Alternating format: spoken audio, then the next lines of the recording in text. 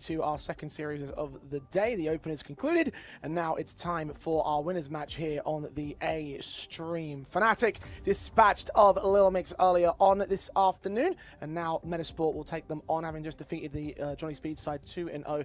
Bit struggling for one side compared to the other, but still 2-0 wins for both teams, and now they'll find themselves in with a chance to make it out of Group D as the top seed. Yeah, both teams have got a lot to prove at this tournament. You've got Fnatic that placed third at their last LAN, and Metizport that placed second. That, of course, because they played each other. Now, I think for the Fnatic side, they've gone through a little bit of a rebuild, haven't they? They had Bratko on the team, they held Pol Bandana, they've now decided to pick up Carney over from NIP, they've picked up Marze as well from Spirit Academy, and since this five-man team's come together, they are yet to lose a game on HLTV. They are 6-0 in best of threes and have only dropped 2 maps. That's one hell of a form to go into this matchup now. Certainly so in terms of the match wins, but I'm going to mention something that you've already mentioned over the course of several other teams, Dwayne, is the fact that those matches are all coming down online, and that's the key difference for Fnatic. Can they translate the online success to the LAN environment? Maybe we'll find out in this series. For now, though, Coach TP's back on the floor again. Yeah, and I know maybe a little bit more in a couple of minutes about your successful online era and your ability to maybe transfer this to LAN. You've been doing very well. Are you feeling good about coming here? Yes, you're saying about new roster? Yeah, exactly. Yeah, we're feeling nice, we practice a lot, just need to show ourselves right now, and it will be okay. And you showed yourself pretty well in the first game. How are you feeling about Metizport coming up? This is for us a very interesting opponent. I faced Stanislav twice, in Shanghai Major when he was in Wildcard, yes. And in Sweden event, don't remember the city. But yeah, I really respect. You can just come over here, and so we'll be moving closer, so you can go here. So yeah, exactly. I really respect him. I like how they play. I respect his grind that he moved from Canada to Poland, and yeah, I hope it's gonna be a good match. We want to take a revenge. For sure. And how are you feeling about this LAN in general? Because you've been at a couple so far, and how's it been coming here at the Stake Pole Speed? Yeah, I really like it. This LAN. It reminds me the KS Summit, what was back there, I don't know how much years ago, when it's big house and everyone is eating together, moving together, talking, whatever. Like, it's very nice. I enjoy. That's really, really good to hear. I'll let you get back to your team. Appreciate the talk, and good luck in the game, and back to the casters. Well, for Fear, there is a lot of, I guess you could say a little bit of pressure. You could certainly have a little bit of that towards Fnatic in general due to the nature of the organization and its history. And trying to get back there has been a quest over the last handful of years that hasn't fully been achieved in certain capacities. Certainly looking better now that Crims is gone. They've gone full Ukrainian, so now they're talking in a native language they all understand. Seems like the communication has come together in that sort of respect for the online matches. Again, I want to see whether it will work for the LAN environment too, and especially against a team that will be a good sort of test for this side. It was a very easy matchup for Metizport when they last took each other on during Journey. Now here in Stake Pulse, there's a chance for Fnatic to try to turn things back around. The odds at Stake even have them as series favourites today. Do you agree with that? I would say for Fnatic, probably not. For me, Metizport have to be the favourite because they've only got 1 new player in, whereas Fnatic have 2 new players coming in. I know that both teams had a slightly different, let's say, performance level in the opening match of the group, but I think for Metizport, they've got a little bit more depth on the lineup when it comes to the LAN experience. I mean, for Marze, he's never played a LAN before on HLTV. So that opening game against Little Mix, that was his LAN debut. I think people are going to be very unfamiliar with Marze as a player, right? Because he's not really been around in the top-end Tier 2 spaces. He's been competing on the lower-level Ukrainian rosters within that sort of scene and within that sort of space. So for a lot of people, it's going to be a moment of discovery to see what Fnatic are made of for what he's been bringing to the table, to what he's going to be able to do, and again, whether he can translate some of that online success to the offline environment. Definitely being a respectable player in capacity. I think Kane has been the much more impressive element by comparison. But for Fnatic, look, it's a new era for this side. It definitely is. Cardi's an incredible rifler. He showed a lot of potential in that TNL and Inner Circle project. I think NIP definitely didn't show the best of his ability, and that's why he's dropped down the divisions again. He's gone back into the local scene for him to only rise up again. Now, to work with some of these pieces that have all come from Passion UA, that's going to be a new direction for him. I think he looked pretty good in the LAN atmosphere when we did see the very few Tier 1 appearances. So I'm keen to see what he's going to be made of in this best of 3. But look, you've got Marze that's 17, you've got Melo9 that's 17. I think it's great in 2026 that we're getting young rookies given chances and to be able to showcase that offline than anything else.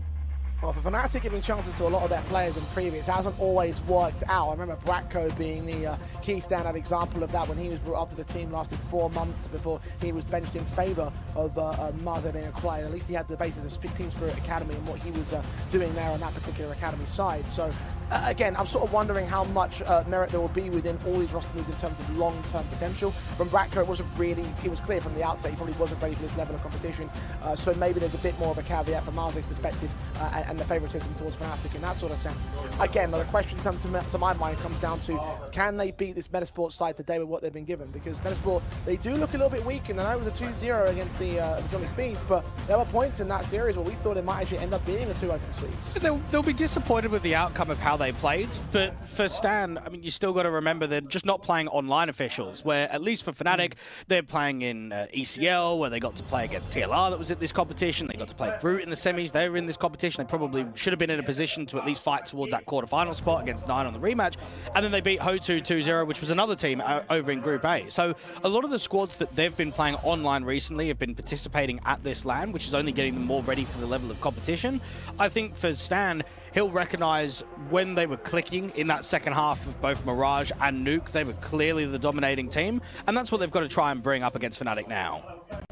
Let's see what they'll bring up in the veto proceedings, because that's the main thing for Fnatic and Metizport here. In the last series, we saw Overpass and Mirage when they took each other on journey. Obviously, Overpass will not be an option here for the two sides, so talk me through it, Blake. Well, we'll get a Nuke ban in from Fnatic, and we'll get a Dust 2 ban in from Metizport, which is a shame for Stan and the boys. They love Nuke. They picked it in the last series. They picked it very frequently recently when it came to their last LAN, so not really sure where they're going to go, because Overpass was normally their second option. As for Fnatic, they pick a lot of Anubis, and they pick a lot of Inferno. It was Ancient instead on their perspective. Anubis was, of course, open for them to take. I guess a 50% win rate might go throw a few spanners into the works, especially knowing that Anubis actually is picked in by the Metizport side. Only one time played in the last 3 months back during that journey event against the Lions. They had a 13-5 result on the LAN environment. So for them, a lot of good proceedings for Metizport. Will they be able to beat out Fnatic on a map that they have played 14 times online and offline in the last 3 months? Mirage really the decider of the series if we have to go there. How do we feel about this veto process? Is there an obvious winner of the veto here? I think it's a very surprising veto. Since this Fnatic team has come together, they've even been picking a little bit of Cash. So I was expecting Anubis, Inferno, or Cash. Ancient is basically the 4th, maybe even the 5th option in the map pool. So they're definitely trying to target an Ancient today because of the weakened suit for the opposition. And for Fnatic, at least they're getting some reps on this map. But for both of these teams, I would say very different directions to how we would typically expect things to go. Indeed, and therefore that could make the series even more unpredictable. When we talk about unpredictability in the last best of 3 with the nature of who Johnny Speeds are, a brand new team, and Metizport didn't always account for that unpredictability. They had some struggles, they had some moments, they had some difficulties, and I wonder if those difficulties are going to fester, because we still yet to see true performances from Plopsky and Male 09. They didn't see it in the last best of 3 at all, so they're going to have to get their running boots on and start making moves here in this best of 3 now. It is the real crunch time. Equally so, though, Fnatic are a much more readable side for Metizport, because you actually have data on them. You've got information. You've seen these last 6 best of 3s that you're talking about with the online performances that are probably going to be trying to replicate it on LAN. So maybe they'll be a little bit more prepared in that sort of way. Which side do you fall down on? Look, for me, I still back Metizport as being the stronger team. I know that they don't have the officials under their belt, but I look at them being able to beat Fnatic last time around and probably got themselves in a position that they should have won that grand final versus Alliance when they were out in Sweden last month. I think for Fnatic, it's still too early to call. Yes, they've looked in very good touch in the majority of games that they've played recently, but I don't think they've been tested by any challenger. I mean, look at who you've got in that last round, Little Mix, right? Yeah, you don't take double digits against them in either map, but this is going to be a real test against a strong and veteran Tier 1 in-game leader of Stanislaw. And I think for Fnatic, it's going to be a very eye-opening time for both Cardi and Marze to actually show that they can compete on LAN against a much better caliber opposition.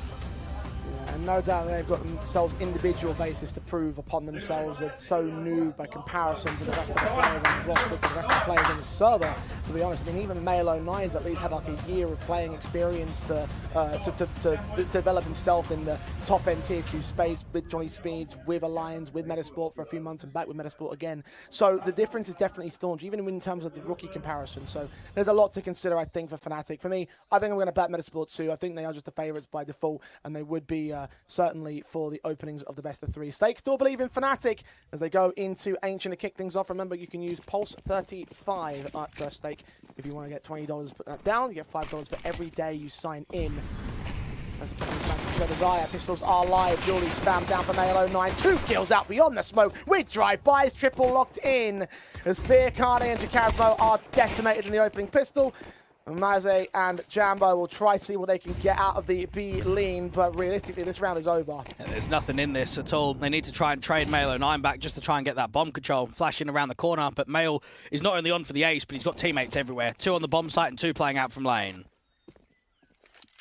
Challenging damage, Jambo and Maze on 70 HP each. On the cave control, Mail missing those shots towards the long presence.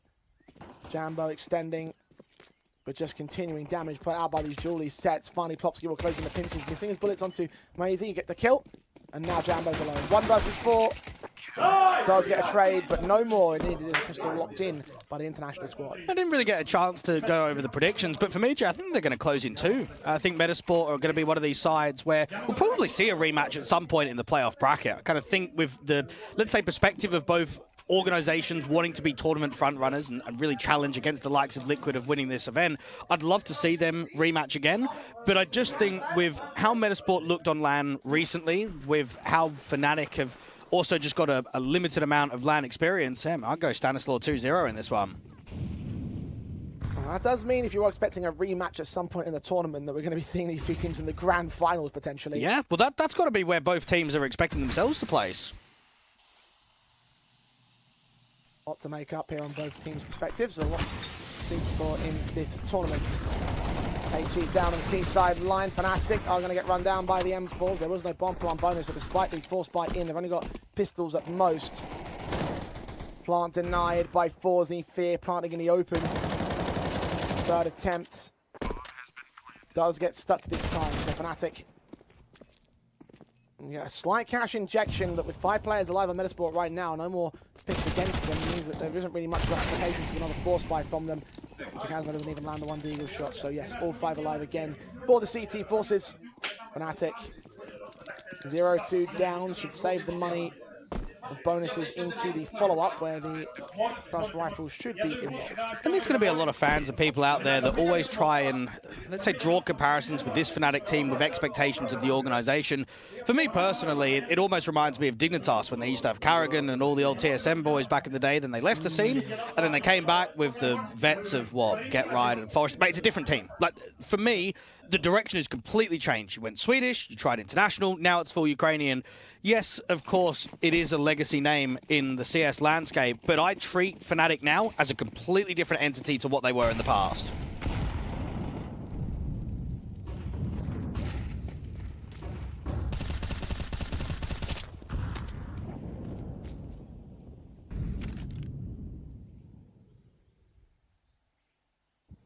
And so the expectations are set. 1 rifle brought in as a hero weapon, passed off by Feared, sacrificing himself for the overall half bite.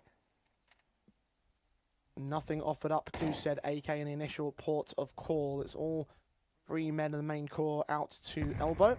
No damage was sustained, so a little bit of a weakness point. Engaged to spot, the jump face would have seen them. Plopsky's got util available to him if he wants to utilize it, but for now he's just going to take towards the A-bomb site as Jacasmo starts prodding from speed. Missed Deagle shot, forced out by aim punch falls. He takes the opener. Just a bit of movement against the anti-eco for Metizport. Try and clear out ramp. Play very defensive out towards CT. Plopsky's almost on the back wall of Sport. Players 3 men alongside support of his M4 teammate Forzy. Caught taken down. Plopsky does turn up to 2, but the 2 trades are back from that AK. Mail will deal with him. Stanislaw will find Jambo the same. So 3-0 start. Metizport starting this matchup much earlier than they did against Johnny Spears, usually losing the pistol rounds. In full control of Ancient to start. Rifles now inbound for Metizport. And not many Ancient maps when it comes to the LAN atmosphere for Metizport. They played a couple back in January against some Swedish teams, was able to get a 13-11 win against the Flying Angels, and then twice against Unity back in March. And we're going into August now, so it's been a very long time. At least it was still the same core 3. aggression out to the pit control for Plopsky to try and fight against the elbow players. Plopsky with 2 easy frags, Stanislaw with a follow-up, and they are mowed through here on Fnatic. Very little to speak of.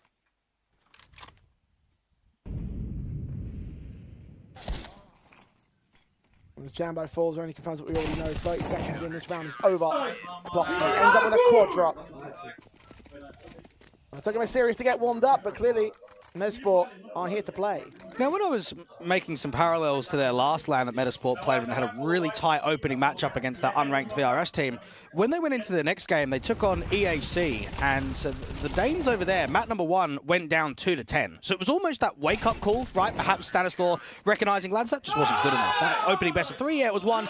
We need to step up in competition. We're seeing instant success. What we also noticed in that last round was a missed molly towards Plopsky's position. So he didn't have to get forced down to the open. Made that spam in towards elbow so much easier.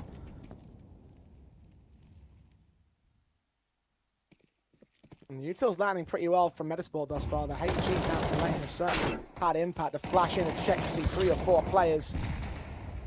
Doing damage or return to the CT bases, but you can just see how well they're suppressing. Fear's on 26, as Plopsky's on 27. And no man is on 100 on Fnatic. Iku with Stan. Ready to receive T presence. They've got 2 smokes to put down to the entry paths. A re-smoke comes out towards ramp. A little bit deeper than that, in fact, so stall them out for a little bit longer as Mail will win the opening duel. Yeah, Marze was hoping for that Pika's advantage, but it doesn't come at all. And they need to keep these mass AKs in CT hands, because then you're only more dangerous in the next few gun rounds, aren't you? You don't really want to be losing those upgraded rifles on the light and deco. Now for Fnatic, unfortunately, as soon as Plopsky got out there towards Shelf, everyone was basically detected we're heavy lane. So the CTs are going to stack up the B-bomb site quite heavily. You leave a spotter of Plopsky in from Red Room to see if they go back towards Elbow or go back out there from Shelf. Almost no hope of getting a plant.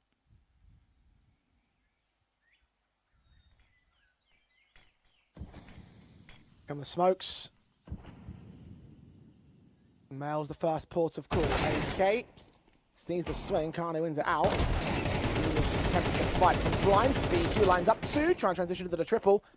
Done his damage though. Can back away. Back up to get in. Flashbangs forward. Fear can get VQ to drop, but Plopsky returns the favour. A bit of an expensive one there for Metizport. A Fnatic.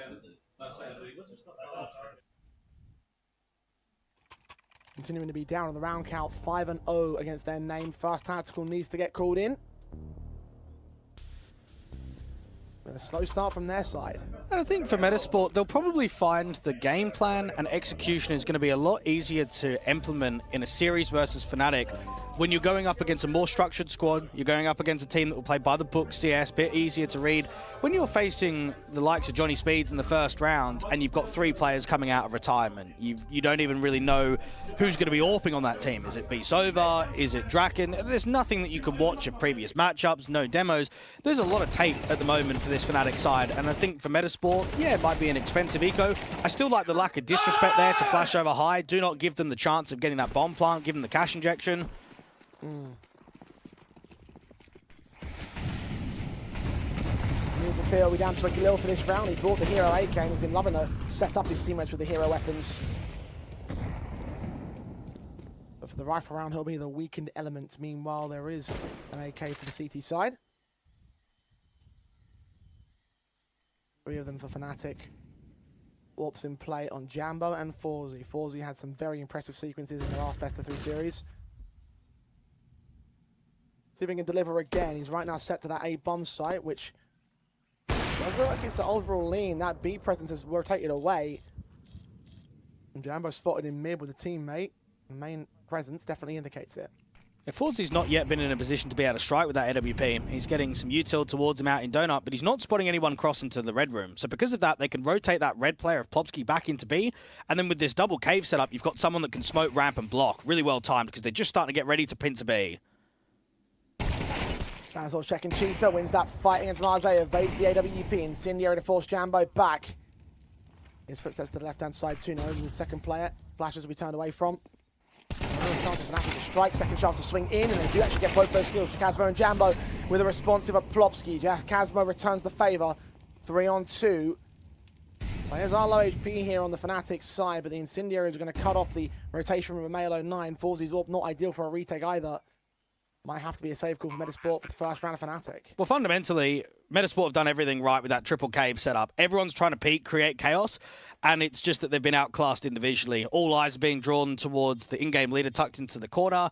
The swing wide from Fiku doesn't really warrant much. Plopsky only gets away with one, so they'll be disappointed not to come out on top there.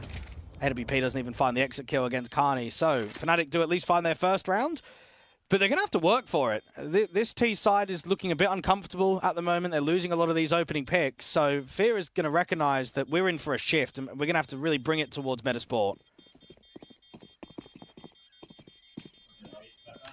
And even that round did feel like it wasn't the most confident in the world for Fnatic.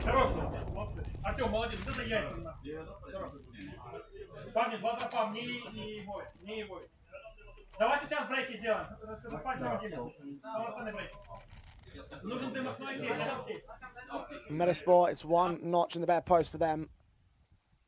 And one tactical timeout called in too, so very early into this matchup, want to adjust something.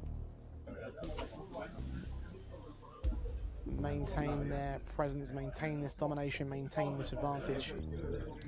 It's only around for now. Try to stop it from metastasizing into something greater for Fnatic. And for Fear, I mean, this might be a little bit of a change of pace for them. I think at the moment they're allowing Metizport to take mid quite aggressively. Stan's getting himself on the front foot into the cave entrance from Cheetah, so might just be a little bit of a change of pace. Try and get the T's in with a bit quicker of map control. Here it is again, 3 players in from cave, disappointed to not come out on top.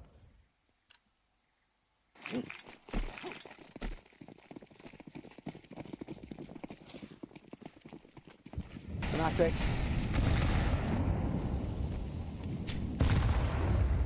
There's Ops in on Jambo. Check HG down on Plopsky. The spray blinded of Male 09, dishing out damage to the AWP to 18 points of health. Will abandon the elbow access. Resmokes will come down to the CT side to ensure they don't take it back. Heavy lean into the A-bomb site with both squads, 3 defenders, 4 out main. Regrouping and reconsidering the options, though. They're so wary of the elbow. Well, I'm not liking this from Fnatic. They're almost giving too much respect over towards Metizport, and when you're down 1-5, I don't think that's the right way to play it. You're giving them all of this map control, all this freedom. AWP in first contact doesn't quite hit, but knows that they're retaking elbow. Flash in, hits the shot on Carney. Second face, sees a shoulder coming out from him. Leans forward, with Plopsky trying to provide support now. He has to bail out. Lost his backup, refaces for a kill into Casmo. Marze around the corner, overcooked the flick. Forzy's down. Stanislaw, meanwhile, took a kill elsewhere. So it's a 2v2, him and Male acting together on this bomb site. Taking a headshot back, it's only on Fear now. Bomb's at least on his back, at least has a line of access into the bomb site. But 30 seconds to plant, 40 after that to fend them off. It just doesn't feel likely. And that's the counter-argument if you're not taking space, is that you allow Forzy just to press. I mean, that AWP is not pressured at all. Fear might be able to get a bomb plant in, but he's certainly not winning this 1v3.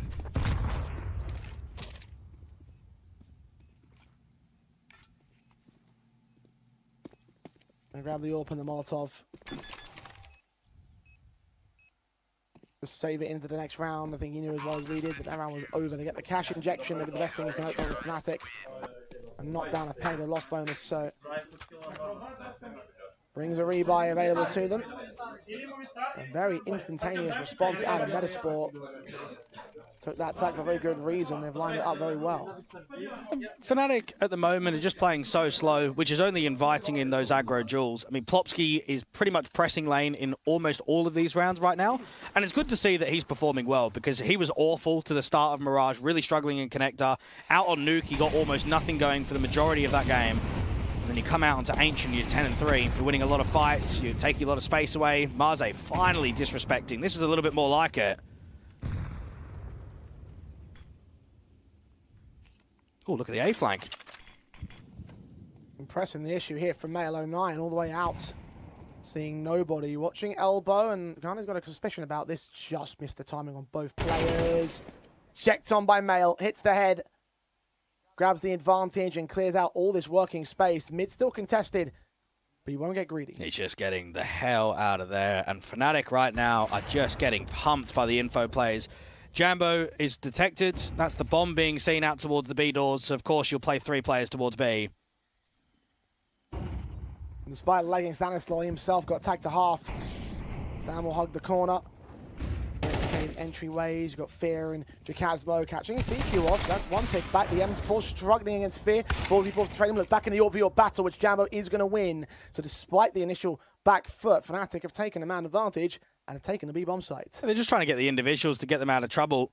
Hope to catch a rotation with that AWP. Try and catch Plopsky moving in the open. Flash sent, Jambo unaffected. Plopsky swinging into his demise now. Mail has to save his rifle. Blow for blow for the last few rounds. Fnatic on the second board. The problem there is it's another one of those rounds that they win where they're at the disadvantage. Now, there's a moment because Stan is legged up and he repositions that he wants just a bit of help and a bit of distraction out in the cave entrance, and he ends up getting his teammate dropping, which then puts, what, a 17 HP Stan to try and win a fight at close range. Never easy. You need to get that instant headshot and then the body kill to come out. Metizport fundamentally are all over Fnatic. Yeah, they may have been able to lose a couple of T rounds, but if you're Stan and Vins, you're looking at the way that this map is panning out in the first half, and you're probably thinking Fnatic aren't going to be winning many rounds. They're really going to struggle to put up rounds on the scoreboard.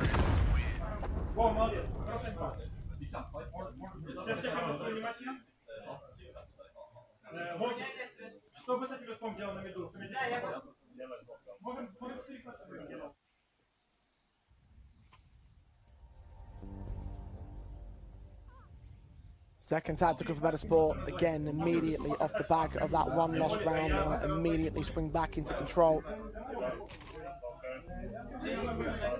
Response was good last time. Will it be good this time, though? That's the question, that's the concern.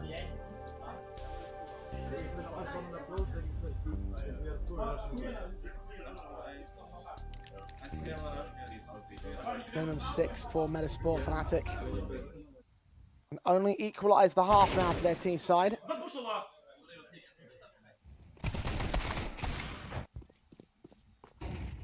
Called off by a lot of these Metizport players, not just in the server, but also in reactions.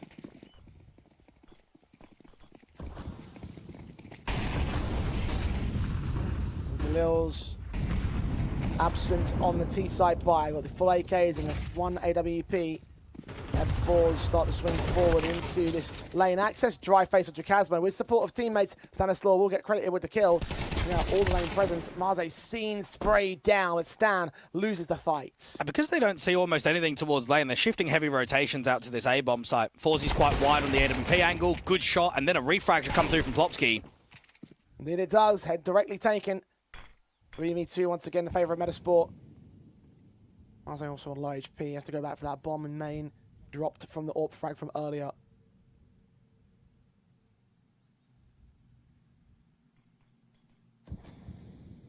Jambo will bring his AWP into the contact. Forced back by a smoke. Marze needs him to make a play. He can't do it on his own. Well, I don't think there's anything left in this round. Unless there's somehow a massive overpeak from a CT towards Donut, there's just no ability to clutch this round up with 3 defenders on A. You very nearly got what you wanted here. They are searching Donut, and in the end, Jambo's going to fall. If he was holding that angle for an extra second, he probably would have got the shot back. He would have seen the player at the very least. But another immediate response out of Metizport Fnatic. Can't seem to catch a break at the moment. Doing everything they can. Can't seem to connect 2 rounds together. Well, it should be 9-0. Now, if we're looking at how these rounds have played, it should be flawless. And I look at Fnatic thinking they went, what, 5-0 to the start up against Little Mix when they picked this map in the last best of 3, ended up getting 17 rounds. Bro, they're getting farmed. They're getting absolutely owned. Individually, there's not a lot of spark. I think they're getting completely out-called. Like, I'm not really that worried about some of the whiffs. Jacazmo in that last round as an example, off angle out from lane, trying to hold down the AK towards ramp, just loses a fight to the M4 swinging wide. That doesn't really concern me. What does is that the CTs just keep taking space, keep getting stacked players on the bomb sites, and Fnatic, are just tactically not there. They're not here to compete in this best of 3. No, not at all.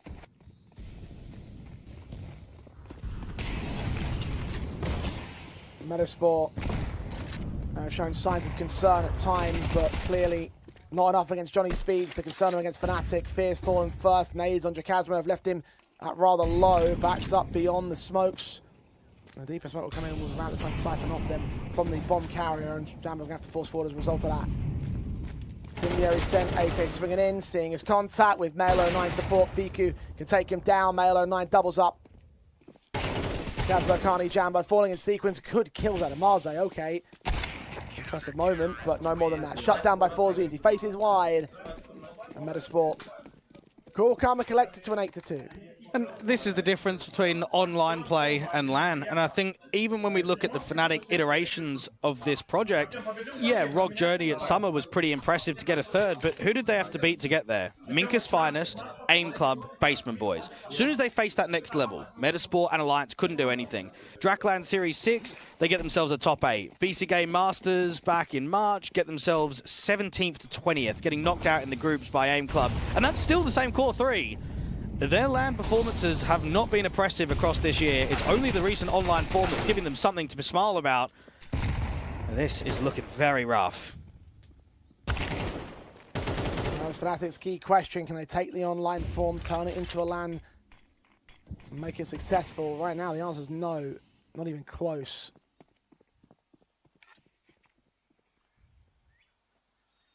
The 1 AK in for Jambo, boosted up. Look over towards long. Pistols for his teammates, Marze and Jakazmo.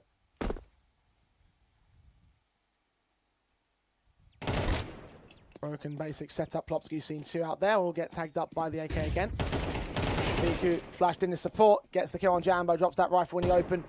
One with Jakazmo looking to try and cross to get a decent deagle back on Plopsky, but Fiku's just taking their prisoners. Neither's Forzy. He's really starting to line up some decent shots now. It was a little bit awkward in the opening stages of the matchup, but hasn't affected Metizport too much, and now he's just contributing to their confidence. 9-2 on for a 10-2 half. And for Metizport, I mean, when you've got the opposition struggling with individuals, with the gameplay of the team aspect, you want to crush them on the scoreline to just give yourself immense confidence going into map number 2 of Anubis. Try and get a really one-sided win. And similar to how the last meeting went between the two, 13-7, 13-6, just didn't really get tested. Very comfortable for Metizport. Very clean indeed. One of a lifetime. One of those maps featured was Mirage, which will be our 3rd if we have to go that far. I mean, I say that, we're probably not going to. But it's repeating like last time. A miracle and a half if they want to make anything happen, and Plopsky just puts them down where he stands. Lined up mode through the HE, and Marze can take the trade back, but just look at the situation. 2-on-4, 3-for-1 trades. Fnatic are shut out of this round. It's just been Plopsky farming in mid. He's had so many rounds defending against the elbow presses where he's just had multi-frags. 3 kills. Doesn't even have a crossfire. Doesn't even have a donut player or maybe someone in shelf that can play with him. Completely alone. And Jakazmo and Marze have got nothing to play with. Yes, there's a bit of access with the Red Room, but I mean, even if you get the bomb down towards the A bomb site, you're working, what, a 2v4?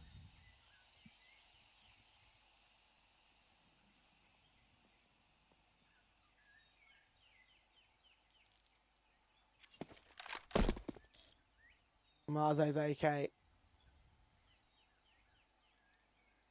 least insert himself towards red. Forzy suspecting it. Won't see him. Meanwhile, Jakazmo makes some noise towards Donut. They'll try and bait them into rotation. They might just give them what they want. The problem would be how AK gets the kills in when they get the bomb down. Now it's been seen. CD's know what's going on. Both positions aware of. Marze still hits those kills, but the player at main and Male09 hits the kill on Jakazmo. 6 seconds goes falling on a jump face. Marze's run out of time though. Can't do anything with this. 10-2 of the half. Metizport dominate through Fnatic on the CT side of Ancients. And I'll be honest there, Jay, that's probably worse than an embarrassment from Fnatic. When you're going into your map pick on the T side, I want to see some creativity. I want to see some positivity from the online results. I've just seen nothing. I mentioned it, the 2 rounds that they should have won or did win, they shouldn't have done. There was man-up situations. It was the right team play from the opposition. when you could have had a suspected 12-0 on your map pick in the first half, you think, what's happened? Like, how? This is a game to get top seed into the playoffs. This is just disastrous for Fnatic.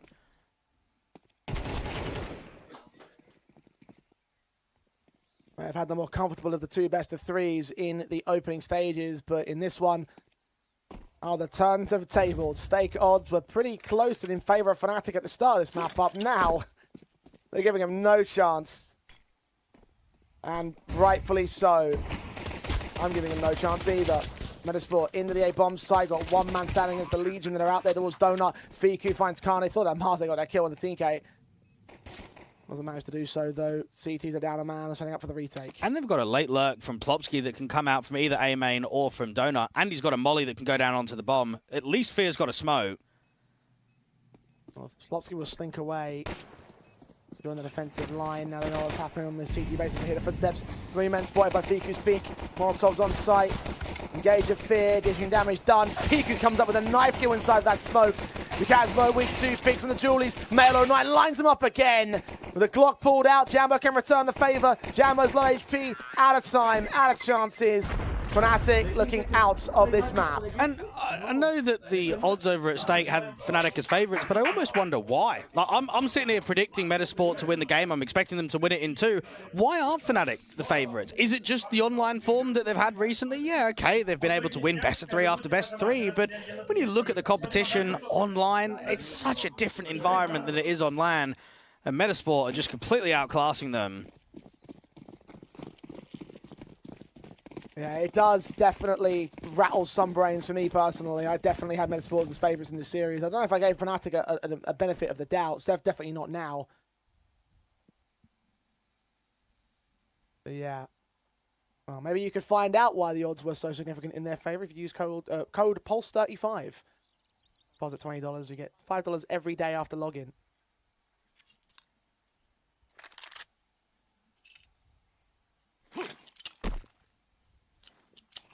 Metizport.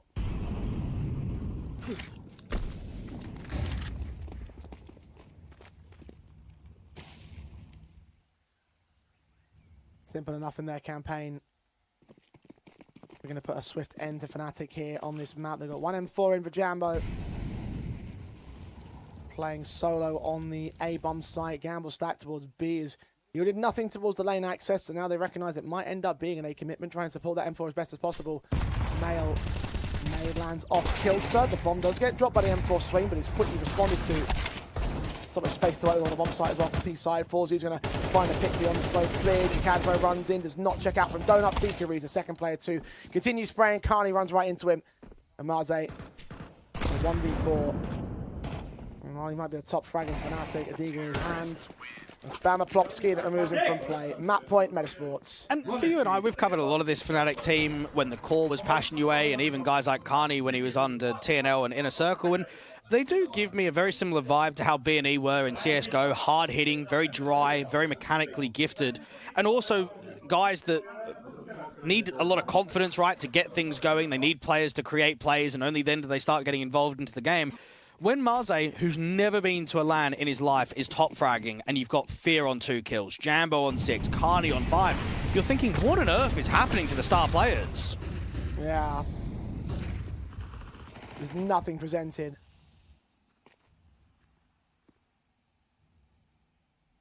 Got no equipment for Fnatic either. SMGs on 4 players. Fear.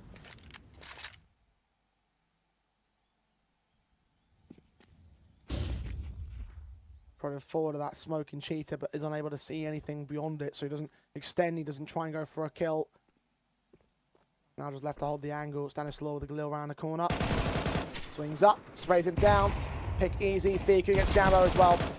Down to 3, down to 2. Countdown at Fnatic's end of this map. Not by seconds, not by moments, but by number of players. Been utterly outclassed, decimated in this opening on their pick in the best of 3. Gazmo trying resistance. A couple of low HP players that might go falling towards him with a 3-man spray down. USP pulled in, but Stanislaw still wins the fight. Plopsky now on the way in. Support him, Marze. to go forward completely dry. No utility to flash forward of the smoke. He's at least in the bomb site, but Plopsky and Stan are tucked away from him. He'll search towards Cave. He'll search. Seeing Plopsky caught off. Headshot, gain of the spray. 13-2. Absolute domination from Metizport. And is it just that Metizport are finally locked in? They have won 22 out of the past 24 rounds. Consider that second half that we saw of Nuke, right, where they just started pummeling Johnny Speeds. Didn't give them anything. Now we look at that first half performance, transition it into a really quick end of Ancient. They gave the opposition absolutely no hope. I did say in that Johnny Speed series, took them a map and a half to get it locked in, not locked in, but get them going. And, well, clearly it wasn't just for that one series, it's for the second one too. You're absolutely right, Dwayne. It's a very mental way to start things off. Again, Fnatic's home territory didn't even break a sweat from Metizport, and that's a scary prospect to be at for Fnatic, because you're going into Anubis next up. I know it's still a bit of a map up that you yourselves would like to enjoy. You play it quite frequently of your own accord, but just the fact of the matter is you're coming out of this very, very awkward start that I don't think map territory really matters in that respect. Yeah, this has been a disaster, and I think for Fnatic, I actually don't know how you return after that, Jay. I really don't think that you can. I don't think we have any answers. There might be some answers from Metasport's attitude right now. Coach DP's down on the floor. Yeah, the casters are looking for answers, and maybe you can give some. What happened?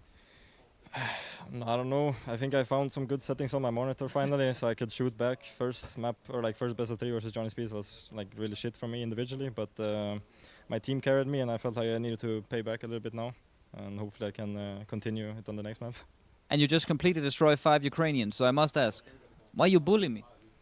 I don't know, bro. It's just, it is what it is.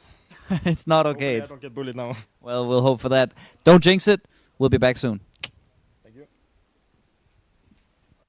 I hope that one of the settings weren't the excuse for the reason we had so many tech pauses in the last series. But look, if they found the way to work, then it works for them, and it's worked wonderfully for this Ancient. Like, I don't think we're going to get much out of Anubis. This was a complete whitewashing. It's one of those moments where I think tactically they just weren't ready. The way that they started the campaign out there on Ancient, they gave too much respect, right? They let map control flow towards the hands of Stanislaw. Now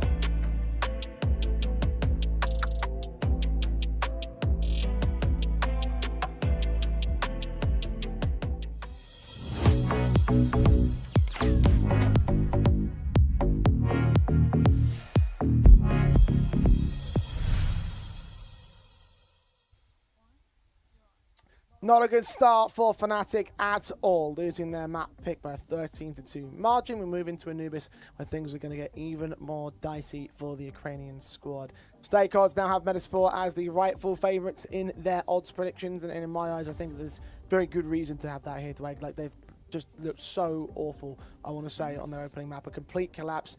I guess one positive is that Marze at least held top frag, but it didn't produce much impact, and generally the team just didn't have a lot to speak for themselves. You mentioned before the break, have to have a completely different mentality to this second map, because it really wasn't good enough on HM. Now, I think the one thing that will help them is at least the playing time of this map on LAN. Now, it was a complete disaster when they took on Alliance. They even picked it against them on LAN recently, and they got 4 rounds. The exact same event, we saw Metizport taking on Alliance, beat them 13-5. Now, it's a little while ago. We have to go all the way back towards March, but they were able to beat FaZe 13-6. They were able to beat BetBoom in February with the same core. It's the problem of on-the-day performance. They just weren't there on map number 1. Now, I think going out into Anubis, I want to see a lot more dueling from them. I want to see them confident in fights. They looked very afraid. They tried to slow the game down too much. And for Metizport, I mean, that just felt comfortable. And you'd have to say they really got tested against Draken and the Mix over there on Johnny Speeds in their opening game. Indeed, it's just so difficult to comprehend the fact that we had such a difficult series from Metizport in the weaker team, and then against the stronger opponent, they absolutely blow them out of the water. Like, it's just so surprising to be able to say that, or to imagine that. So, look, hats off to them for turning it around so effectively, because it was looking like they might end up losing to that Johnny Speeds camp. And the reality is that right now they are the superior squad in the group, and they're proving it here and now in quite a dominating fashion in their own map pick as well. You expect a 2-0 affair. It's certainly what we've got locked in on our side of the desk, Dwayne. Like, it just feels so Metizport coded at the moment. And very similar to the other best of 3, just a whitewash to start things off. Johnny Speeds going up against Little Mix on their map pick. They somehow got 8-0 up. And you're just kind of thinking, what's happening from the first opening games of these teams to now the second one? Why is it a landslide? Why is it not competitive? Metizport would have felt that they could have gone 12-0 in that first half. And for Fnatic, mentally resetting, going from that disastrous of a performance to now going into Anubis is going to be tough, but they've got no other option. Otherwise, they could be going down against Johnny Speeds in a matchup where, are they even confirmed to be second in the group? Would they even be placement in towards the quarterfinals? I don't know, depending on what their map 2 performance is going to look like. Yeah, for those of you wondering about that elimination game, Johnny Speeds just beat Little Mix at a 13-7 margin. The applause that you heard was literally that moment concluding in the first map of the series. A little bit closer, but certainly still very blowout worthy. And you mentioned the half score lines and all. So lots of things that go in the way of Johnny Speeds over the course of the day. And we'll see whether they do end up rematching, or, well, not rematching Metizport, I guess you could say, if the things go right for them on this map. But certainly feels like right now things are leaning towards a Johnny Speeds versus Fnatic decider game, unless Fnatic really turn things around here. They have had a few minutes to talk it through, to figure out their approach and their line of engagement, and it's going to have to show its results now. Otherwise, it is going to be a very quick lights out. And it tells you that preparation from Vins and from Stanislaw is well executed on map number 1. Yeah. I think there's always that let's say asterisk, if you're not playing a lot of officials, which some teams are in tier 2, you need to demonstrate on the server that lack of playing time is not going to be an issue. I think finding that right balance of prac and scrims versus officials is difficult. There's a lot of organization restructure for prioritizing VRS if you've got the funding and you've got the resources behind you over just online tournaments. But right here from Metizport, they got, what, a 2-0 in their opening game, which they should do. Yeah, tested more so than most would have expected. But now going into your map pick, if you get yourself a pretty easy and comfortable 2-0, then yeah, you'd say that this group stage was very successful, and now it's time to be threatening into the playoffs.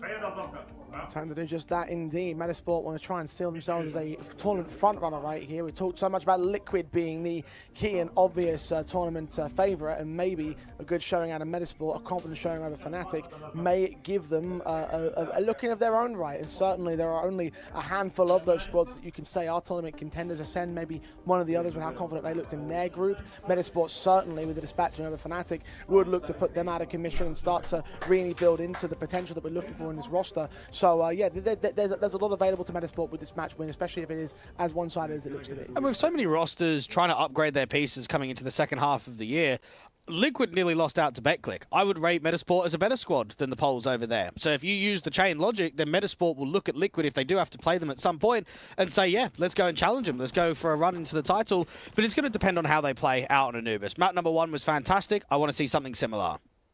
State Gods have them as favourites now on Metizport for this map win. Use code POST35 to get $35 in total bonus if you log in every day the next 7 days with a $20 deposit.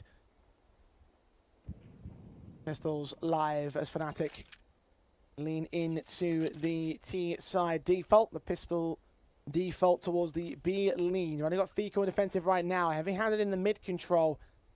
The Julie is set and ready. The rotates are going to be very slow. Might even see the mid players dropping down into water to try and help out Fiku. Might catch one flanker. No, they are leaning in towards mid instead for the big old backstab. So Fiku stands alone for the time being. Teams begin their execution. And Fiku just backs away from the bomb site. Can see that bomb plant as the Julies on the other side of the site start to close in. Male 09 dishing out damage to Jacasmo. Fiku's pushed even further away. They're taking temple control. And there goes the opening kill. Plopsky credited with the casualty on the fear. First blood's drawn. Fiku follows up on the Jambo. Players are still low. Jacasmo player at Cliff to consider. Marze with a kill of his own. Stanislaw jumps right into him and they get the casualty right back. And now it's on to Kani with his own backstab being watched by the CT forces. Smokes are in the way of the diffuser though. Jacasmo and Kani get right back on it. Stanislaw taps that bomb. He's got no kit though and therefore no time. With no HP either. The knives are out for Kani. He doesn't know that he's already run the round. And the pistol win is indeed taken by Fnatic. Well, they can count themselves very lucky because that was not looking promising at all. You've got big flanks going out towards B main, so the T's need to take map control elsewhere. They're getting funneled into Temple, which is probably the worst position you want to get in. You really want to take CT or take B main back, and they start losing picks. There's a moment of recovery from Kani to get 2 kills instantly from main, but that was not a round where they're at the advantage at all. Metizport will be disappointed not to win that pistol, and a force buy is definitely available going into round 2.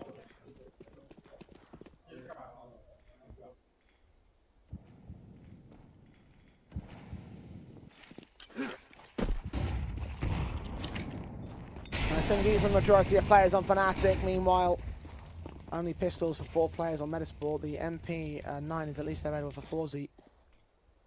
Another heavy-handed defensive, this time into the B-bomb site with mid-control being taken by Fnatic. They're playing perfectly away from the Metizport stacks. But Plopsky just can't block any further. Nothing that he can do against his camera players. The round's going to be finished already. And nade damage is at least decent onto Fear and Jambo, but no other picks available to the CT forces. They're just way too far away. Best to hold on to this Kevlar, best to hold on to that SMG. Bonus eco for the next. Fnatic will go up 2-0. There's a half you expected them to do well on. It would be the T side of this Anubis.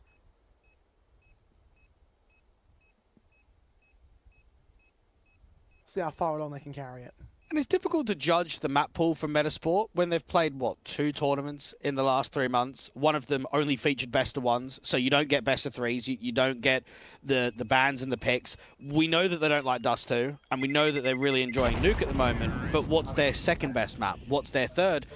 I don't think we'll find that out until maybe even after this tournament and for the next LAN. I think it's such a small sample size of overall matches. If you are the opposition, you don't really know what Stan is going to be picking. And because you've got such new additions to the roster, the details can shift massively.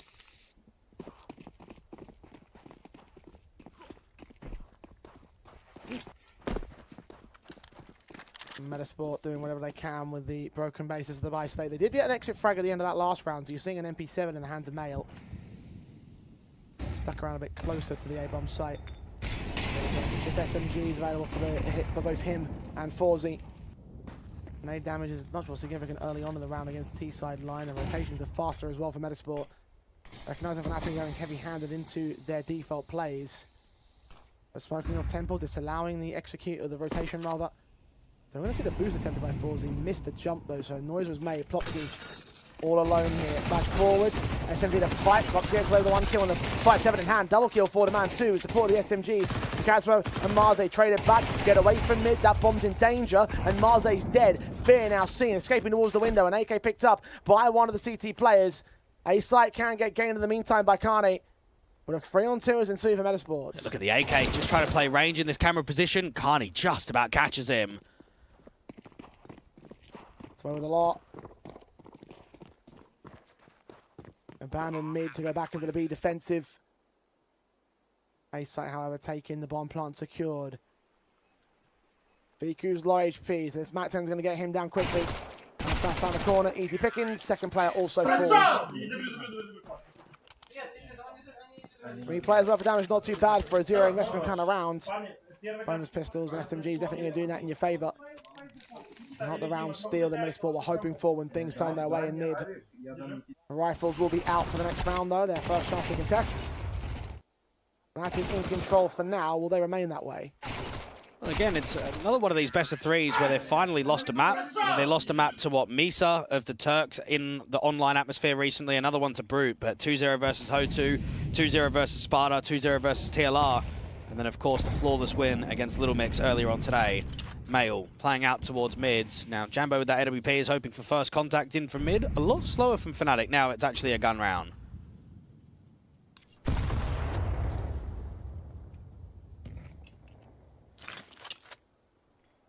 Klopski. First port of call in towards A main. Will smoke off the orb, reveal his position.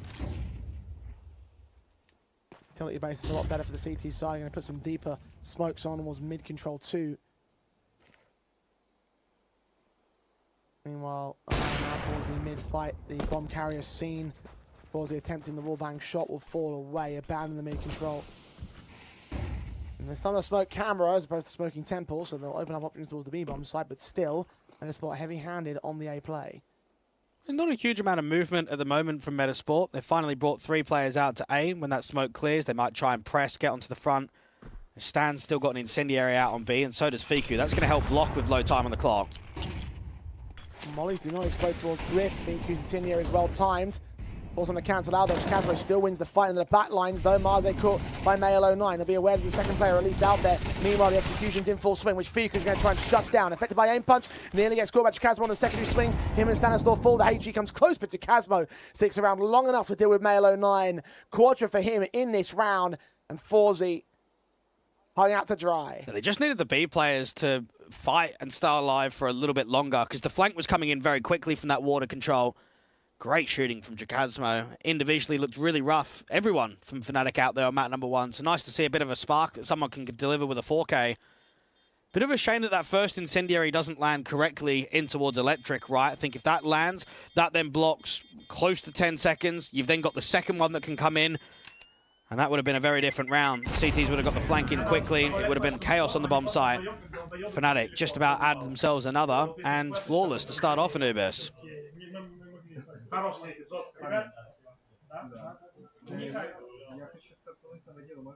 Indeed they are.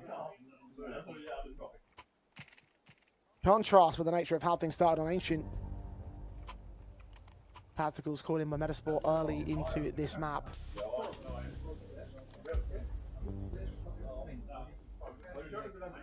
Knowing this is home territory, knowing that this should be an easy affair given how easy it was in the opening.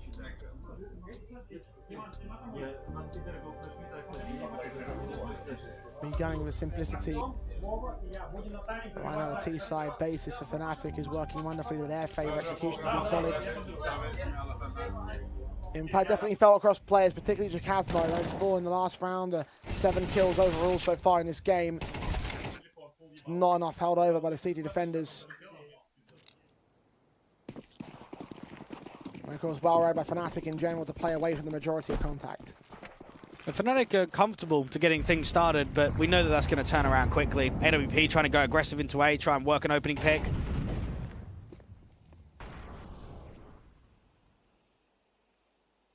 Nothing found by Jambo. Meanwhile, aggression comes into the CT base mid. Flash blinded. Jacasmo does get caught by Plopski. Secondary players right around that corner. AK recovered. Swing of Plopski. Denied by Mail in the 1-for-1 trade. 2-for-1 overall. B being taken, but the bomb is not with them. Mail 09 going to run right into contact. See them with their backs turned. No one's heard him. No one's adjusted until far too late. Mail 09 lucky to be alive in that context. The T side swing forward to the HGs. They do get him back.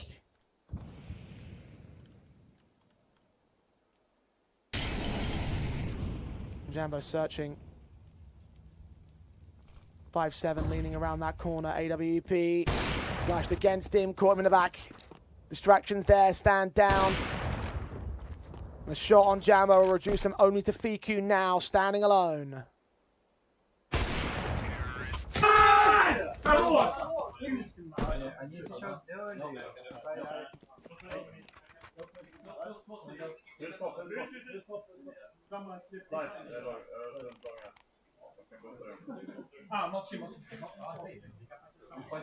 Fnatic continue to maintain despite the threats generated.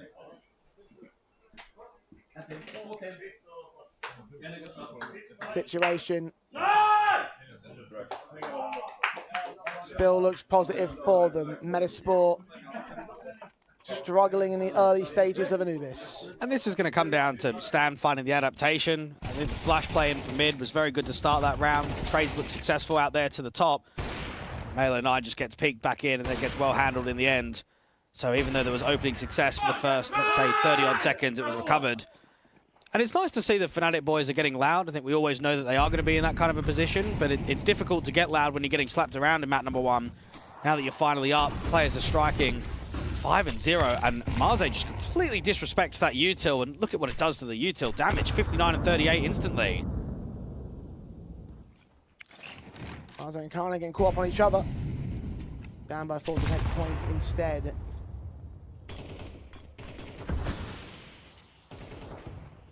Warp leans ahead of the smoke to once again try and contest them.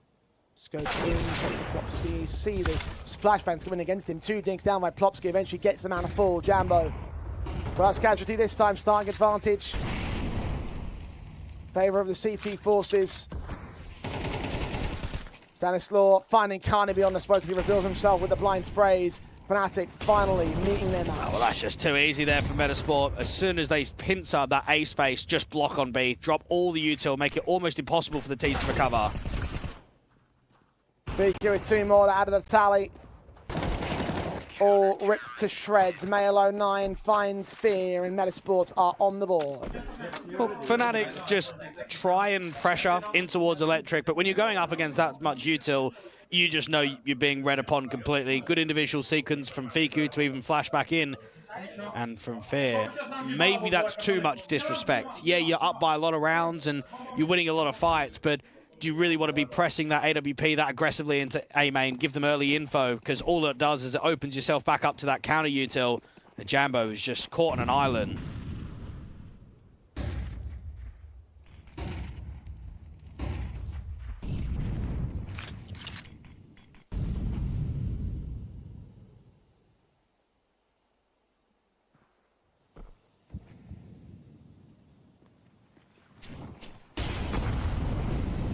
Four to the good.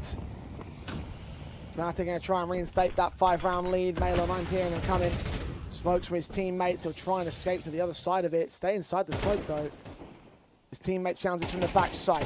Melo9 not being searched for. Now revealed. He does take Jacasmo Fear. Quickly trades him.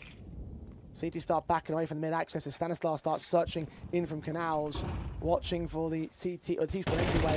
Might get caught on timing by the teammate of Kane, who finds Fiku instead. Stan will wait around for a rotation. He's seemingly the target though. Fawzi needs to stand to attention. Ooh, Marze's dropped off. Contention available as the shot lands from Fawzi, but Stan is found out towards mid, so that trigger discipline not working his direction. Plopsky has to hold the defensive alone on half HP, walking into the AWP, who is baited at least. But that sends Plopsky right back. He'll save his weapon.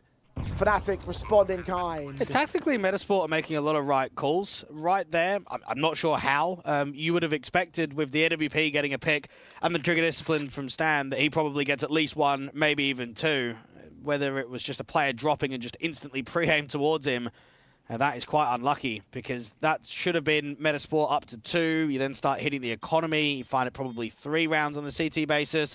So just chances not quite being taken at the moment. I will say, at least with the loss bonus, you've got a lot of cash in the hands of Fiku. Fawzi can drop 1. Plopsky can also drop another. So you get another rebuy on the table, but that was the crushing moment. That's where a round streak could have come from.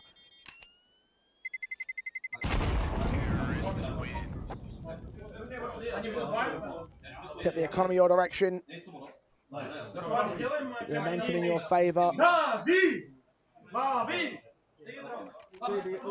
Well, they're not here. I think most certainly are, though. Half advantage available in the follow-up. 6 to the board of the T sideline. Metizport.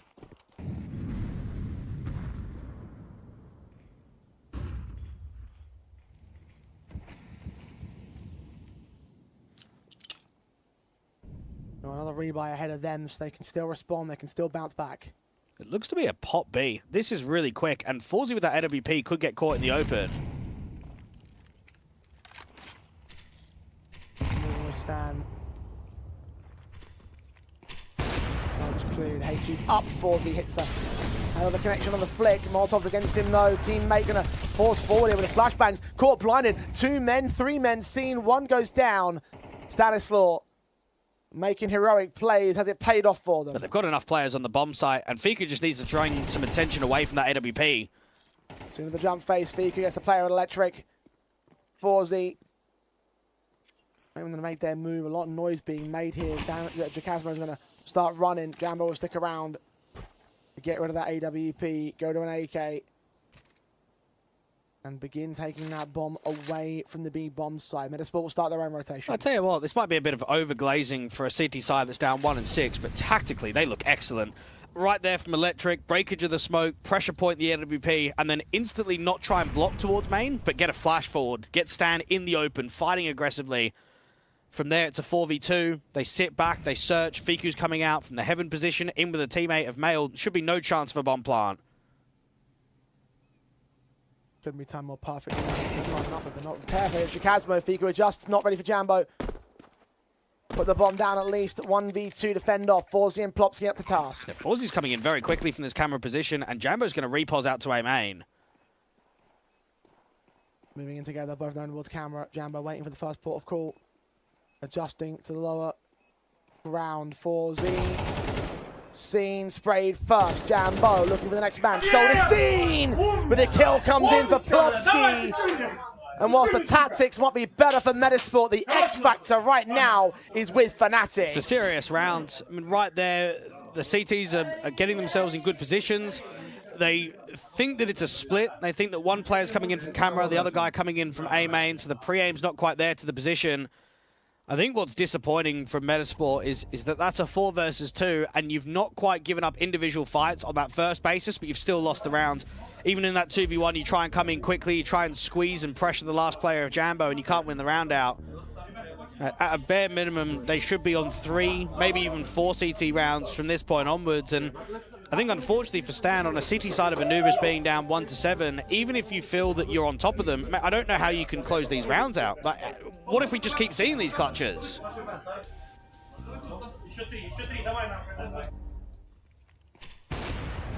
We'll just lead to more in the favour of Fnatic.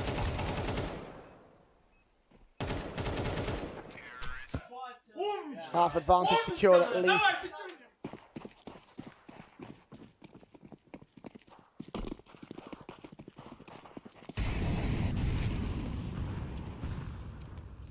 The T side. Stronger half of Anubis quite clearly, and it's working so well for them. Metizport on their best game. Still caught by a jumping AK. Jacasmo hitting a tilter onto Forzy. Flashing for Stanislaw, trying to get aggressive. He's done this a number of times, but still not coming up with a massive amount of impact. It's Fiku and Bale are not in the back lines that get their impact instead, leaving it all onto Carney. And Fiku finds some X factor of his own. Well, good to see that finally they hold up, because that's just pure BS, isn't it? I mean, I know that they're facing quite aggressively towards main, but an AWP post on an angle has just died to an AK in midair. I mean, it's been a tilting first half. It's been an uncomfortable one for Metizport, but very well handled from the rotates coming in. I think Fiku stays alive on that back pillar for a very long period, and it allows those mid players and even from A to come out from Temple and just help, just facilitate. Now, is this recoverable? Looking at the buy state, I could see a 4-7, even a 5-7 here from Metizport.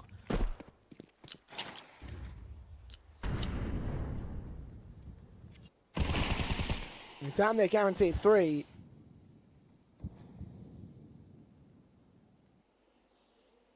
Only reason why I say damn near is because we've just seen again how the individual X Factor has favoured Fnatic so far in this map. With an AK in the hands of Jambo, Fear on a Galil, and obviously players with Kevlar across the rest of the board. It is a force bite. Any of them can pick up that AK and can do damage with it. Nades placed pretty nicely, but Jambo's still covered off. It doesn't land perfectly. Now what they need is an exec where the AK is ripping. They need clean entries and they need some star power because they don't really have a lot of map control. They've got extremity players in mid and outside of B, so it's only water access for now. Melo 9 going for the search, Deagle done, and now if you fear, I mean, where do you go with that bomb? We're going to have to join his teammates in the end. They're going to start searching towards the A site. AK on Jambo, starting to walk forward. Slow walks into the hands of the player at Heaven. Fiku, a passive angle. Marze still gets the kill back on the Tech 9 swing. The HG shut down against him. Yeah, Melo 9 got it early. Damage towards Carney next up. The rifle in his hands. Still just as low HP as his predecessor, and Fiku can deal with both him and the last man. So once again, Metizport, a little bit slow to start. But on this map, it's taken a very quick amount of time to turn it around. And I do worry for Fnatic how threatening they can be in the secondary half, because they've had some serious X-Factor, 4Ks, clutches, 2v4s. That can happen every so often, but can that happen for an entire first half and an entire second half versus a strong structured team like Metizport? I'm not sure. Now, the difference at the moment is only 4 rounds. It's a light and deco. You get the next gun round, which is going to look good, but no AWP for Jambo on the T side.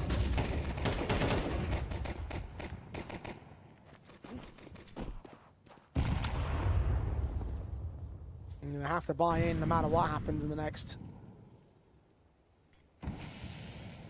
Round 12's be the last of the half. You were saying earlier, 4-7, 5-7 kind of half in Metizport.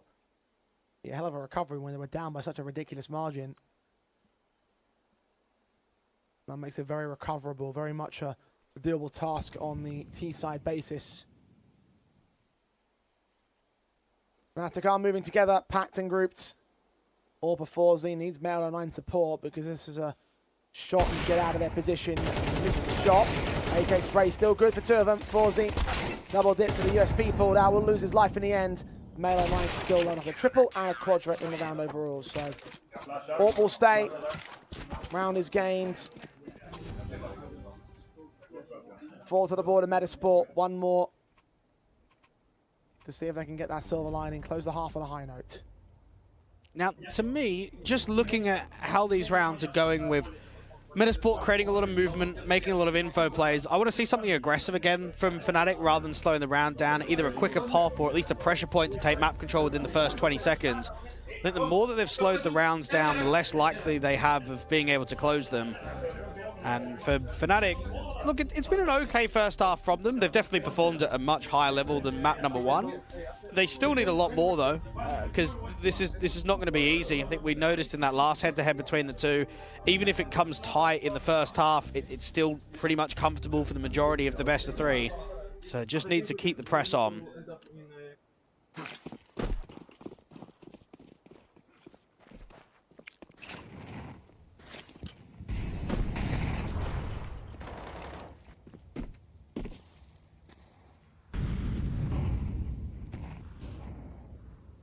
Marze and Jakazma boosted up Melo 9. Searching towards the mid control, has so much. Try and gain on this. Jakazmo has spotted him. I think he's been spotted too. Smoke comes in from Mail to suppress, stall for time. It just blocks on mid, and it allows the extremity players to make a bit of a move. Either re-aggro in towards B, or re-aggro into A. Now, at the moment, Forzy's playing on the Fountain, with Plopsky playing anti. So what you want to do is block on B, because you've got the aggressive map control towards A.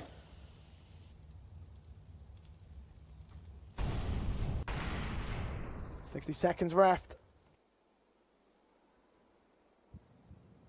Plopsky seeing the support from his teammates so well timed because Carney was looking into that A main control. Smoke at tempo in the meantime.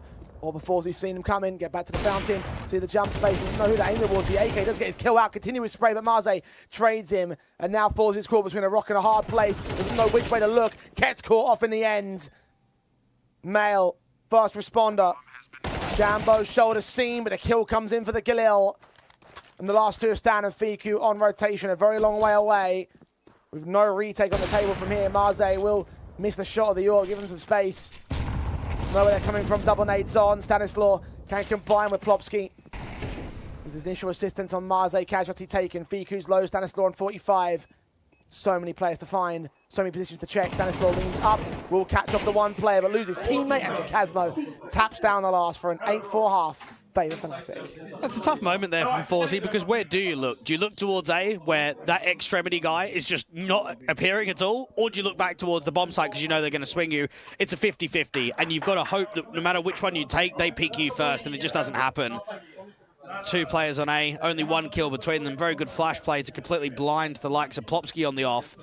And for Metizport, look, they'll be disappointed to only get 4. Tactically, they looked really good in that first half. They had a lot of moments that should have gone into round steals and closes that didn't. They need early success, though, don't you? I think when you're down by this kind of a score, you can't afford to lose pistol. Otherwise, it's probably just going to be over.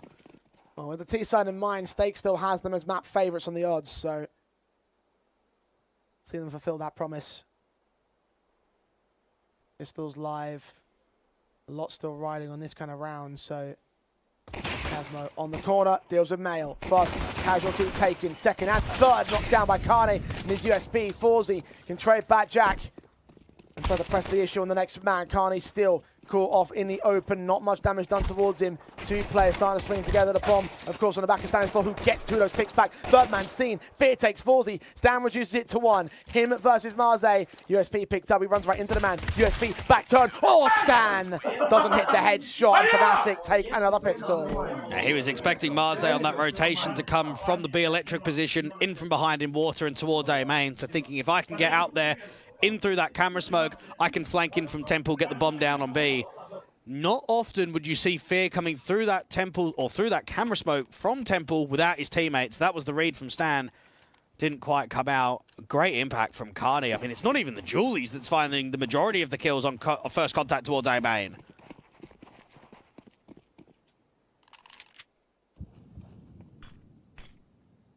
Metizport are forced buying here in round 14.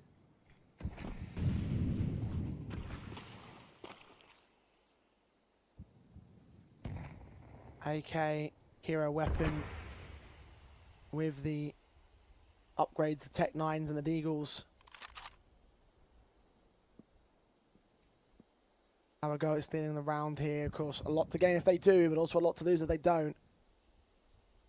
A buy state will be crippled for Metizport. Could be an 11-4 half. 11-4 score, rather. Plopsky does nothing with the AK. Forzy can't pick it up and apply it either. Bomb drop 2. That should be round done. Jambo on the timing, out against the mid players, gets himself that first. Fiku comes in with the trade, but there's no way that you can rescue this round. And Metizport needed a positive start in the second half. That's not come at all. You're down by the score. Fnatic have only got a few more to close. And I'd say this is where the scoreline's very misleading. You look over on Ancient, and it's a 13-2. It was a whitewash. The rounds were not competitive. They were over very quickly. Whereas the rounds have been quite tight. Okay, maybe not the second half, but at least the first half they were. There was a lot of what-if moments, a lot of clutch situations that had to go the way over of Fnatic. So even if, let's just say, it's a 13-4, 13-5 kind of score, I still think there's quite a lot of favoritism from Metizport going into that decider of Mirage.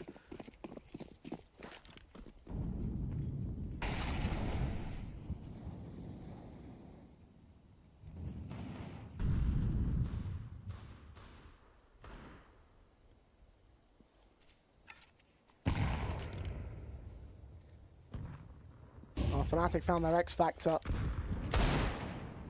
Metizport's tactics couldn't quite keep up.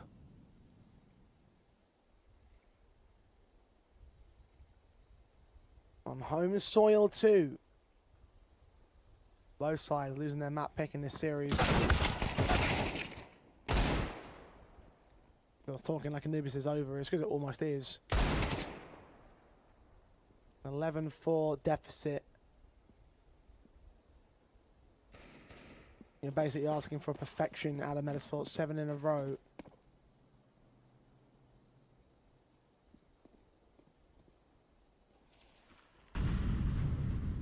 This round's a whitewash. The buys will at least be available to the international squad. Maybe a tactical pause will be called in by Vins.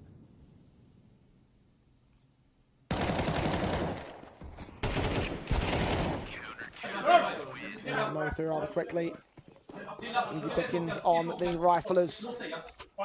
The rifle round is now available.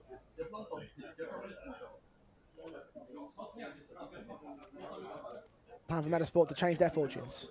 And in a really weird way, I think it's probably a good thing that Metizport have been tested and have to go to a third map decider to get ready for the playoffs. I think there's nothing worse than going to a LAN and getting a 2-0, 2-0 back-to-back and then just not feeling as if you've had that competition and that level of threat against you. And this is definitely a wake-up call. This is definitely an underperformance by their standards. They'll look to bounce back on Mirage because you come into the first gun round of the second half and it's 4-11. I mean, it's just such a heavy scoreline difference between the two. And you've even got, what, an AK in the hands of Marze, who looked fairly comfortable on map number 1, had a good individual showing, nobody else really did. At least he's stepping up again, 14 kills, 9 deaths.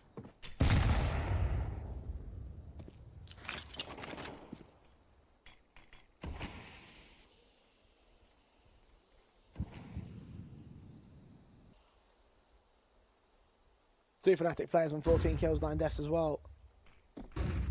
BQ only man to match them over on Metizport at 14-10.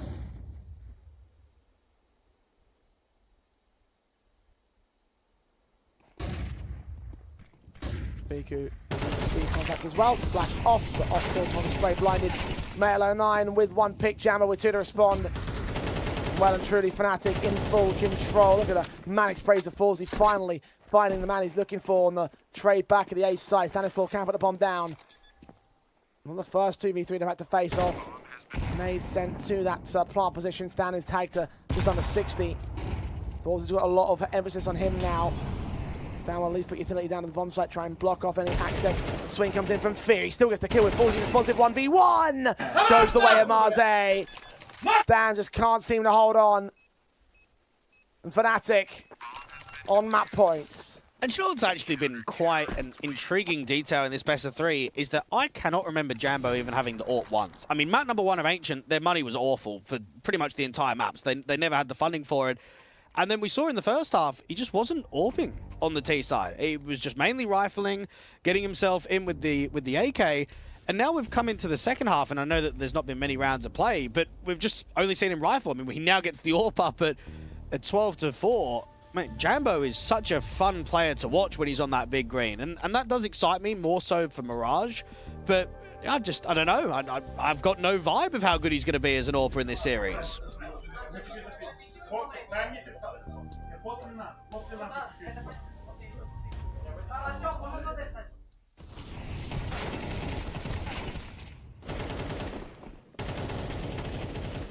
Fnatic. Don't sweat the small stuff.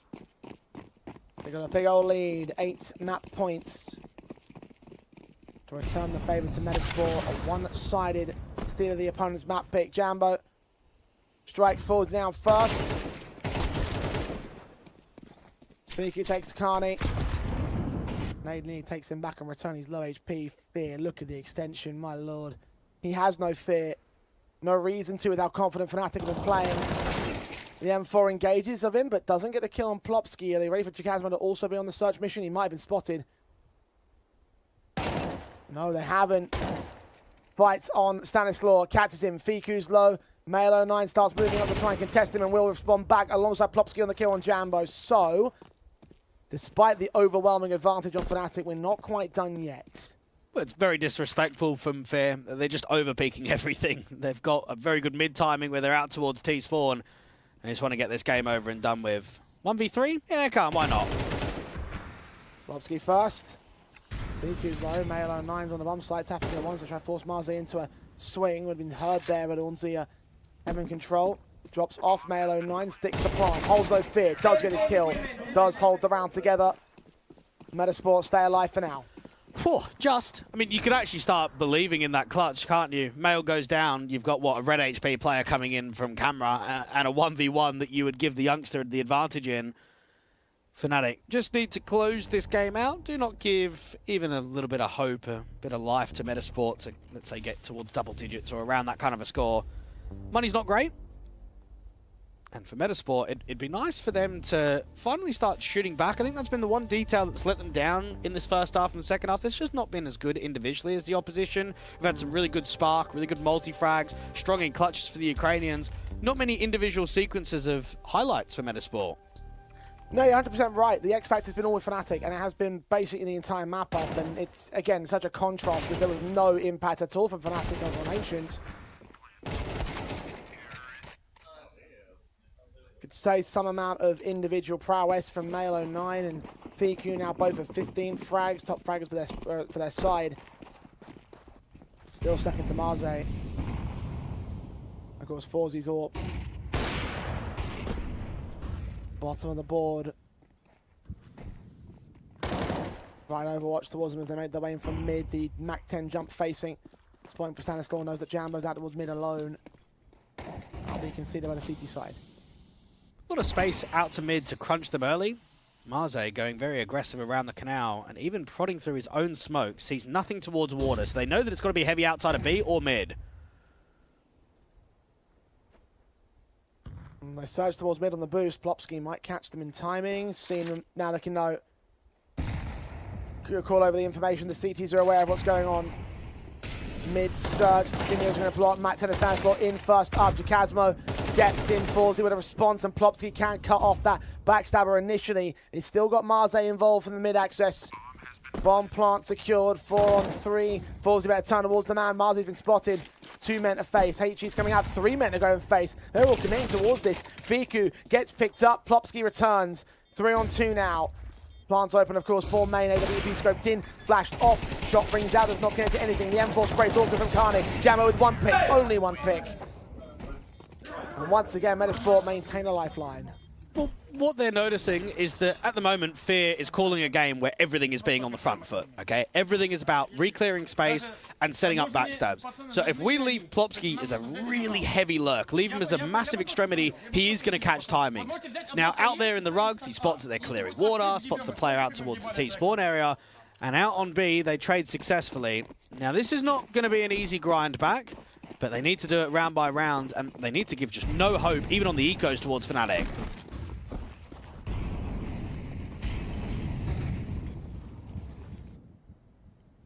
And that's what we'll have here, a harsher eco. Campbell stacking towards the A bomb site. Metizport leaning quickly into the B play, so they'll plant the bomb. No real resistance at all from Fnatic. We'll see if maybe the USPs can insert to get some exit frags. Not losing anything in this round, so you might as well give it a shot. Gap closed to just 5 now. Metizport starting to get the inkling of an overtime maybe approaching. And they make it happen though.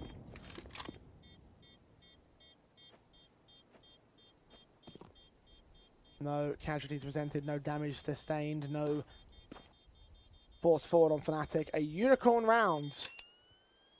All 5 alive, all 10 players on 100 HP. As clean as it gets. Where does that come from, that term of being a unicorn round? Oh, I have absolutely no idea. I don't know either, because it's so rare. We don't that's normally say it. Yeah, that's the one thing that, like, on paper it makes sense. I don't know who coined the term, though. Never heard of it.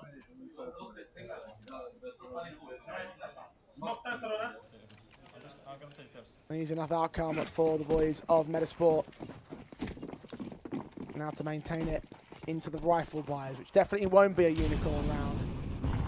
Fnatic going to end this map, take us to a 3rd.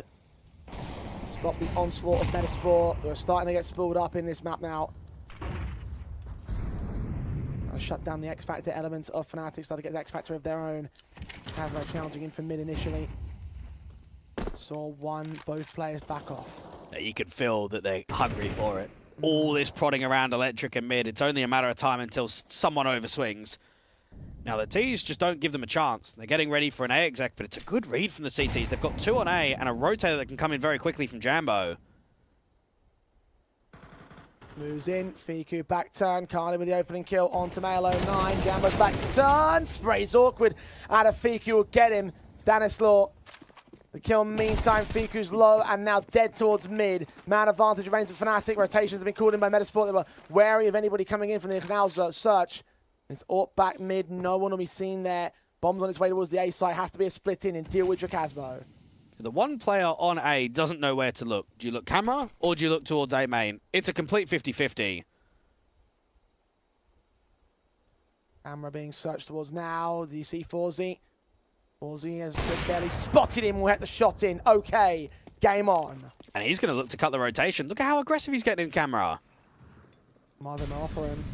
Swing forward. The flick doesn't connect. He takes a dink back at the M4. HG body blocked. He gets away from the explosion, however. I think he's low HP. Stanislaw will start watching cameras. Entrance main not being accounted for at all here for the T side.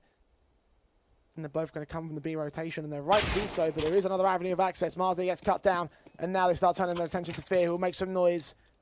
But just to grab the AK and to fall away, because he knows he can't win this clutch. Metizport. From 12-4 to 12-8. Half the gap has been made up.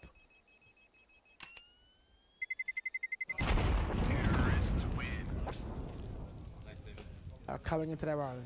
Yeah, we can definitely both agree that they're struggling a lot individually, but again, with that tactical basis, that's what, a 2v3 where both players are towards A main. They cancel and they separate. They get a boost up for an AWP, which would never expect to be in from mid. And then even a smoke goes down from Stan around the canal into Temple. And that one smoke on B just keeps two players on that bomb side. I'd like to think if they were playing double A, there's just no chance. There's just no way that round is workable from a T side if you're walking into the stacked in bomb site.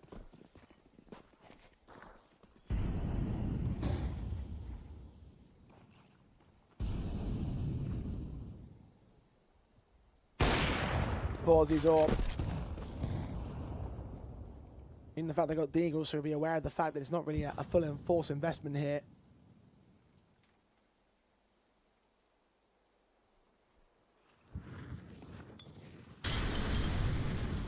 Still a potential to do some damage, and the Molotov does not spread the jammer. They might think the window's clear. They don't in the end peek it, so it doesn't really matter too much. Mid searches. Dilly down to the T side towards top. They will force the two players from the doorway and house to go peeking. Jambo will connect to one of them. Stanislaw down. Second man not revealed. Deagle shot missed out. Fierce picked up an AK applied to Plopsky. 5 on 3. Now the SMG close range for Carney. Down near gets Mail. Drakazmo takes the body shot on the one man. Headshot on Fiku first. And Mail's to fall. Forzy alone picks up one of the picks. 4 more to go to try and clutch this one. Need to see a clutch out of the boys of Metizport. I've seen very few of them come into this game. Jambo does fall. AK swapped out to. And Forzy pressing the smoke. Doesn't press to the A bomb site though. 30 seconds. He does have time for a B lean. He's just hoping to catch a timing. What he really wants is a CT to try and give him a fight before he can even think about going A, going B, getting the bomb down. Just give me a jewel somewhere. On a rotate off. Marza Gary search for. Shoulder seen. Player spotted. 10 seconds. He's chasing him down. Looking for the frag quickly. Time short. Doesn't know who to look to.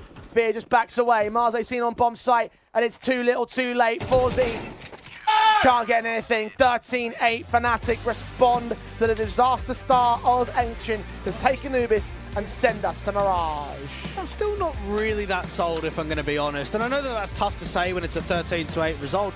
The individuals got them out of trouble in a lot of the rounds in the first half, and it was a bit of a fake comeback towards the end. I mean, the scoreline's, what, 12-4? You're always going to close. That's never going towards overtime.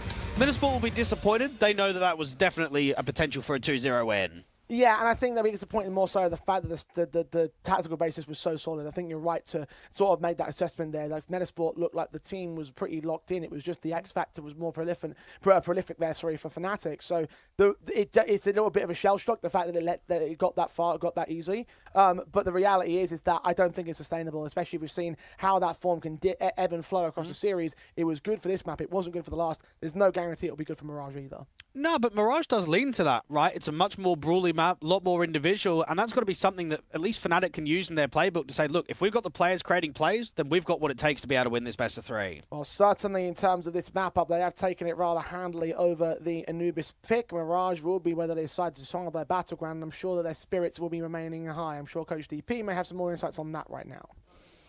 Yeah, spirits are all high here from Fnatic, guys. And Jacasmo, I want to ask you, first of all, about the first map. You got completely smashed. What happened?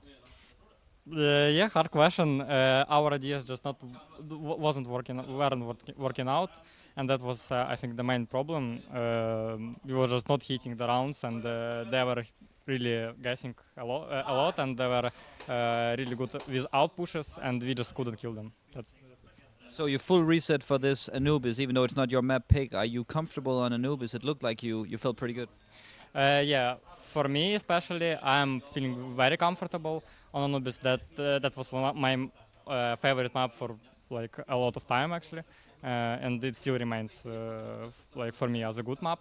And as a team, I would say it's also a very comfortable map for us. So, our core was playing this map for a long time, and we was winning some good teams. So we have for sure understanding how to win good teams. And what's the key to winning Mirage now? Mirage. I would say just expect them to how they'll play. Try to gas more maybe like they did actually, and just hit our shots. That's it. So get in the hits of the guys Metizport. That's going to be it for now. Thanks, man. Appreciate it. Hit our shots. It's the most player answer I think I've ever heard. But here's the reality, Dwight, as you mentioned a moment ago. It might be enough for Fnatic if they can keep the X Factor rolling into a map like Mirage, then it could well be game on for them to take this series, which is something I was not expecting to say when we saw how Ancient panned out.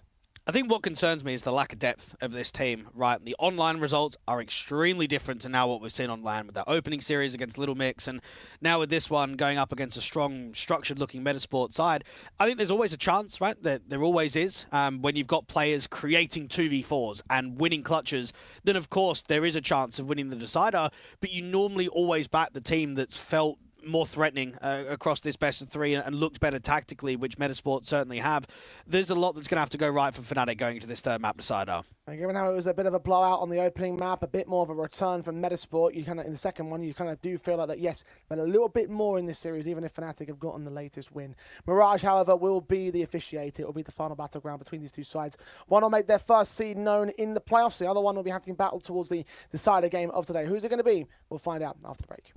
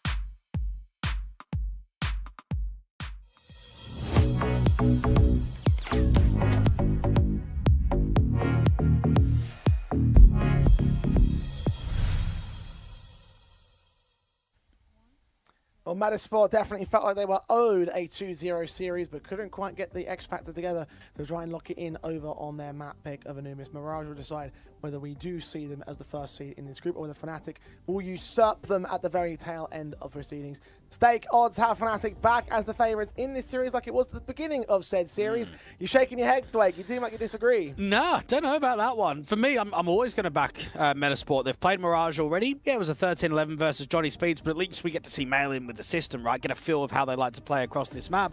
For the side of Fnatic, not only did they get completely pumped last time they played Mirage against this organization, but even the teams that they've beaten on LAN, not many scalps and not many good results from them. So, yeah, to me, definitely favoritism towards Metizport in the decider. I mean, you can't even take a look at the online records and say that, okay, you've got the momentum coming into this LAN from doing well so far online, but it's like, well, you haven't played any Mirage in the online proceedings. There hasn't been a whole lot of that from Fnatic in general. I think actually that Metizport matchup was the last Mirage that we've seen from the core of this side. So that is already like a basis for, not concern per se, but a basis for the reason why you might sort of justify a pick towards Metizport's direction, a prediction towards their favour of things. There's a lot going for them in this series in general. The starting advantage was certainly proficient. And as you said earlier before we ended off at the break, that even despite the loss of that map of Anubis, we saw a lot more from Metizport across the best of 3 in total. We saw the domination of Ancient, which Fnatic couldn't respond to. We did see a pretty one-sided Anubis, but we saw a response from Metizport to a certain capacity. We saw the X Factor getting going in the late game. We saw them start to G themselves up to a point where actually they were looking like they were going to contest in the end for that overtime. So for their perspective, like, I do still think that they are the favourites overall. And I think both teams recognize not only would we be heavy favorites going into that next best of 3, but have a look at BetClick of what they had to do on, what was it, day 2 of the tournament. They had to play 9 maps, right? They had to play a lot of best of 3s. Some were going towards overtime, some were going full rounds in regulation. It is a long day. You want to not only get top seed to help yourself in the draw in the quarterfinals, but to also just physically get there. Just make sure that you're dispatching the teams that you should be, making sure that you finish off today on the high note. And for both Fnatic and Metizport, yeah, they both probably feel as if they can win this final map. I think that Metizport have definitely shown a lot more in this series already. And I think it's a good thing that both rosters are getting more LAN experience with their newer pieces, right? Carney and Marze have only just joined here from Fnatic, same for Halo 9. So both organizations will be happy going into the playoffs, and, well, you'd expect both teams going into the playoffs tomorrow to just at least be getting more reps with their newer pieces. Well, let's talk about that, about those newer pieces a little bit more so, right? Because we've seen a little bit from both of these squads now. We've seen this series pan out. We've seen some very impressive showings, I have to say, from Marze as the key standout man. He's been fragging lights out across both the opening maps, and I know it wasn't that impactful for that Ancient, but Anubis, he was one of the top-rated players for the Fnatic side. Not quite the top-rated, but among that sort of high note. So, for his perspective, like, this is a hell of a debut. Yeah, it is, but it doesn't mean anything if you lose in this best of 3, right? I think statistics and individual showings are one thing, requirements to winning maps and winning series is something else. Now, I think Carney's looked very average by his standards. He is an incredible player. Rate him really highly. Both more so on the TNL roster than out on NIP, but even the recent online form, he has been ruining teams. He's been destroying them, and I just haven't seen any of that in Map 1 or in Map 2, and I really hope a map like Mirage gives us a bit more of a vibe of why they've picked him up, because, no, I've definitely not seen it so far. No, I would agree. Like, again, it's the online level to the offline sort of transition, because Carney on this squad has looked lights out in the online proceedings. I can't deny that much. He's been rating 1.42 in the last 3 months for the Fnatic squad. So you'd expect that to be sort of the front-running position, right? You'd expect him to be able to level up and carry that on, but that just has not happened in this series. It has not happened today. And, well, they're going to have to find a way to sort of make it work in a different capacity, because right now it's not looking amazing. And I think going into this decider of Mirage only, let's say, allows this map to look more threatening for some of the teams come the quarterfinals and even the semis. When you're not getting a lot of play rate on land from either one of these two squads, I mean, for Metizport as well, I mean, when you're playing, what, 5 best of 3s in the last 3 months on HLTV coming into this tournament, if you're anyone that might face them in the playoffs, you just want to see what maps do they look good on, what maps do they look weak on. It's such a small sample size for Metizport, and the exact same thing can be said for Fnatic with their new 5-man lineup. Indeed, you know, at least you got the cores available, which is the one thing you could sort of say in that respect. But the unpredictable nature of those three new elements is definitely something to have to watch out for here. Metizport to take the ninth round of this map up, so they'll have the choice of side. I imagine they'll start CT. We'll find out in a short few moments' time. Either way, though, I'm still backing them. I still think that they have what it takes to win this series. Let's see whether it does end up happening against the Fnatic side, who have sort of bounced back in this best of three, whether they can usurp our favourite team. And bouncing back, Svedjahead dropping 15 kills in that opening best of three versus Metizport, and now going up against Little Mix, dropping nearly 40. Gets himself a 2-0 win for Johnny Speeds, advance them to the loser of this one. Nice to see the return there from the Swedes. Little Mix being eliminated in last place of the group. Well, Stakes still have Fnatic as favourites in this map-up. Little Mix might be eliminated, and that does mean that Johnny Speed is waiting in the wings for the loser of this match to take on the decider game after this one has concluded. I think Metizport might like to avoid a rematch considering how close things went out for them, and they will choose under the T side to kick things off. Pistols are live. The final map of this winner's game. Yeah, contact is not going to come in for a while. You've got players out towards top mid, players from underpass, and only Carney to try and spot from connector. Now, this would indicate a B split with a con smoke, but instead, they're going to try and pop through this con smoke. Flash forward, Popsky scene 2. Melo 9 can jump face on Carney. Glock flying by to ahead. Marze can take the trade. Jambo responding again to Jacasmo. Has 2 to line up, only 1 to go down. BQ turned onto him from the dark angles. Melo 9 will cover off from the back lane. The nades on site. Will dish out some decent damage towards Plopsky. Molotov forcing him into the open as Male now stands to attention the defensive. Fear caught, fragged up, headshot taken. Last of Marze 1v3. Check left, check right, check sight. Check everywhere, but get nothing for his trouble. Pistol win for Metizport. A very creative pistol strat coming through from Stan, and I think when we look at him as a caller throughout his peak, right, we're thinking about EG, you've got Breezy, you've got Cirque. When you're on Liquid, you've got Naf, you've got Elige. When you were even on Optic, you had Tarek and you had Rush. You had guys that would be so incredibly mechanically gifted that you can call a very basic game, a very default game, a very mid-roundy game. Right there, we're getting some creativity in the pistol. Again, looks like it's a B split. Instead, they go through their own smoke. They cut the rotation out from short. Fnatic just don't see it coming.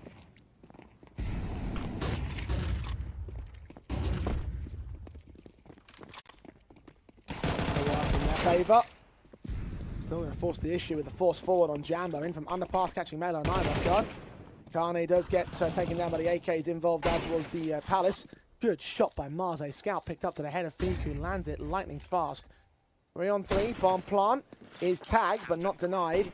HE sent that man's direction. Falls, he will be on 41. The CTs are going to try and find an angle of attack here, attempt a retake. Very difficult round. That resmoke towards connector just blocks rotation room from Jambo. You need to get the right timing of Jacasmo out from ramp. It's just got to not be looked at. Mars is pulling attention away from the SMG as Jambo does find Plopsky. That's going to cause even further concerns as they do get forced on by Stanislaw 2. Forzi does get found out by Jacasmo's backstab, so it works wonders on Fnatic. Might have been difficult at the start, but not at the end. Just don't think they've got enough space in that post plant. They get the bomb down, but they're not taking CT. They're not really getting themselves into jungle, being trapped slightly on the bomb site. It's a big round to win if you're Fnatic, because that could shape up 3-1, maybe 5-1, get the momentum rolling early, get the economy built up, get your money line in a really good position. And for Metizport, at least you got yourself a bomb plant. So this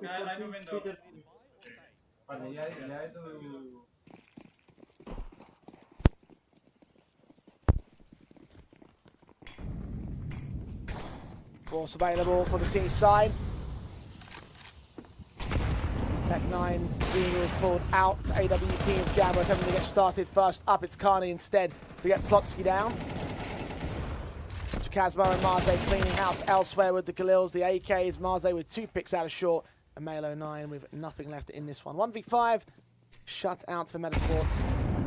Fnatic may have started by losing the pistol. The instant responsives may well be positive for them still. Especially as they take the break. Take the force buy, now up for an eco. Now, I might come here and give a lot of favoritism towards Metizport on the decider. I can very quickly change my point of view depending on what rounds I've seen. Now, let's just remember, win pistol, lose the anti-force, And then from there, you've lost 4 players in the first 18 seconds of the round. I mean, that's being clotheslined. And we saw from Fnatic, not only in different iterations of the team, but with their online form in the last map, you do not want to give them confidence. You do not want them hitting really hard, creating moments, because that's when it's going to be a landslide. This is going to be a really positive start for Fnatic. And they've clearly got the X Factor advantage in this series.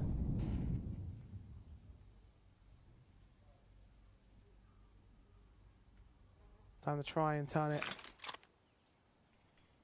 up against the Metizport side every single rifle round we get. This will not be one of them. Pistols pulled across the T side. The bomb out towards mid with Stanislaw. 4 men in Palace. There's a Palace die for a bomb plant bonus. I might respect it.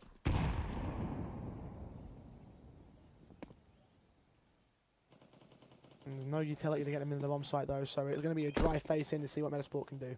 Well, what they're doing here is running the clock. The more they run the clock, the more util they burn, and the more expensive the round is going to get. You're never going to offer anything up.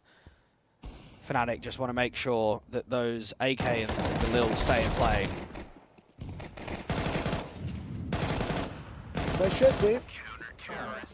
Bit of a moment for Jacasmo, but it comes together all the same.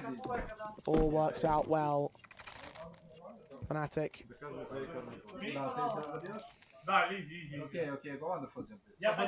Off to a flying start.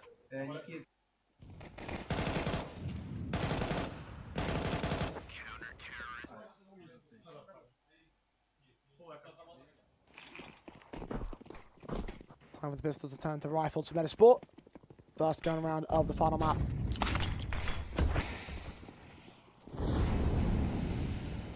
Utility bases in towards mid for the Sniper's Nest and close to Con Smokes.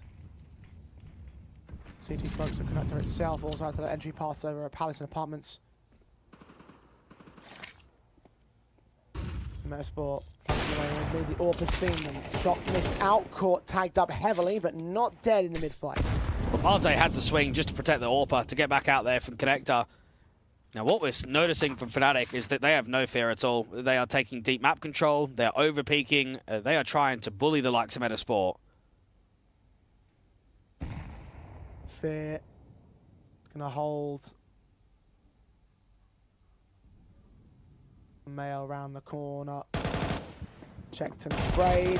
Changing FQ. Mail does get a response, but very low HP for him. He's done really well to be able to get a dink off. Now, Stan is going to help the B split by just blocking you 2 out to top connector. There's 1 player on that B bomb site. Jambo just needs 1 with that AWP. Turns around in one moment, looks towards short, misses, score on the accuracies, or refaces. Marze gets his kill together with Kane in support. Jambo goes falling. Might come out of the rifles more than the AWP in this case. Ballsy stands alone. 1 versus 2. Mowed through by Kane. Triple sequence.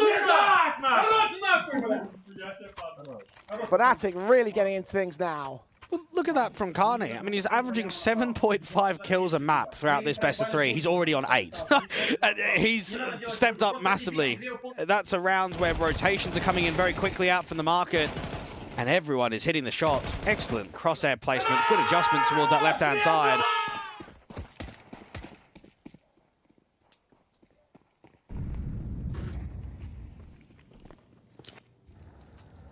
What a round.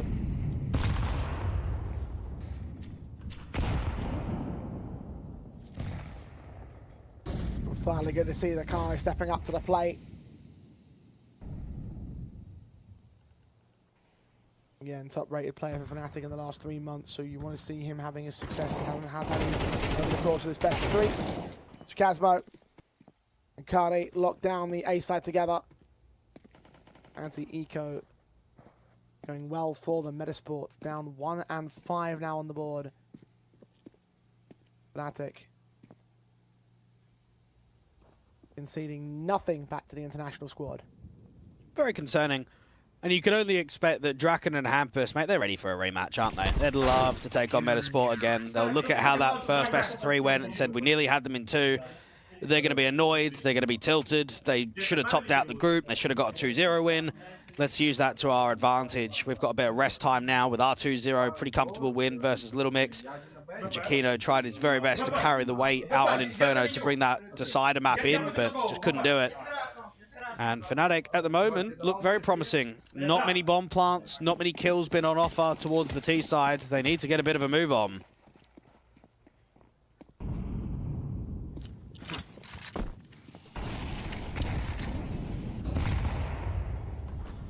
Nades like a square in Male 09.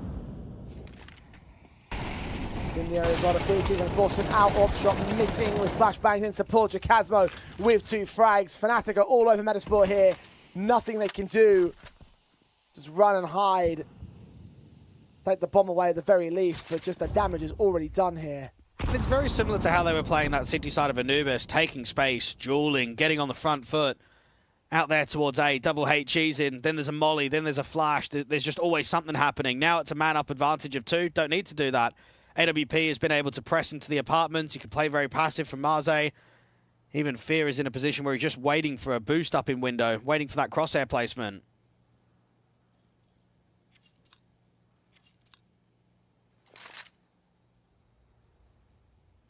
Checks for it, but doesn't see anything. Meanwhile, the AWP of Forzy, who's up top of the cinder blocks looking to that B-bomb site. Bombs on the back of Stan, flash forward to try and get Plopsky involved towards the A-bomb site. Put attention in this direction. Should be aware of the short presence as a result of that utility though. Pierce checking for it, Stanislaw. Make his move back on rotation. Mid window's not cleared out. Fierce struggles but gets his kill in, drops that bomb. AWP can land the tag but not the kill. Swung upon by Rifles. Finally, Fear's going to get caught. Finally, Plopsky swings to provide support. 3 on 2. 13 seconds. Going to make the move now. Plopsky can do this on his lonesome.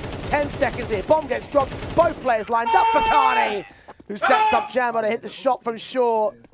Metizport crumbling. And you can just feel that Fnatic are having fun with it. I mean, they almost start trolling towards the tail end there. Everyone is fighting. All they need to do is crossfire on the bomb site. There's no way that bomb can come up Cotton in towards A.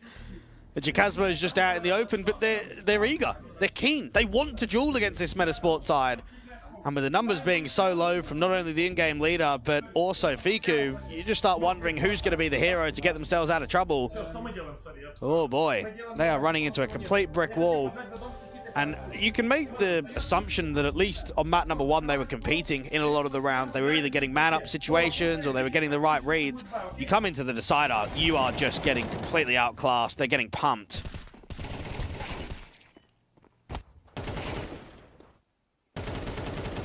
How this series is shifting. From doing the pumping to the ones getting pumped.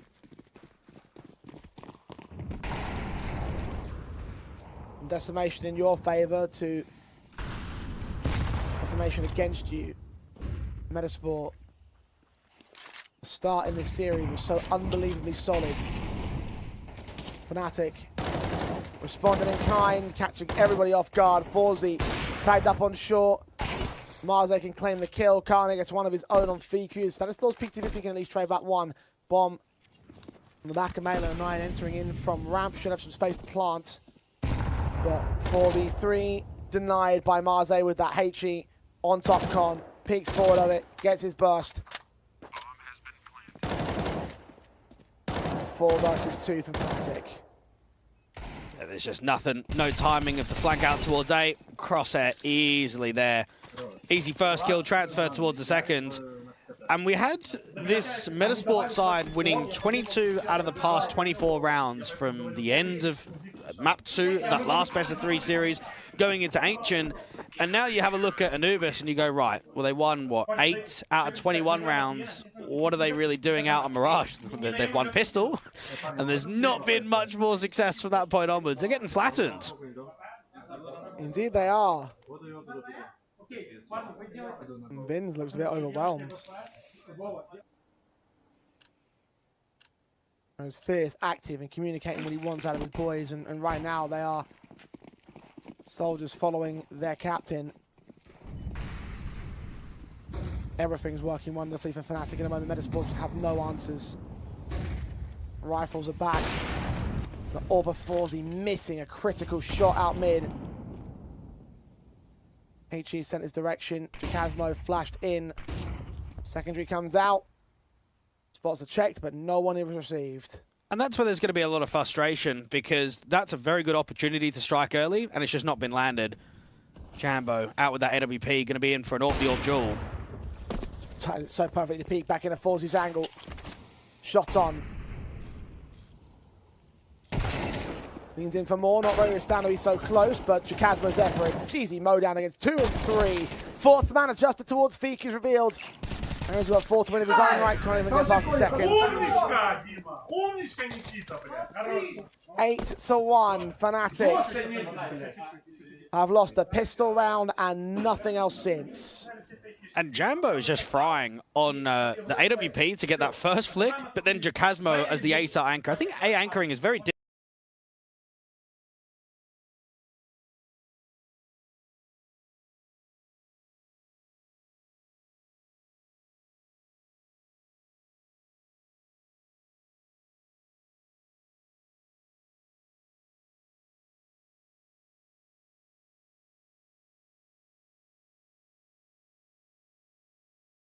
to try and block very often. You're not really involved in many fights, but he's almost changing that with his playstyle. He's getting aggressive into A, he's taking map control away. Right there, the AWP peaks just on the outskirts of jungle. He then swings in from default, instantly just starts frying in for the multi.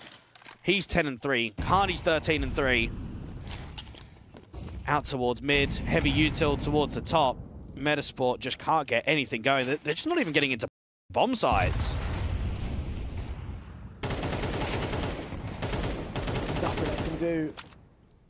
Not in this round with pistols pulled out, just constant vicious cycle. Only a couple of bomb plants been secured by them in these losing streaks.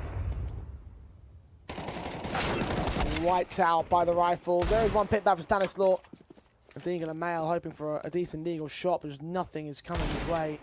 Sees a man, second attempt, third attempt not going to be allowed. Shut down there. Jambo. You can see that bomb plant. Marze is going to swing forward, and Jambo will get caught for it. Stanislaw does get mowed through though. Fnatic. 9 to the CT board. Metizport.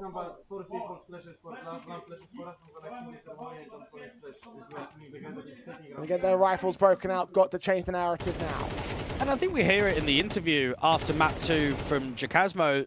They just didn't have the game plan right for Ancient, right? It didn't go the way that they expected.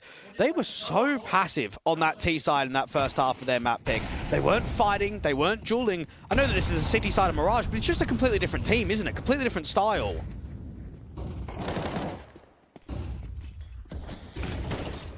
Fnatic counting for every single fight and winning every single time. All before be cut down by Kane. 16 frags deep. A madman, a machine and a half. Mail's 2 trades, not enough. Stanislaw, a 1v3 clutch. As was many times over on Anubis. Bomb lost to him. We've got a little over a minute to try and play with here. Bomb dropped over towards ramp. And take this relatively slowly. He's got to isolate these 2 fights. There's just almost no chance in this one.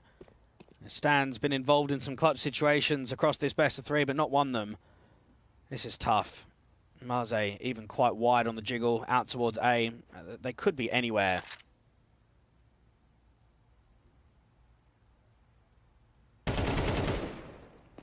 There's one.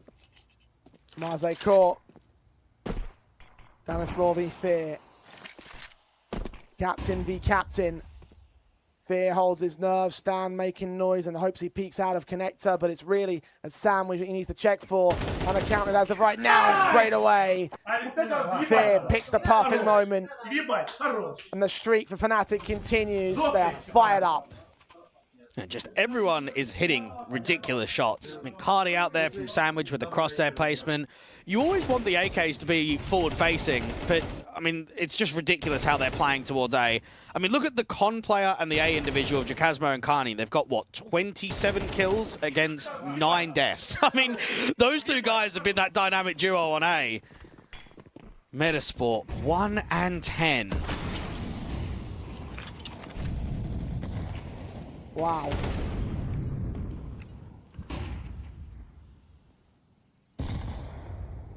Masterclass, the disaster finish.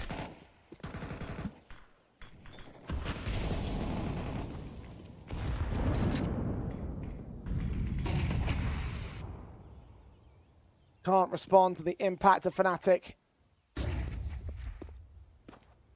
Biku desperately searching for a pick, not happening. Marze takes him. 3 men remain alive for Metizport here for a miraculous kind of round. They're all spread out of each other, and there's several pros to bomb sides, particularly over towards A, where Plopsky's walking up. Players on the corner. A ticket booth. He can't even spray the man down. Jacasmo seals him. Malo 9 caught on the lurk. Should be caught on the lurk soon. Fear spots him. Shoulder peeking out. Waste no time. Stanislaw planting a bomb, but 1v5 defend off. Nah. No chance, not in a million years. 11-1 at the half. Fnatic can't be touched right now. No, they can't. And fear is definitely recognized after map number 1. We can't play with a lack of confidence. We've got to go out there. We've got to give the fight back to the opposition. I don't even think it really matters from this point onwards who they face in the overall bracket. Looking at the quarterfinals, the semis, even if they go a run all the way to the end, I think this high-tempo dueling CS, it looks comfortable. The players are hitting some really good shots. The whole chaotic game plan is only allowing the youngsters to feel more alive on the server. Cardi was completely missing in map 1 and for the majority of map 2. He comes out into Mirage and he looks fresh. He's hitting some ridiculous shots. He finishes that half with 112 ADR. And this is more like it. This is the Fnatic that we've seen online recently. We asked that question whether they could translate their online success to the LAN environment, and well, the answer's pretty clear right now, isn't it?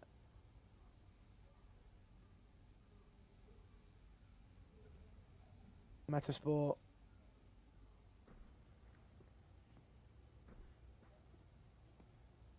In full control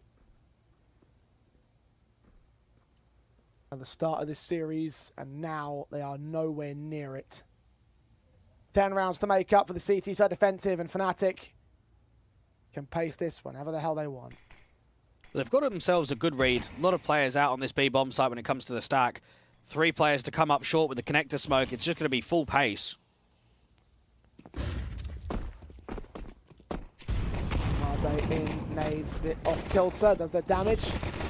Nice man up the task force. He lands a casualty. Jacasmo with a responsive alongside Marze's follow-up. Plopsky in the backside with 2 headshots. Forzi in support, and Fear a 1v3. Fight back for Fnatic. Do goose damage as the bomb on his back. Of course, he can go to the bomb site, has the open space. Wants to try and commit B, though. Will have to go through all 3 remaining CT players.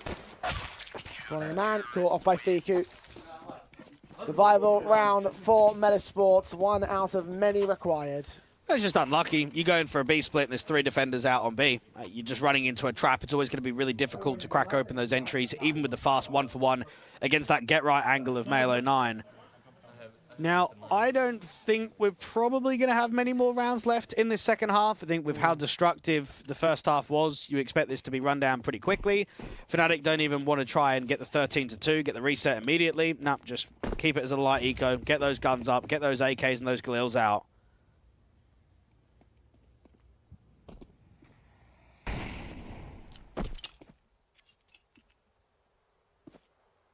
CT side to be damned.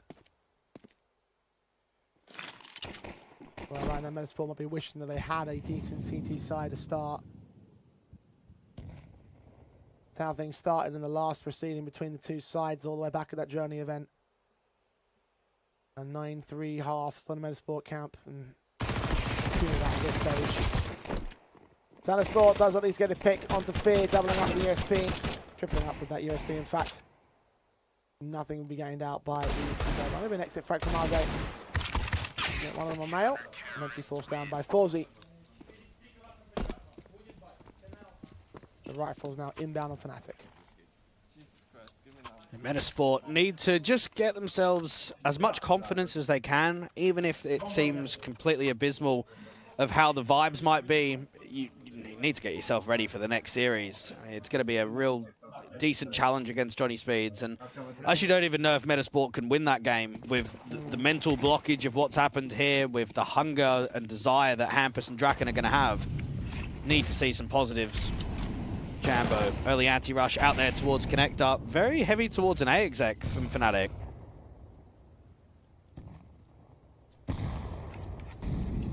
Four players out here, fifth man will join them.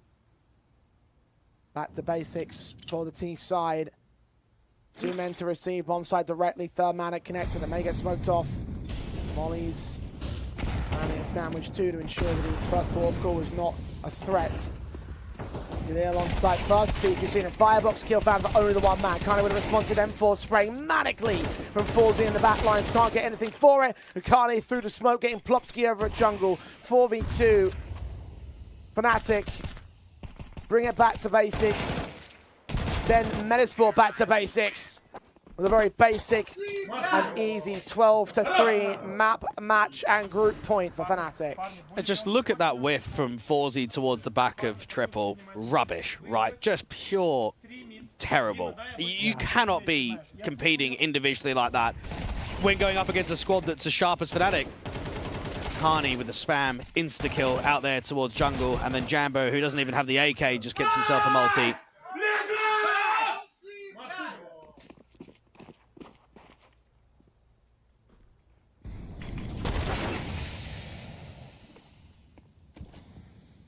VQ frags first in this round. Fear's going to get caught. Small positives for what is a 9-round streak comeback from Metizport.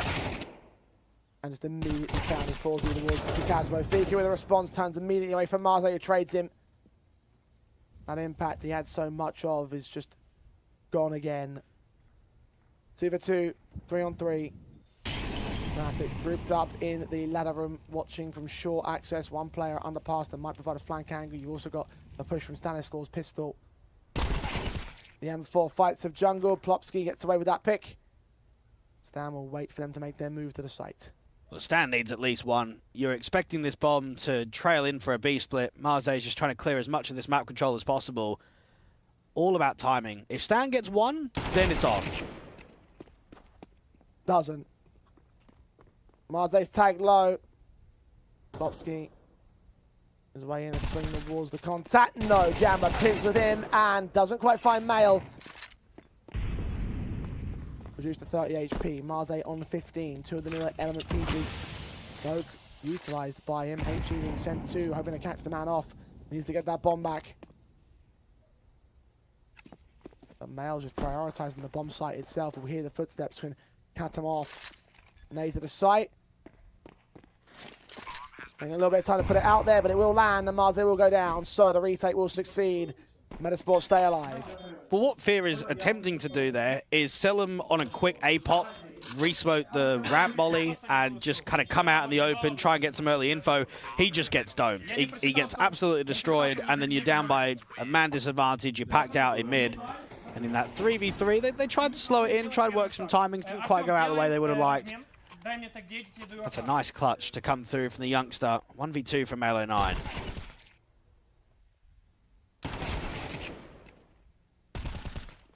They needed a hero. Now, hasn't quite hit hero status just yet. He's still a bit of an awkward series, a bit of an awkward day. Felt like he was really coming back into his own with the way that Ancient had panned out. Anubis to a lesser extent. Now no one's doing much here for Metizport, at least in terms of the overall map up. At least in the last round, it's a little bit of impact from the youngster.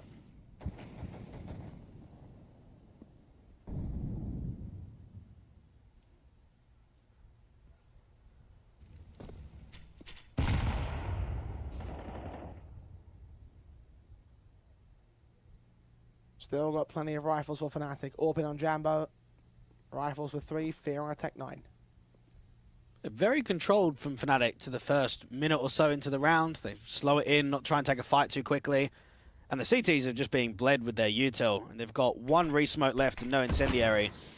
Marze waiting to see if there was going to be a slight peek towards window. Re-smoke from the short player out to Connector. Jambo grabs 2 easy frags in from the short access. Plopsky first, Mail around the corner. Ballsy will make his move in, firing blind, nearly revealing himself. Jambo's going to hold it out as Fiku gets jump-faced against. He will find Carney, but Marze with a response. Shot lands a Jambo's triple, and they are out of it. Fnatic, what a hell of a way to come back into this series, down 2-13 on map number 1 to bring back Metizport's map pick and take the series on Mirage. With a 13-4 margin, they find themselves in the playoffs of State Pulse. And fair play, they deserve that. I'd say it was a decent performance on Anubis, but an excellent performance out of Mirage. That's the Fnatic that I've come to see, and what we've noticed recently in their last online officials, the one that can not only threaten, but destroy teams. They proved that in this best of 3. Yeah, I mean, this is a very good showing from them in the overall perspective. I think a bit of a disaster showing when you consider where we started from Metasport's perspective, because they really were lighting them up on that Ancient to the point where we just thought, man, this is over. There's no way you bring it back with this level of form, but clearly the X Factor might ebb and flow, but when it's on, it's damn well on for Fnatic. You know that when they're peaking, right, when everyone's hitting the shots, they could probably be the scariest team in this overall competition. So they'll be looked at as a serious threat going into the quarterfinals now. I think for Fnatic, they know the performances on map 2 and map 3 is what we need to bring in every one of those maps, and every one of those series has come the playoffs now. Indeed. I mean, look, they have got their first place seeding, means they're going to be taking on Esports Academy Copenhagen, and for my money, I would say that Fnatic would have the best chance, well, the best chance of winning that particular series in the quarterfinals. They definitely feel that they're on form in terms of firepower. The team makeup looks like it's on. We were questioning whether or not they were going to translate the online form to the offline environment, and it didn't work out initially, but towards the end of the series, it was very clear that Fnatic were the superior squad today. And even though the Danes have got a lot of LAN experience, they're not really that well known at the highest end of Tier 2. So Fnatic will go into that series as being favourites, I would say. Indeed, they would be. First place in the group, and now they're down on the floor with Coach DP. First place in the group, Karen. Congratulations, first of all. You had an amazing game here in the end, but both you and your entire team came off to a bit of a rocky start. So how did you recover from the Ancient? Well, we actually talked after first map. We said, like, guys, it's like winner mentality. Even though like we lose first map, it doesn't matter. We just focus on next one. And yeah, it paid off. We just we're playing like round by round, and we just smashed them. So. And that is very nice. And you as a Ukrainian, you've been playing with Ukrainian players. Then you went to NIP and an international lineup. Now you're back with your countrymen. Can you talk a little bit about the difference between playing in an international lineup and now the strength of being back with people who speak your own language? I can say like more about mentality, like the way people behave, Yep. like and people react to certain things. So like people from like post-Soviet countries, they usually like say everything they think, you know. Yeah, and sometimes it can be rude, but you know, like it's just pure truth. Yeah. And like Europeans, they more like polite, I would say. They would never say you're played bad. They would say, bro, maybe do something else, sure. Take some other corner. Yeah, but yeah, they are just more kind, I would say. Yeah. But not sincere, so. But did you hurt some feelings in NIP? What was like, were you a little bit too harsh with them in NIP? Were they a little bit hurt by you? No, what do you mean? Like, I'm not a bully. Okay, good. But yeah, it was pleasure playing with NIP. But here, like, I really enjoyed the games. So yeah, it's just about enjoying the game. You know, if you enjoy the game, you play well. And you're back to hopefully your top level from before. Now, one last question: you're going to be facing the Danish guys from EAC, Fesser and the boys came in second in the other group. So how are you feeling about that matchup? I don't know. Like, I respect every opponent. We're just gonna prepare like we prepare for everyone. So yeah, we'll see. Game will tell who's better. Yeah, it's going to be the quarterfinals tomorrow. We'll leave you with that, but thank you and congratulations, and back to the guys. Excellent work from Fnatic, excellent work from just the individuals alone. Like, it just looks so sick in the end. And for Kani especially, it was a recovery and a half from what was an awkward start in the best of 3. We had some question marks about his individual form, his general level compared to the online to the offline environment. But in that last map up, it was very clear that everyone was firing on all cylinders there. Yeah, I don't think there's too much of a question about whether he can perform on LAN. It's just how quickly can he do it with Fnatic. Because when he was a part of that TNL roster, he got to play, what was it, one of the ESL Pro Leagues in when he was representing Inner Circle, and he looked fantastic there against some Tier 1 teams. So we know that he's got it. It's just, it's always a small sample size. When you're coming into a new organization, when you've not played with any of these guys before, it can take some time to get familiar with the system and be able to really put that on display. And I think we really saw it on Mirage. He can be a takeover player.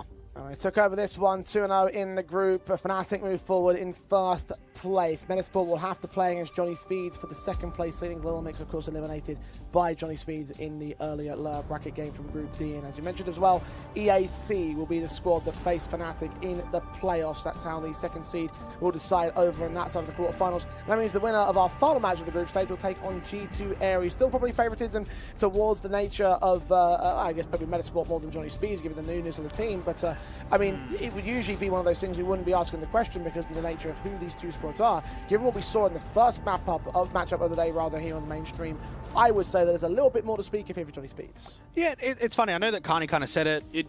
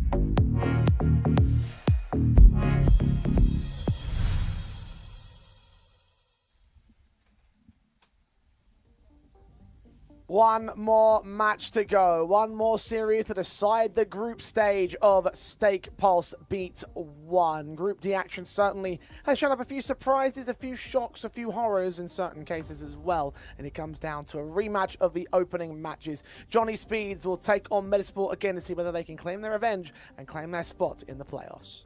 And this is not a walk in the park, an easy best of 3 from Stanislav and the boys. Look at what happened yesterday, okay? We had, the 9 and Brute side go up against one another. Really comfortable win for Brute to start things off, and then they got destroyed in the rematch in the evening. I don't even know what to say about that. I don't know how you can beat a side 2-0 and then win 6 rounds in the next best of 3. Johnny Speeds will be coming for revenge in this one. Considering how threatening the Speeds were in that opening matchup, and considering how Metizport completely collapsed in their upper game against Fnatic, in case you missed it, it was a blowout on the final map of the third of the best of 3 when they themselves started off strong with a 13-2 win on the opponent's map pick. You would certainly expect that there's big blood in the water, and Johnny Speeds will be hunting them down to try and get that last spot against G2 Ares. This is how the bracket looks like for the playoffs tomorrow onwards, and well, look, it's certainly a juicy opportunity for both sides, because you'd certainly place a victory from the boys of Johnny Speeds above a victory from the likes of a G2 Ares. So Stake on still have Metizport as favourites. I think that much is certainly clear, but make no mistake, there's an upset available in this series. Yeah, there definitely is, and I think for Johnny Speeds, I mean, we talk very frequently about VRS campaigns. They almost need to win this game. I mean, this might not be the new lineup moving forward. They might have a completely different direction moving forward, but this is a very good opportunity right now.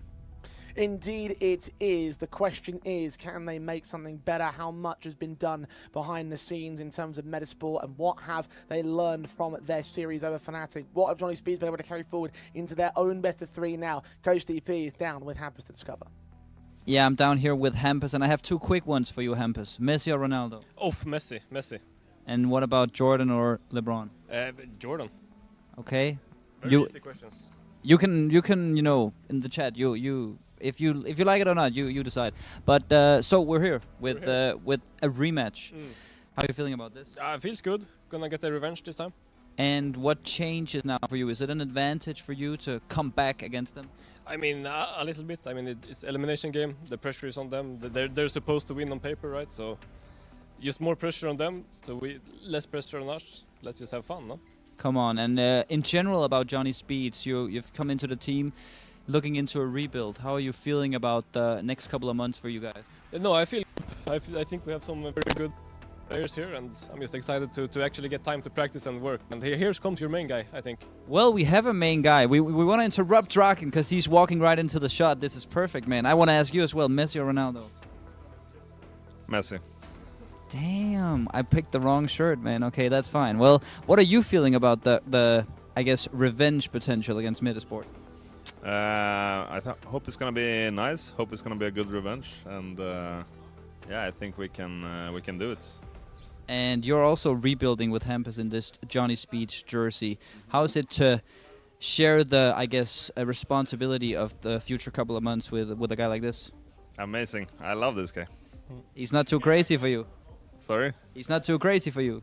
Nah, he's great. I love him. Well, that's the spirit. Okay, well, back to the casters. We're ready for our last game of the day.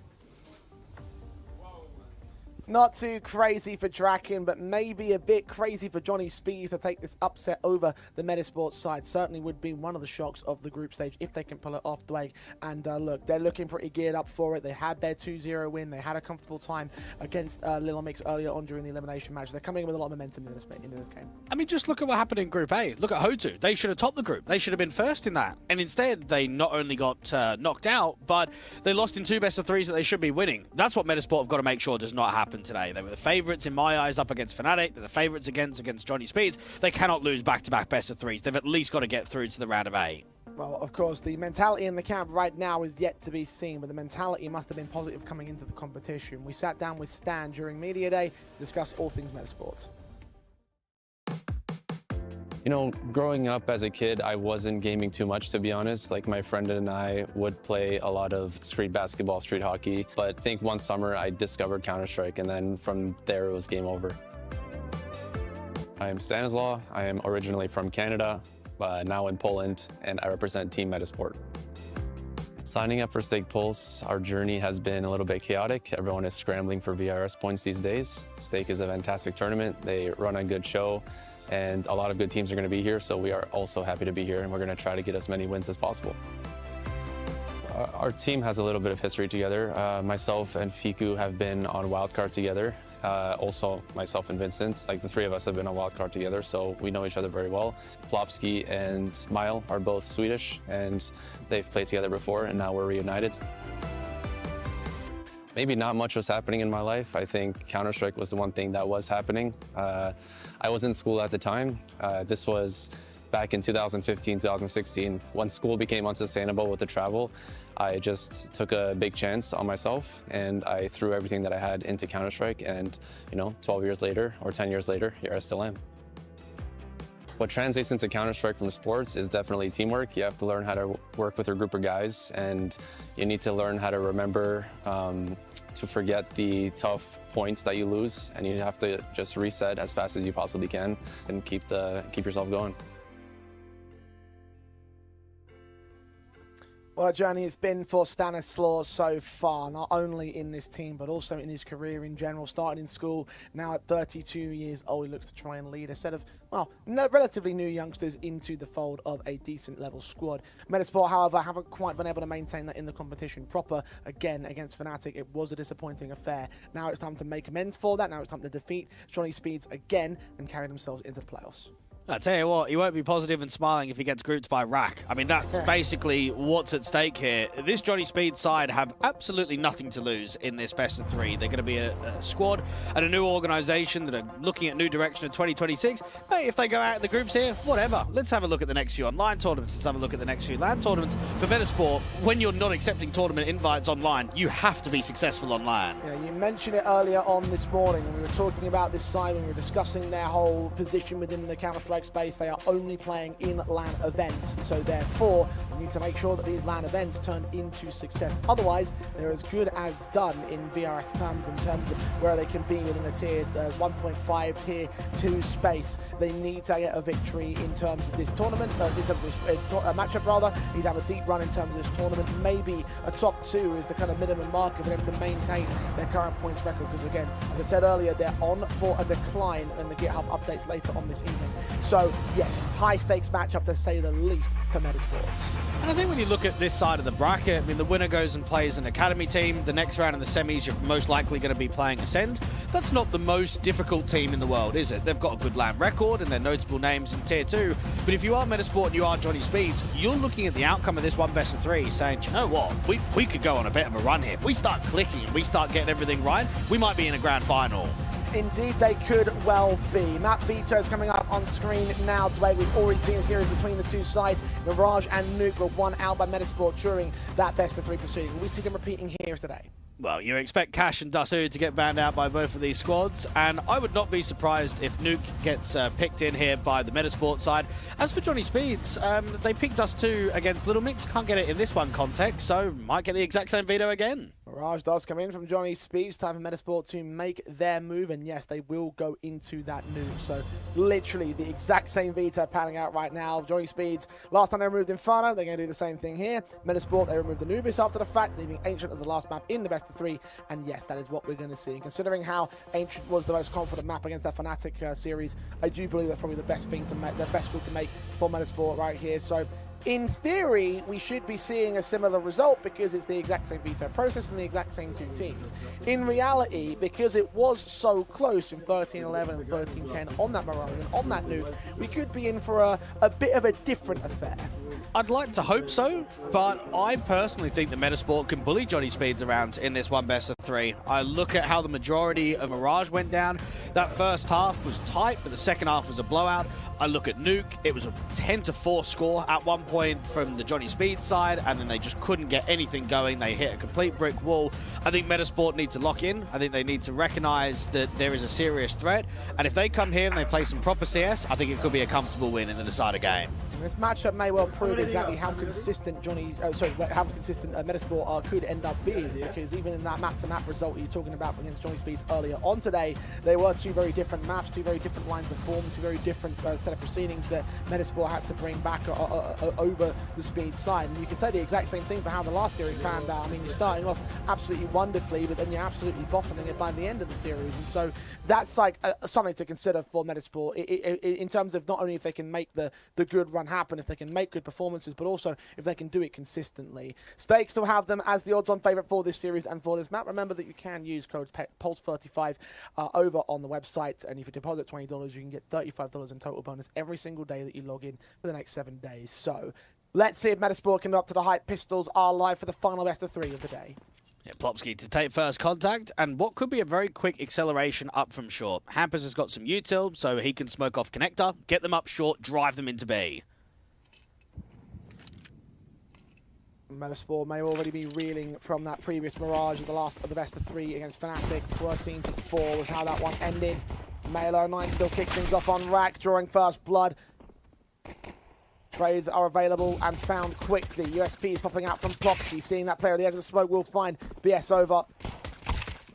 Stanislaw on site to engage. Players get close. Headshot taken. Speds down. Secondary now with the bomb on his back. Backup has arrived, however, to join the captain. As Stan will go down to the HE. Plopsky will remove down Draken as Hampus already fell. The pistol win will go the way of Metizport. Well, it's an easy read, and it's just unfortunate that your B splitting and the short player's got a smoke. And anytime Mail puts that smoke down, it's nearly impossible for Johnny Speeds. You're trying to pop through, you're trying to create space, and rotates are so damn quick. Plopsky out on the backside is living, Stanislaw's doing the same, and then everybody else is coming out from the market rotation. Metizport get themselves a freebie, but Johnny Speeds decide to force buy.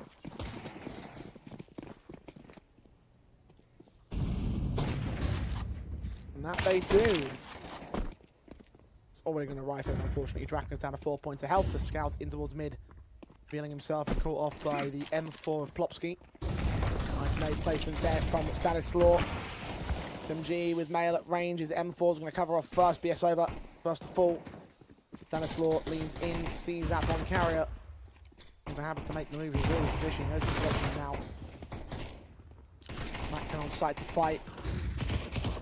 Will get racked down, and it will start to fall apart. No bomb plants being secured here by Johnny Speeds. All 5 alive for Metizport. 2-0, easy beginnings. Metizport have just got to recognise we're the more structured team. Let's really give a good fight back towards Johnny Speeds, and let's not just invite them to keep it tight, make a threat on the overall scoreline. I mean, for Hampus and Draken, they've got to use this LAN as not only moments to kind of get back, right, almost out of retirement. I know they're not retired players, but it's been such a long time since they've played professional officials.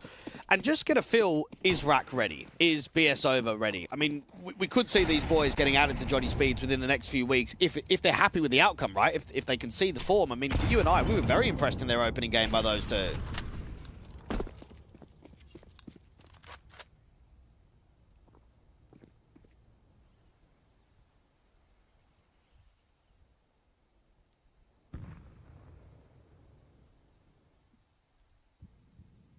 Sport on the front foot for the beginnings of Mirage. Should make a 3-0 beginning here against Johnny Speeds Eco. Damage output pretty lackluster.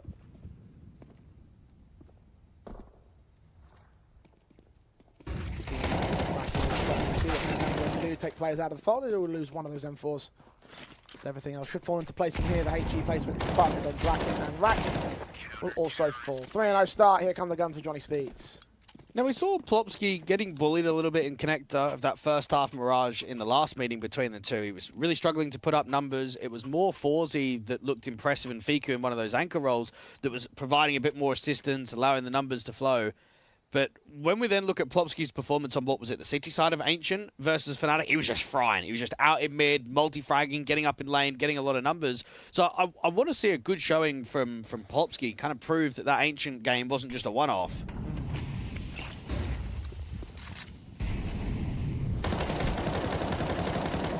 Forzy's the man of the moment as he takes down BS over.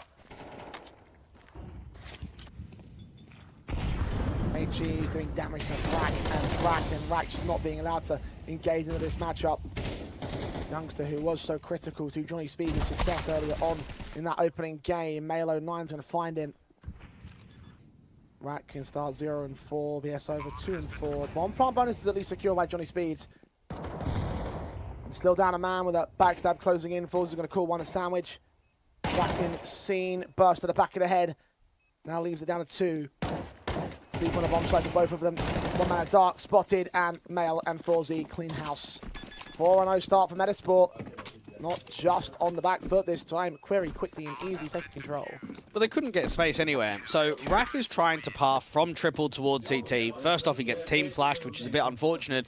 But then Mail, the short player, spams him through that connector smoke. So they don't have that front runner that can go out there and create a pathway, allow them to keep pressing. Then you just get siphoned, and that backstab is coming in on a man advantage. So everyone's eyes is towards CT, connector, jungle. No one's holding the flank. Very comfortable for this 4-0 beginning. Back to stuff. Johnny Speeds.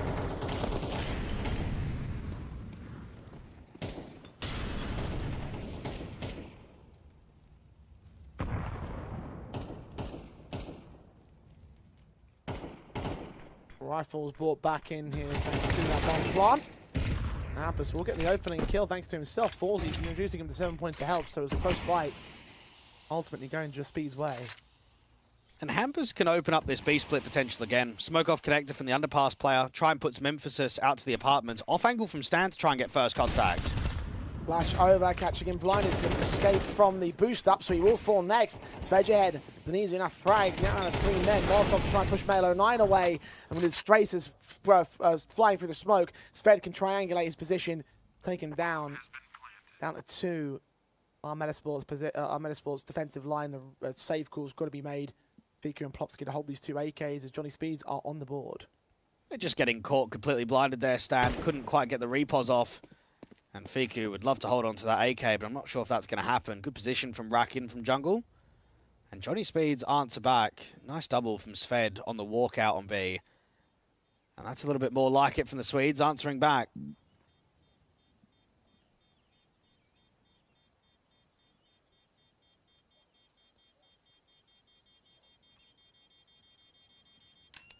And just at their first round, where they can start to get an instant quality value Metizport in that previous Mirage. It was Johnny Speeds that won the pistol conversion in Eco before the Rifles brought the streak home.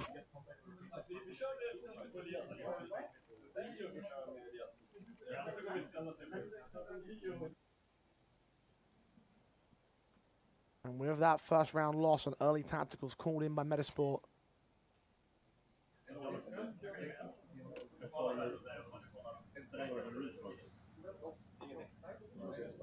very quickly a moment to adjust.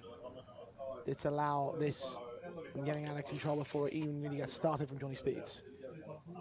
Well, what we noticed in that last round was the disrespect is only continuing. Forzy was pressed all the way out towards top mid with an AK rather than an AWP. I think they can change that up slightly. I know that there's a lot of overfighting at the moment from favorites, but when you've got him on the AWP, you want to get the other players on the rifle. Coach not happy with how that round panned out. Johnny Speeds at least find their first. Just knowing how quickly these games have spiraled out of control across this day, to ensure he doesn't get the same thing again. Figure out neutralize that threat. Johnny Speeds rather quickly. Rack score off in the open towards the top mid access. 4 players face. With that information, they're going to start to quickly move into the B bomb site. Forzy will catch Hampers as BS over will remove Mail. B site is opened up for the most part. The smoke will certainly confirm it on short, so the bomb can't get crossed and planted. Man advantage remains Metizport for the retake. A deeper smoke means that BS over can work on the edge of this. Not an easy post plant. At least they've got the range of Svedgerhead being out to the apartments. Incendiaries will take some space away as the CT start moving in. M4 reveals down score. The smoke utilized there. BS over gets 1.5 kills. Svedgerhead's got a trade back stand 2v2. Viku's low. And first man into the bomb site. Flashbang doesn't do much towards him. Sends the fight on towards Fedgerhead. Draken takes him right back. The AWP of Forzy now looking for the player to swing. Sees him coming. Taps that bomb. Swing to the left-hand side. Get the kill on a default. 5 HP to spare. And a successful retake for the 5th round of Metizport. Oh, that's well done from Forzy. I thought Draken had the read for sure. Got himself in a nice off angle. Got really wide. Difficult shot there for the AWPer. Rack at the moment is getting caught in top mid. So the way that Hampus is calling a lot of these rounds is get out top mid, see what the reaction is, and then that's when we can pounce. So right there, City's fighting very heavily for mid. Let's accelerate up to the apartments. Let's put a lot of util down from short, really block them off. And that was a 3v4 post plant that came down to a 1v1 clutch. Johnny Speeds really needed that one. Fight from Mail works well. BS over court.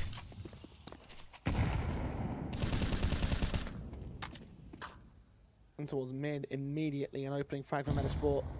Johnny Speeds. Emphasis in the apartments with that mid control being taken away by Hampus. He'll walk up the catwalk to set in a split. Stanislaw searching for contact his way. Molotov onto that balcony. Smoke is forced to get utilised. Fed's going to spam him in that corner. Can't find him though. Stan dives in. Rack can get the casualty. Mail's waiting for him to reveal himself beyond the smokes. Burning in the fire beyond the bench as Draka chimes in on Fiku. And Johnny Speeds from man down have gained a 2-man up. I'll tell you what, I think they're recognising that B looks kind of weak at the moment. That's back-to-back rounds where the CTs have squeezed an opening pick in mid, but lost the B bomb site. I know that they won the retake in the previous round, but I think we're starting to get some recognition of what Hampus is trying to call here. Squeezing that opening pick out there from the short player, making it really awkward from Stan, doesn't really know where to reposition to. Oh, Johnny Speeds. This is now a second round gain on T side where they are starting to hit the economy slightly. There'll be another rebuy on the table for the internationals, no problem there. If they can just not give an opening pick away, right? It doesn't matter if it's BS over, if it's racked towards top mid. I think if they can just try and keep it 5v5 for the first 20 to 25 seconds, they'll give themselves a lot of advantages at the moment.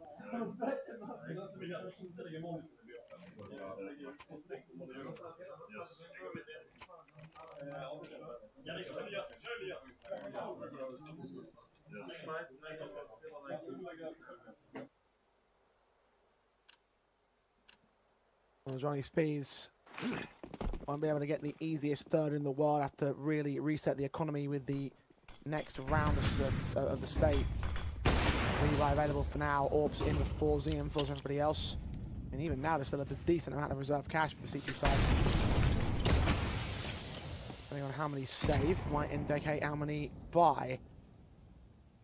And right now, attention drawn towards the middle. What he's done now by Johnny Speeds. HG is going to allow him pretty nicely onto Rack. He makes more noise, but I think they're reading the fact that this is all a big old ruse. Another HG lands close, but doesn't quite catch him. Because they're playing so aggressive towards mid, Hampus is recognizing that bomb sites are going to be weaker. These two con players don't even have eyes towards A right now. That's their way in. The teams make their way out. Hampus finding Fiku. Rack doesn't quite get a kill on Stanislaw. Finds the pick back with Hampus tagged up. Stan on 11 HP. 4v4. HG is coming in closer to the CT side forces. Plopsky going to try and hold BS over. He'll back up util to the smoke up towards top con. This is just going to keep him suppressed. You can already see that there are extra frag positions taken on the CT side. It's Forzy will catch Hampus on the exit position. Yes, maybe we'll get Plopsky, maybe we'll get Stanislaw. They're going to make their move in, actually. So this position suddenly becomes a round-winning play. Draken finds Plopsky. Stanislaw shot in the back. Mail looking at trying to escape as Fed gets caught. The leg shot does land from Draken, so it becomes damaging for Mail. Has to run for the hills. Can he even make it past the likes of BS over? No, he can't. The Orpa of 4Z just survives. Keeps the AWP in for the next round. I tell you what, Hampus is calling a simplistic game, and they're starting to get some success for it now. All Rack is doing for the first, 40 seconds of that round? Hold top mid and com over if they're taking. If they're taking map control, that's our opportunity to press up there on A. Yeah, Rack's a bit underwhelmed and doesn't quite get the kill that he's looking for on the short players coming out. As soon as they recognize CTs are taking heavy map control, get out on A, hold top con for as long as we can. They're putting re-smokes down and flashes and HEs. It takes so much time off the clock. And then BS over just gets on the other side of the smoke. Again, nothing too chaotic, nothing too greedy for Johnny Speeds. This is a good defined T side at the moment.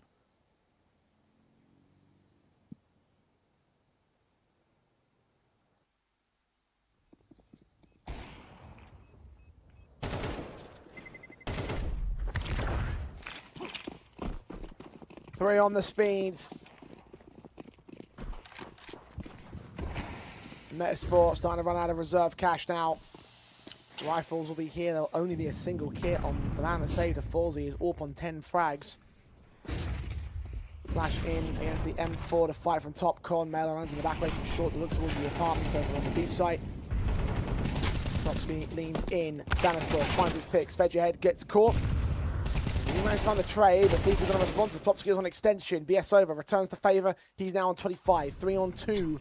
And making it 1 with Mail finding the frag back in mid. Draken all alone. Difficult clutch here for Draken. Feika's already got the off angle. AWP does manage 1. Oh, let's just see if the vet can do it. Molly's landing to the stairs. Smokes in the way of Connect the Jungle.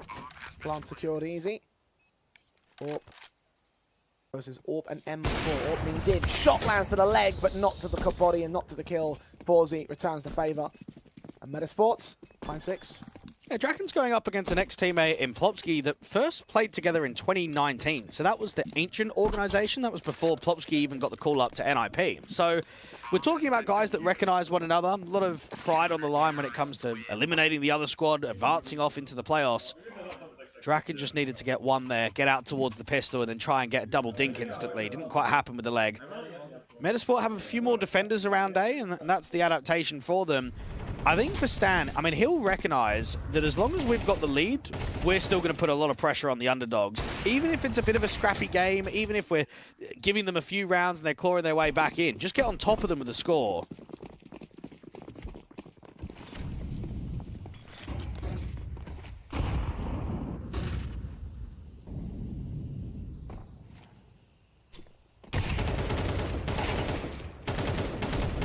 Right now, it's score favour Metizport. Johnny Speeds can still contest in the even state at the turn of the half. Early frag of the AWP. Now the execution of the B-bomb site. No one's expecting them to be out of the apartments this quickly. BS over and Svedge ahead, overwhelmed Stan and Nail. And despite the damage done across the T-side board, there's no way back from Metizport. They're going to fall back and save. Barak may even go for a late game hunt, and he might find success for it too. Bro, the B players are rubbish, man. I don't know how they keep getting overwhelmed like that. I mean, Mail's not even taking contact. Oh, boy. I don't know if it's miscommunication between Stan and Mail. They are just getting deleted. I mean, Apps is smoked there. So BS Over's got to walk through the re-smoke. They have no info on where either of the two players are, and they're just getting owned. Like, it helps that Hampus gets 1 kill out to a connector, but B should not fall that easily. No, I agree. Surely defensive work from those two. Maybe turning indications as to why things have been so awkward for this squad. And particularly when you think back to how Mirage panned out between these two teams previously. With a single round separating them.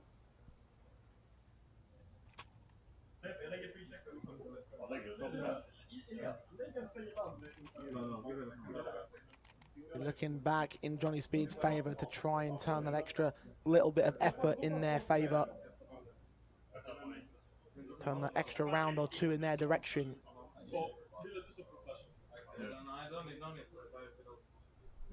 Metizport got away with an 8-4 half at the turn of the first of Mirage previously. If this equalises to 6 apiece, then that could be Johnny Speed's ticket. Hampus just not afraid to take Jules. And here it is, out on B. Short player and Apps player not getting a single kill between them.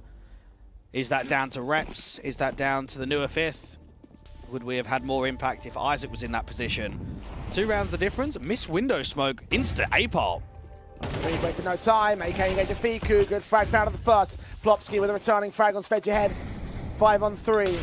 Metizport in control of this one. Feeking 14 to like that point. They know he's there all default as Rack gets a kill out of sandwich. Drac is all the strike down. Rack return on my Fiku. Hampus got to trade him. 2v2. Hampus is so low. Okay, and Draken spammed down by Fiku. Heard of the footsteps.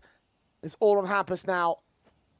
One of the 2 key veterans, the other one maybe the victims. Spray's not good. Fiku's just peace pulled out for that kill. Quadra for him in this round, trying to turn up the heat for Metizport as they take the half. A superb hold by Fiku out there from default, just bringing a lot of eyes over, allowing rotates to come in. I'd say it's a very chaotic round just because it's so quick from the T side. I mean, they're just bombing it. They're going so quickly up from ramp. And it's what, a 3v5? Then they get a couple of kills and you think, oh, maybe. Yeah, there might be a recovery here. No, not to be. They just cannot catch the default player.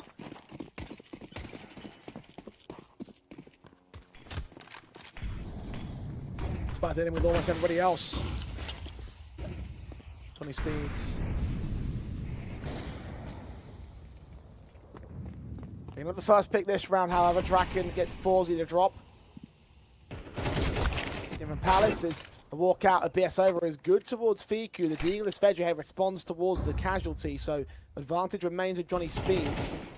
Rack catching off Mail, who peeks in towards this mid window. Body block from Klopsky will return back onto him, but Hampus maintains the man advantage. The rotations of Stanislaw, 1v3 to try and clutch out. Hampers might come easy, everybody else will be a bit more difficult. Indeed, the burst to the head is decent enough. There's an AK available for the retake. And this is where both the T players should just live. Just no one needs to fight, just play time completely. Give him range and give him respect. Incendiaries. Warp to the cross will just lock him right down. Draken wastes no time in ending things off. Going one better than their previous scoreline, 7-5 at the turn of the half. And I know the scoreline might say 8-4 last time, 5-7 this time. I think we can both agree this is a much better looking Johnny Speed side. I think just tactically, it's been really default heavy. It's not just been an individual show from either a Rack or a BS over, which has happened in certain periods across their last couple of best of threes. I'm actually getting the vibe that they can steal map number one. I was fully convinced coming into this series that it was going to be a comfortable 2-0, that we weren't going to have much threat from Johnny Speeds, but they're proving me wrong, and they're proving that Sweden's got something to offer. Well, Staker not quite as convinced just yet. Their moneyline still has Metizport as the map winners. Still leading at the turn of the half, but Johnny Speeds now into the CT side where they gained so much room in the last outing against Metizport. And Vista was run by the international squad. The break round started to turn some patchy streaks in their direction. Went down 12-9 and brought back the 11th before they ultimately ended up conceding. Now they're pressing. USP of Hampers fighting against the first contact. Plopsky extending towards underpassing the Yaps. Will take the man down. It's all on BS over for the defense on B. It's almost no hope. They full stacked out towards the A bomb site, but can they drive that bomb up to connector? If they can, that's going to run into the A trap. Right. The contact, Fiku double gooshes him, looks towards the player in the back side, can't quite get him. That's where these mid players can start to work in. So despite the stack that they had available to the CT side, Metizport can still break it. Stage ahead and BS over. 2v4, 1v3 now with 1-for-1 trade secured. And BS over. Couldn't do much in that one. Pistol win in Metizport. I actually have no idea how they had that read that there was a potential flank coming through from TV. Because I'm looking at that from Hampus's point of view. It was very clever. He gets the Julies up on the balcony and he presses. So if he sees heavy contact out from B, the Julie player might be able to multi-frag. If they see nothing, they just stack A. And yet Hampus gets all the way to TV. He's not made any noise. He's not given them any indication. And yet Stan is just pre-aiming it with a Glock. It's a perfect timing, and it's pure frustration if you're Hampus, because you feel as if you've got that round on the palm of your hand.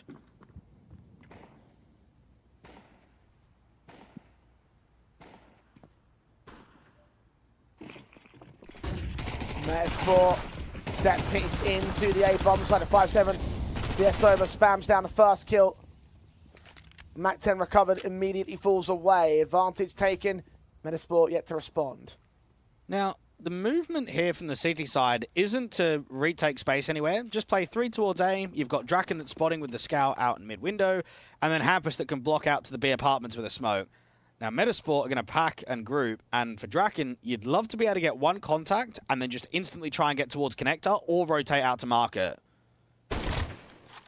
Scout lands a tag. Takes the tag in response, so all in all, still training in favour of Johnny Speeds. 4 players of Metizport walking their way up catwalk into short. 2 to receive them, Hampus and Draken. Draken again, still low HP. Rotations will be very slow from the other TT's players too.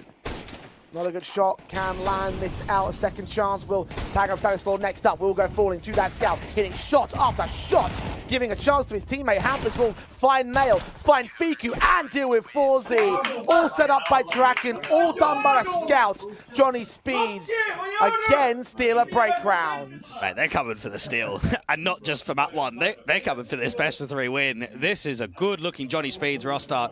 And I think confidence would have been a lot higher in that domestic matchup against Little Mix in the Group D elimination best of 3. They went out into Dust 2, beat them 13-7, went into Inferno and got a 13-10. You now come out into Mirage, you've won the anti-force. This should be an 8-8 score. And on the CT side, yeah, I'm liking what I'm seeing. I'm liking it too. Metizport.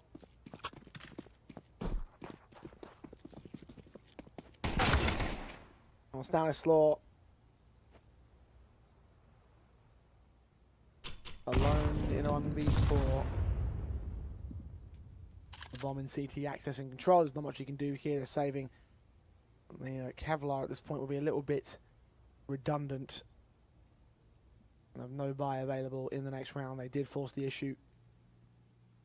Johnny Speed's chance to close the gap.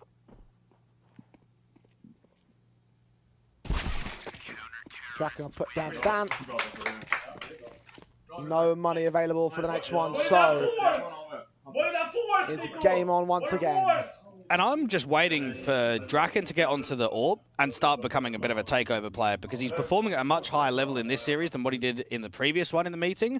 And I think people have got to recognize, mate, I know it's early on in his career, but he played on NIP. He played on Fnatic. He played at a tier 1 level for quite a few years. And even in the last couple, when he's been stuck in tier 2, playing with Ikla and Godsend and ITB, still been a farming AWPer in the lower divisions.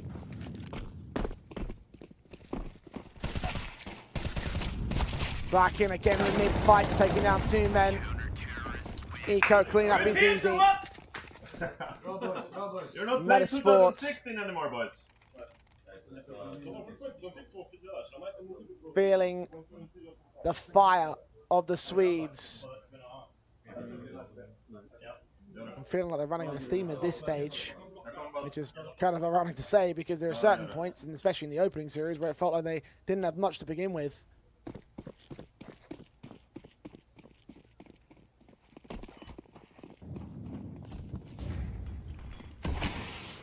Chance to take the lead for the Speeds. Lacking in impact from several individuals in Metizport. We're lacking in excellence on the T side. The Swedes getting towards the apartments. Fight Mail first, but Mail puts the opener. It knows that there's got to be 2B early rounds. Hampus was setting up the util to get Sved deep. Sitting up on the balcony, it's a really good fight from the extremity. A much needed one from Mail. Now, at the moment, they could just be exec, and then late lurk from Plopsky to cut players in from Connector. I think this is going to be a really difficult round for Hampus. Smoke down at perfect time, and they're going to start messing with all of it anyway. Hold aggressive, get that one headshot before Stanislaw trades him. Rotation to release come down relatively quickly here from the CT forces. That HE landing pretty nicely on Stan. Counter nades not quite as effective. But no further kills presenting means there's no further retake available. Johnny Speeds will back off. Plopsky just making sure that no one can come up short, no one can rotate out from window, jump over, or come up from mid. That's a really good trade from the Apps player of Stan. When they start contacting in, last thing you want is to give Hampus a bit of a multi and just get the CTs at least judging. Oh, there might be something in it, might be peering around. Johnny Speeds, I mean, what we're seeing from them is what? An AK still in the hands of BS over. Draken should get on the AWP now. We might even see double AWPing.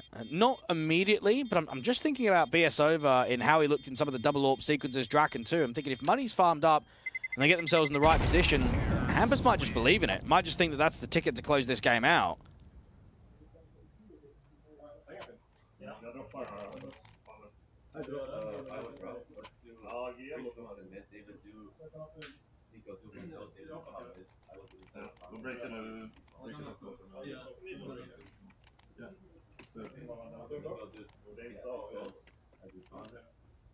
Metizport will have a returning round, opportunity to break this little mini streak of Johnny Speeds. Respond onto it though to follow it up.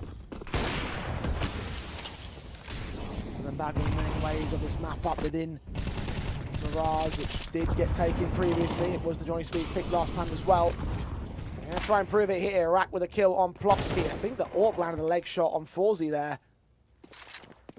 It's forced to back down. Well, this round might be over already. You've got almost no space. You've got Malo9 as the single lurker in from mid. Plopsky's fallen and a player's legged. I mean, how do you recover this kind of a round? You need an extension from the CTs. You need a mistake somewhere. And they're playing very defensive across the entire line. Finally, the short player, Draken, is going to start looking in with that AWP. Hampus doesn't even give Malo9 a chance.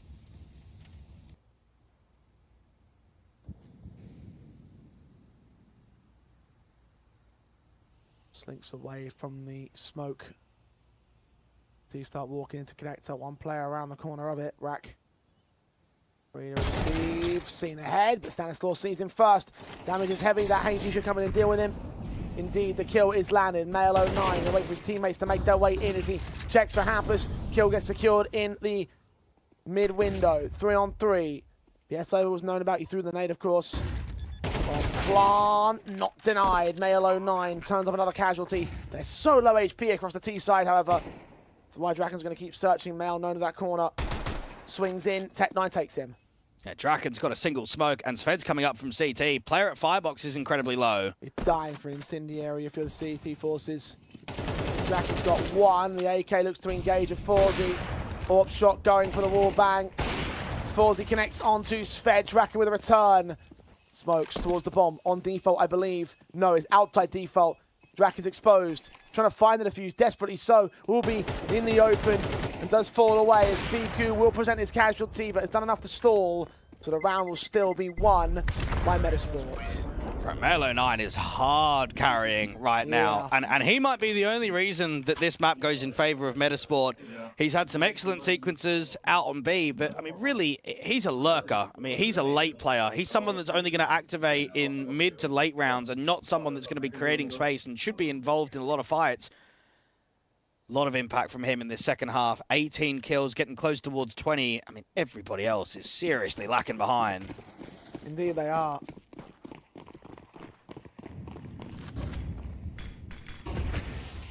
An exciting team only a month and a half ago. It's one that has been lagging behind in many regards today.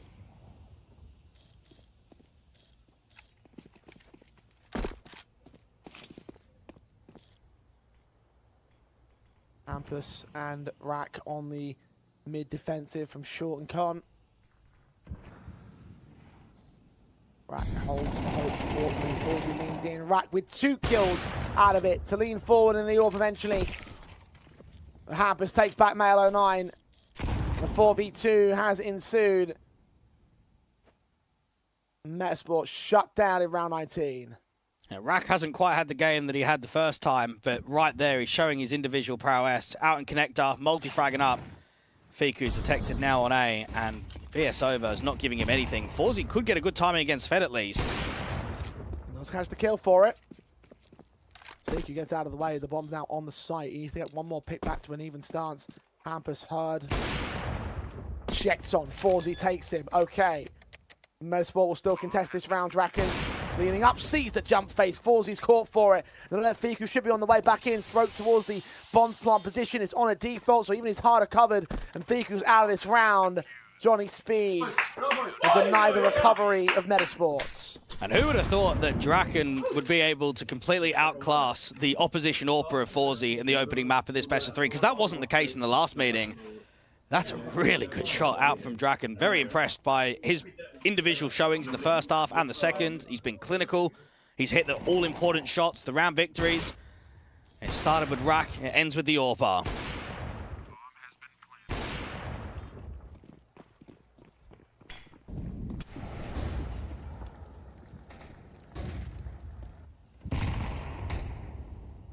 Johnny Speeds now our chance to end Metizport's decent run here.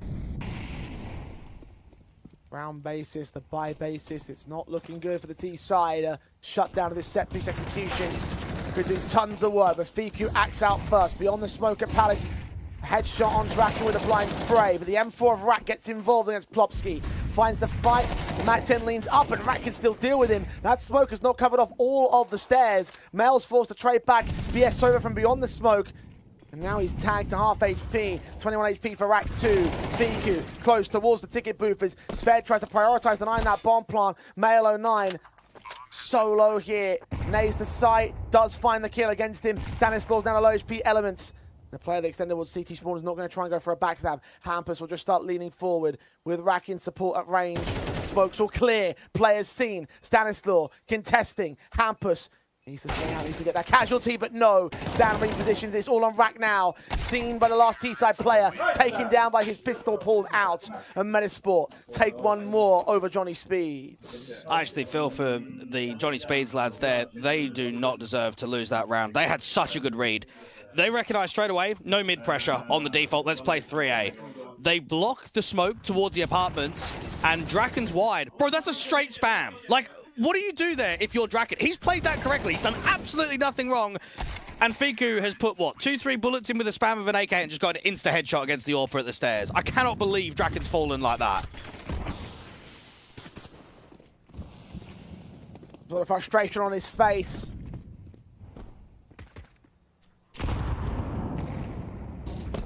Situation could have been very different. The scenario could have stood to even the board and really decimated Metasport's own economy state. Instead, they claim more rifles.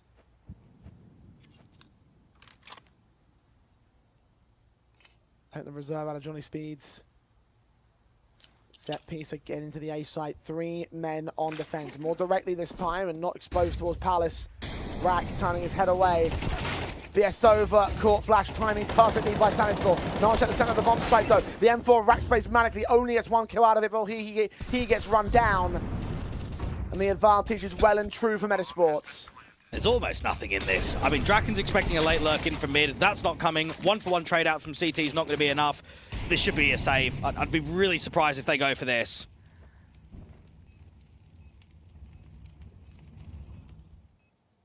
Sved and Draken lean in, hope for a miracle, but no miracles presents to Sved.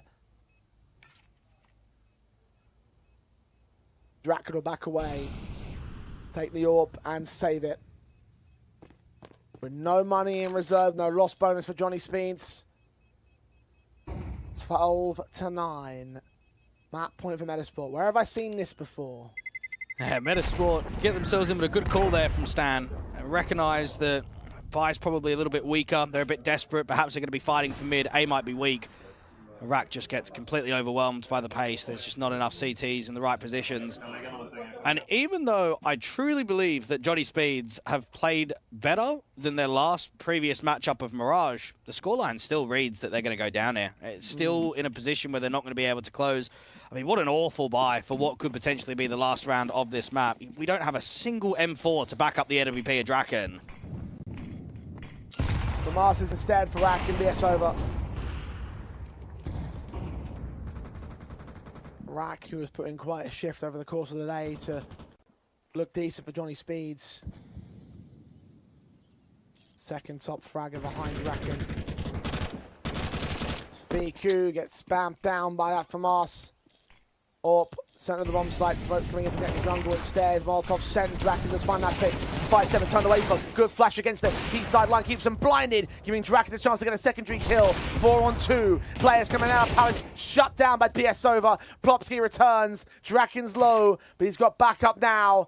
FAMAS in the open, Rack spotting where Plopsky's coming in from. At least that molly will force Draken into a fight he can't win. Fama backs up to try and join Hampus on the 5-7. Swing together, lined up, but they stagger the peak. They do lose one, but they gain the other. 1 out of 3 for Johnny Speeds. But the AWP from Draken is just frying. He's hitting some ridiculous shots. And it's backed up by Sved, who's been struggling quite a lot across the first half and the second half. That was a little bit more like it. Close range with the 5-7, getting flashed in around that smoke. It's not easy when you're, what, 5-13, nothing's really going your way. At least you feel as if you're competing in that last round. Round 23 calls, and oh yeah, I mean, the buy does not look good for Metizport.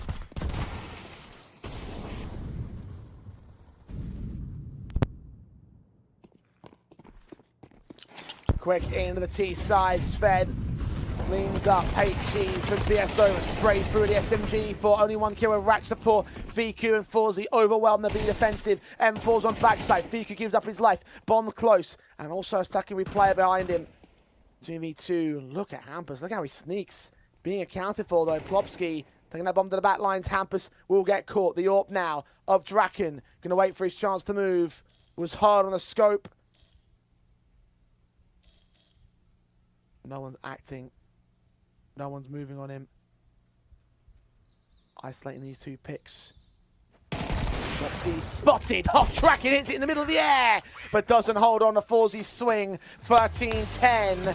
And Metizport will just, and I mean just, take Mirage. One of those wins where you get it over the line, but you're just not really too satisfied with how it played out. Yeah, that was looking uncomfortable. That was not easy for Metizport.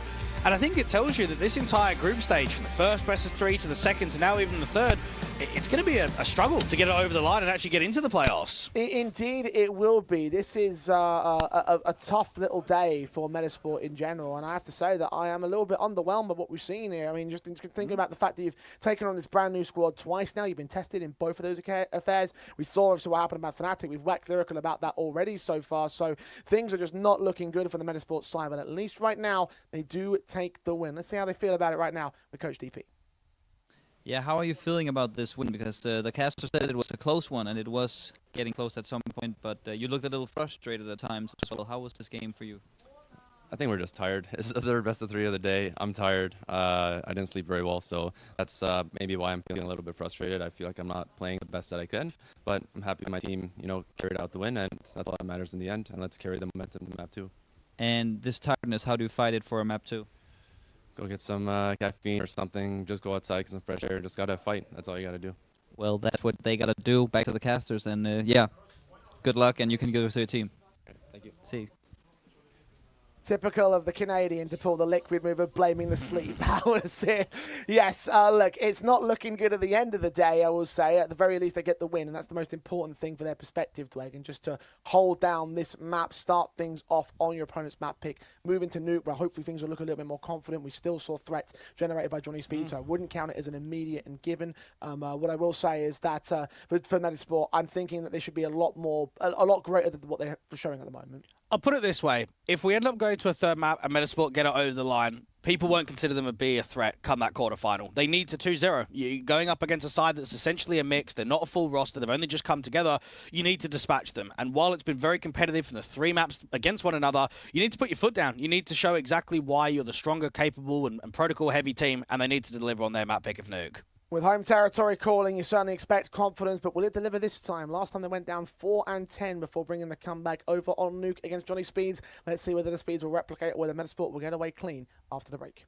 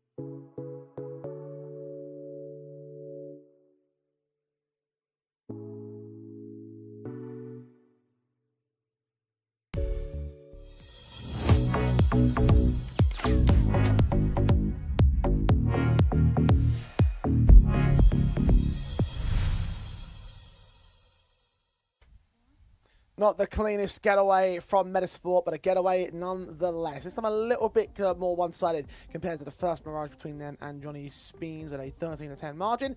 Put themselves as favourites in the series now against the stake odds to increasing against the Johnny Speeds side. But again, I would say that there's still a chance that we could see them return. We saw what they did on the nuke last time we saw it in the best of three, and with it coming up next here in the second of this best of three too, I'd imagine that they'd be trying to gun for something similar, if not better. I think Stan just recognises, let's just have ourselves a good T side. We kind of let ourselves slip quite a lot. We were on the back foot, really wasn't demonstrating a lot of threat until we got into that second half. I think Sved was pretty quiet for the majority of that last series, same as Mirage. If they can try and target him again, make sure that he's having a weak performance, try and bully him ever so slightly, that's only going to help. I think what does excite me is, of course, Hampus being outside and Draken on the AWP. Draken looks really good in that last map.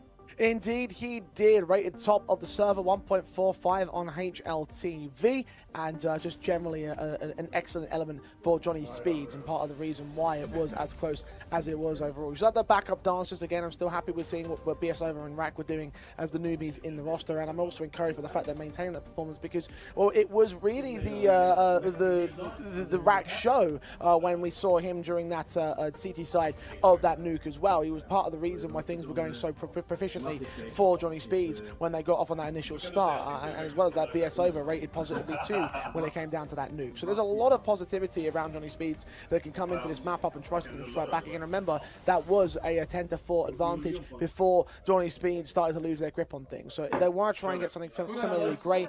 I want to see how far they'll go with this. And this has got to be where Hampus recognises if we get them to a third map decider, they're just going to be full tilt, because they should have been able to beat Fnatic 2-0. They weren't able to do so. They should have been able to beat us 2-0. Let's get them towards a third. Let's really try and affect that mental game.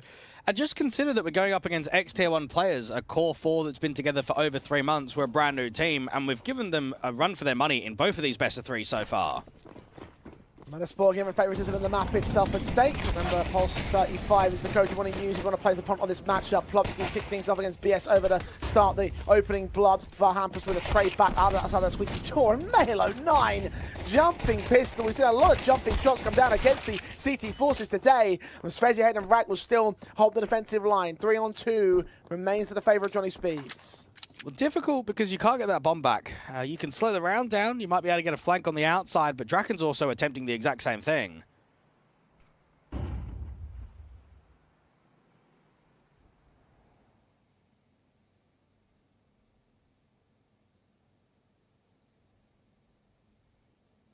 Advantage Speeds.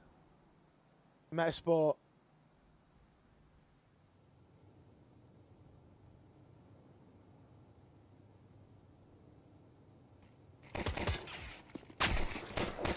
On Stanislaw goes down, falls against 2, nearly gets that third. Sved returns the favour, returns the Otis, returns to a pistol win for Johnny Speeds, exactly how they started before. Well, that may be one of the most insane timings that you're going to see in the entire best of 3. Look at that. Draken walking outside when Forzy does the exact same thing and they pass each other completely. You're never going to expect a player out from lobby. A decent effort in the clutch, but not to win in the end. Sved getting 3, and that's only going to help his confidence when you're not really playing very well. When you drop, what, 6 kills in that last map to already get 3? Yeah, that's a good feeling.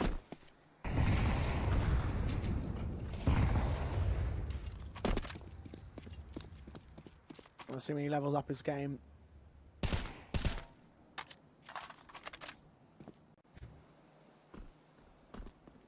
No leveling up for Metizport here in the second round. They've lost the pistol. Eco will follow. Upgrades will be there for them. Most part of formality to the 2-0 start of Johnny Speeds. If they do find a steal from Metizport, then that would be a massive momentum shift. But it's not likely without Kevlar or utility and support. They're just hoping the hand cannons hit headshots. So far, none are presenting. The Rack close range in from main can set up a bait and switch with Hampus to try and get some money farmed up, get that MP9 in. Metizport, they're just hoping for a couple of overpeaks here or there. It's going to be a 2-0 beginning. And I think for Johnny Speeds, they almost deserve a map win in this head-to-head. I think with how tight it was in the first meeting, with how well they played out there on map number 1, even if they lose the series, right? Even if we go towards a decider and they don't quite close it out, I think the youngsters have put in such a good shift that for Johnny Speeds, it would be nice to be able to at least go 1-1 and say that this group stage was overall pretty successful for a new lineup.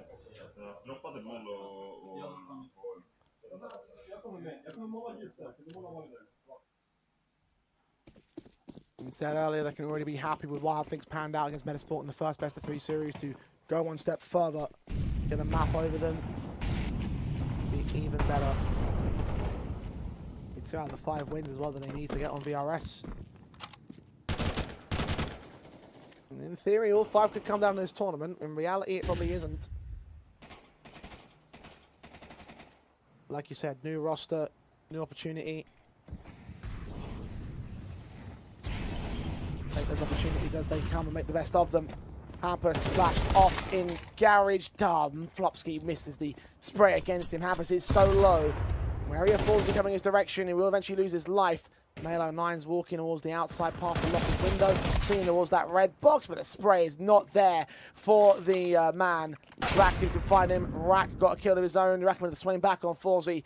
And down to dismantling Metizport here. Well, that timing looked really good from Mail. It was a bit unfortunate that he doesn't quite find the angle. He's a little bit wide on it. Eventually jumps up, and that's when Draken peeks in from behind.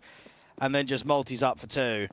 This is just a bonus round. Upgraded SMGs against the rifles. Fiku, all the noise on the outside. Player and Garage knows they're going to swing. 3-0 beginning. This is a lovely start from the Swedes.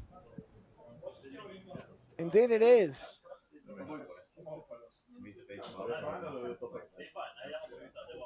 Running them down.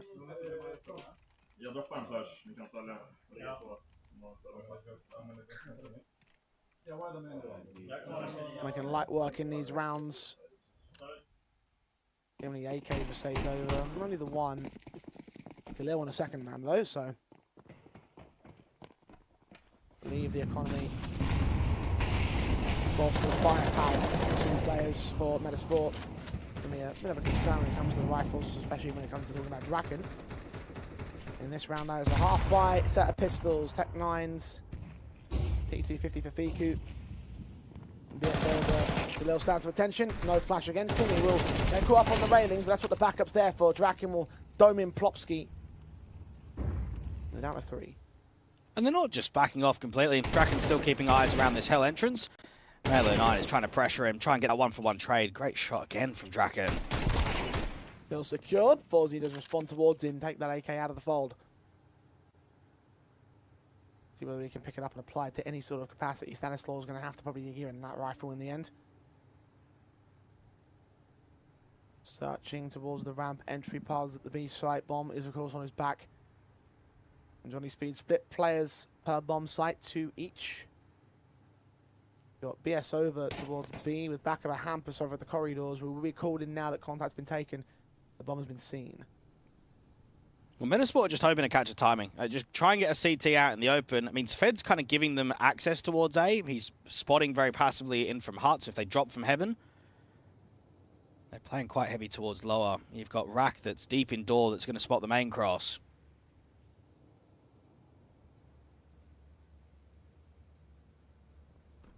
Forzy leans in, fight goes awry, bomb plants. Just comes down for Stanislaw, so bonus cash available. The AK does get held in by Rack this time. M4 swapped up right place, fed your head in the SMG. So 4 in a row begin, Johnny Speeds.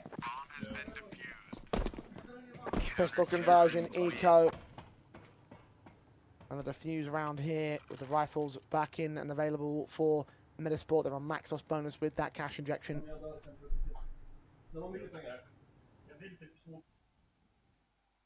Where's their first going to come from? Well, you wonder.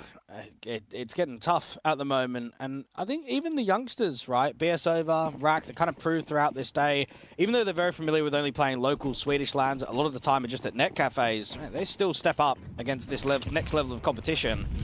Very happy with the performances of those two. Early anti-rush from the T's towards the top of Hut. Draken went for a few of these moves in the last time they played Nuke, but he was unsuccessful when he went aggro. Remain as such for now. There's no contact to be established in lobby. So the peak comes in from Mail 09. The Draken lands perfectly. It's just everything's going wrong for Metizport. That previous gun round where it looked promising with the space on the outside, get caught at timing. That one, you're in from lobby, you're setting up the default, you lose a pick to the AWPer. You now go back towards the outside. You've got Hampus there that's playing deep in the garage. Draken is still not backed off. Hampus is caught and they still can't trade him. We find Stanislaw instead towards the top of Silo, aware that Plopsky's still up there on top of Mini. HG sent to his direction, hoping that he's made his way down towards the Mini entrance, but no.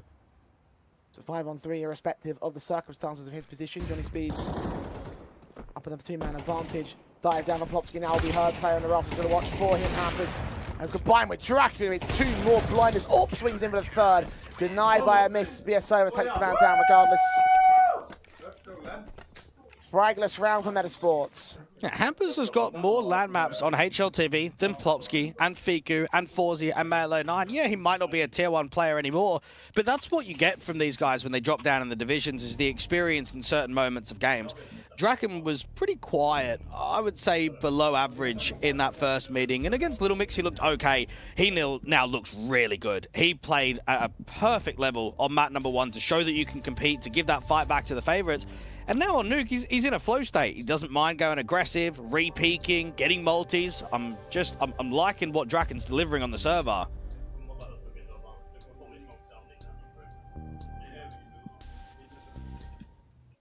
Tactical pause taken by Metizport, and again, rightfully so. Been shut out of the early game right here.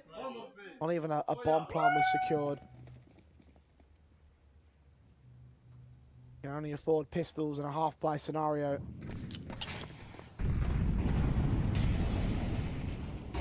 Tech 9s for everybody on Metizport. Utility sent. Outside play, bombs on top of the roof right now. At least they've got enough flashes and smokes to get them cross out towards this secret access. Only Plopsky to take it though. And very quick to be able to dive down and get space. So Rack from the door is going to drop into lower rather than getting the ramp player BS over down. Johnny Speeds have still got a player up in the Mustang like they did in that previous one. Flashes forward, AK of Sven engaging, Fiku goes down, AWP on the outside, does find Plopsky in the open, and one trade from Forzy in the mix of the chaos towards the A-bomb execution, but doesn't lead to anything more on the team side. 6 in a row, Johnny Speeds. Exactly how things panned out in the last meeting. Rifles back inbound for Metizport camp. In a round that's starting to turn into must-win now. But this is very frustrating for Metizport because you should be getting top seed in the group. You should be getting yourself the best draw in the round of 8 going into the quarterfinals, and instead you kind of mucked up against the Fnatic side. Really didn't show up in map 2 or map 3, and then you come here, Mirage looks shaky, Nuke is looking extremely uncomfortable.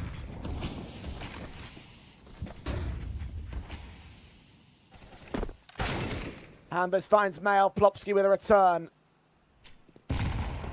4 on 4.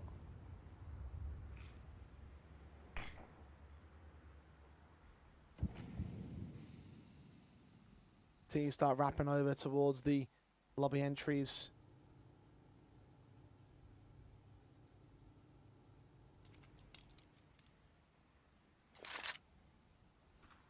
Be wary of potential squeaky door push. There isn't one in play. Man's closest is the open vent corner. Smoke at Squeaky will look to clear. Upper site looks to be taken. Molotovs in the rafters. One exploding in the middle of the bomb site, but not landing. 2 force fed out of the way. He gets caught on 1 casualty, traded back by Plopsky. Player in that corner still not acting out. The AWP is going to get Molotov back. Max hoping for an overextension. Metizport not going to give him. Yeah, Rack is just waiting for the repos, waiting for that lobby player to come back in. Instead, everyone's directly on the bomb site. The AWP denied though, just barely missed out on the bomb plant denial. Plopsky gets those 2 kills. That's all on Rack now. Backs facing towards him. Good shot. Transition does damage, but Forzy lightning fast on the AWP shot. Post the first to Metizport. Oh, just get that over the line. Mate, what's Draken doing? He's just walked through the heaven smoke. Oh, you can see that Johnny Speeds do not give a damn. And I almost like the lack of disrespect. I mean, you got Hampus fighting aggressively on the outside. The AWP trying to do that in the opening sequences of the round. You then get the gimmicks up on the retake. Because if Johnny Speeds try and play correct CS by the book, you're just going to get outclassed by a more structured team of Metizport. And they are really trying to catch them off guard.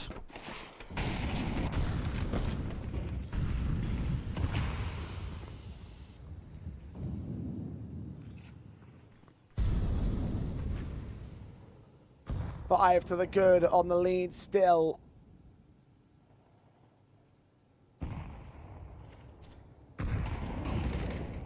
Johnny Speeds. The M4 held here from BS over, unable to get any of those kills back. Maybe happen, but given a chance here. Transition between 1 and 2. AWP of Forzy fires back, but he's lost Stanislaw, lost the bomb. Plopsky the returning frag, and Forzy not allowed to take another shot. Svedge ahead deals with him. Plopsky 1 on 3.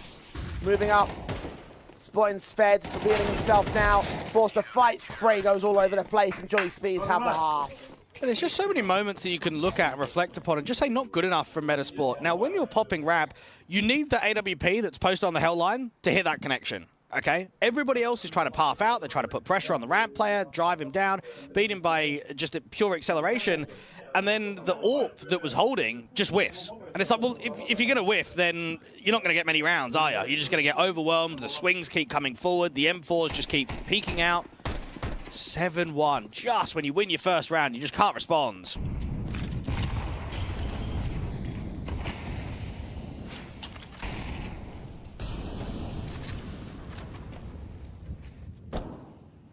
Back to pistols again for Metizport, getting frustrated with the lack of true buys available to them. Must be at this stage. Actions out into the upper bomb site. Plopsky does get a kill out of the Tech 9 Sved. Nearly gets the triple. Draken's forced to trade bats down, finish off Plopsky. Marksman Forzi spots it. Good sequence. That a Draken. God damn, that's beautiful. Okay. First off, you've got Sved that really has struggled across all of this day. He's now just lighting up the server. He's getting multi-frags. He's living. He's setting up crossfires. You've got Draken hitting ridiculous shots as well. This might just be an unbeatable Johnny Speeds out on Nuke. Now, we all know that the T side was pretty awful, right? They lacked ability in the creativity department. They got completely schooled. When you're up 8-1 and Stan's saying, oh, we're tired, we're this and that, the tilt starts kicking in, bro, I don't even know how many rounds of the second half we're going to have. I'm fully expecting Johnny Speeds to wrap this up pretty quickly and go towards that decider. You're this deep in the day, it's now your 8th map, and you just feel like, oh, it's the 7th map, rather, I should say. And you just kind of feel like the energy running out means you're probably not going to see that resurgence that we saw in the last Nuke, that 4-10 deficit return to a 13-10 win. And how are there two players 0-9? Like, how is that actually possible? That's not great from Stan and Fiku. Fiku, I think, also struggled in that last... no, he wasn't, excuse me. That was the top-rated player of that last Nuke. I remember him having a struggle at some point. And Stanstor gets put down. He's now 0-10 on the kill counts. Just trying to speculate as to why Metizport are this way at the moment, because we've seen what they can be at the best of times and at the worst. Well, we're seeing it right here and now. Wreck with a couple of opportunities to kill. He does take on one of them. Male 09, 10 HP on his own part. Forzi starts to move forward. 2v3 for the retake. Difficult retake. Draken needs a good timing. Now, he can smoke off the door, and BS Over can come out here from heaven, but they need a mistake. They've got to draw one of these T players in the open.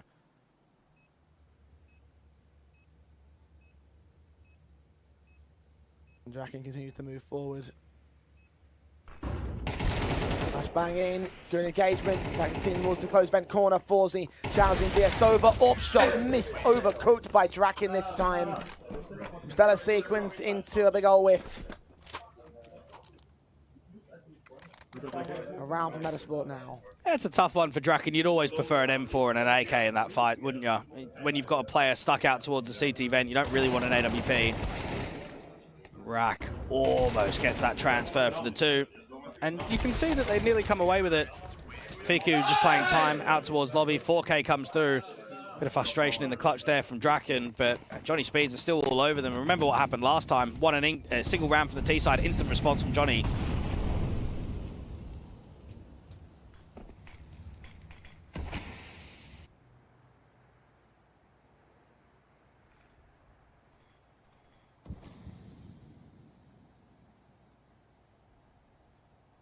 They got the 10-2 at the half if they get their way. Metizport working with the Diags. Plopsky very quick to make the move into Garage. Shuts down BS Over. Fucking credit card for another man. Hampers would have heard him. M4 to engage. Premature on the shots. And the teams are closing in on him. Wants to back up soon. Plopsky swings in. Rack gets down Stanislaw. Advantage for the CT side.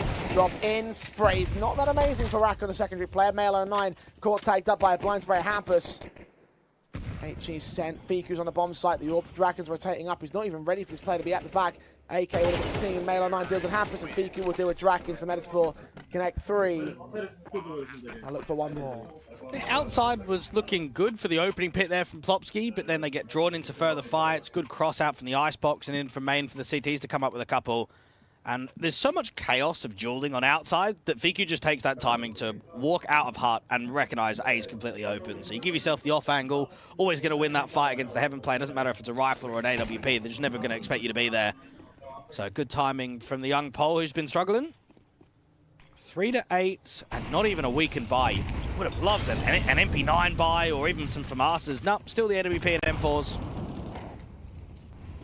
Rack's going to utilise to find Fika to kick things off. They're taking lobby control. Bombs outside, needs to join up with his outside defaulters who are working their way out towards Secret. Plopsky's already made his way down to the corridors. Stage ahead will be seeing him with his back being turned. Forsey can't help us upstairs. The man advantage remains with Johnny Speeds. Well, now they have to go deep outside. Lower is not an option anymore. Forsey missing a shot. Melo 9's going to return. Pick up the pace, but put away by BS over.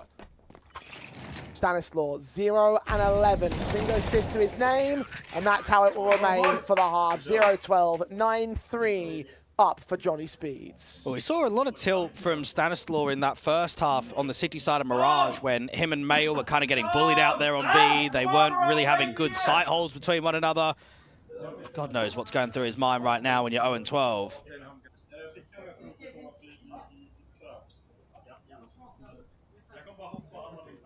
What's going through my mind is the wonders of why Metizport are like this. Such excellence contrasted with such depravities, and a part of me kind of wants to lean to the theory that they're just not matched sharp. They're not playing as many competitions. Some of the opposition, certainly compared to the likes of the Fnatic side. Johnny Speed is still working it towards their favour. Fiku with a couple of headshots and a pistol round as they get started very quickly. Backing away to the bomb site. Looking at a spot for the bomb carrier. Missing those bullets though, missing those marks. Trying to get the headshots. That man's going to back away. Draken's working other space out towards Hell. Sved ahead being challenged. Forsey gets Draken and Sved goes down. All on Rack now. Oh, there we go. There's a bit of positivity. That's a nice individual sequence from Fiku. On for the 4K, up against the last player of Rack. And for Johnny Speeds, well, very similar to how things went down in the second half last time. You sort of think, okay, this scoreline, 4-9, 4-10. Can we actually get the job done? Can we actually add those last few T rounds to make sure that a third map is calling? If you are Metizport, you just need to go round by rounds. And try and disallow as many plants as possible, get their economy shaky, get it on the ropes, and look to try and see if you can come back twice.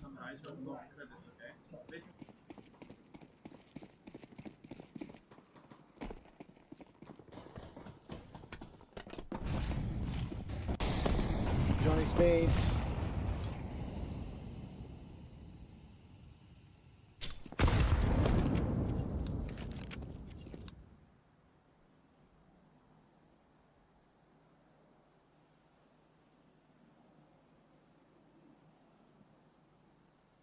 Harsh, pistol, eco. Let round 14 go, get the guns up for round 15 and play from there. Well, there's not much to discuss here in round 14. Metizport, no, let's close the distance. Anti-eco should keep everybody alive. And for Johnny Speeds, I just want to see Hampus recognize what we need to call differently, because the T side was just such a struggle last time out. They couldn't get opening picks, they couldn't really get space. Do they maybe need to change the pace a little bit more? Do they need to have some more cautiousness, try and slow the rounds down? He knows that the youngsters are performing well. Rack is on 14 kills, Fed's on 14. BS over didn't get as much as he would have liked, but Draken's supporting with that AWP. I think you need to get AWP up in his hands as quickly as you can, as soon as the money affords for it.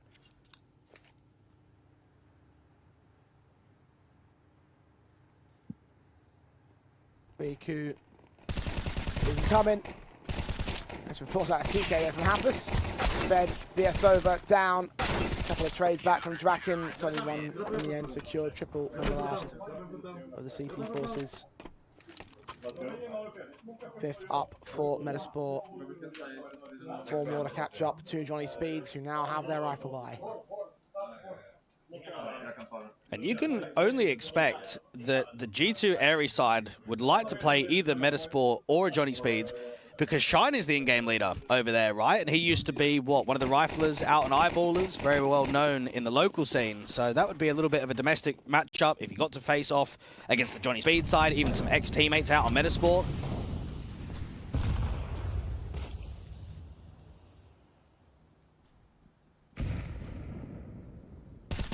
Swing with a shadow advantage for Forsey, finding the first of Hampus. Rack with a response. From Mars swings forward. BS over, wastes no time in dealing with Plopsky.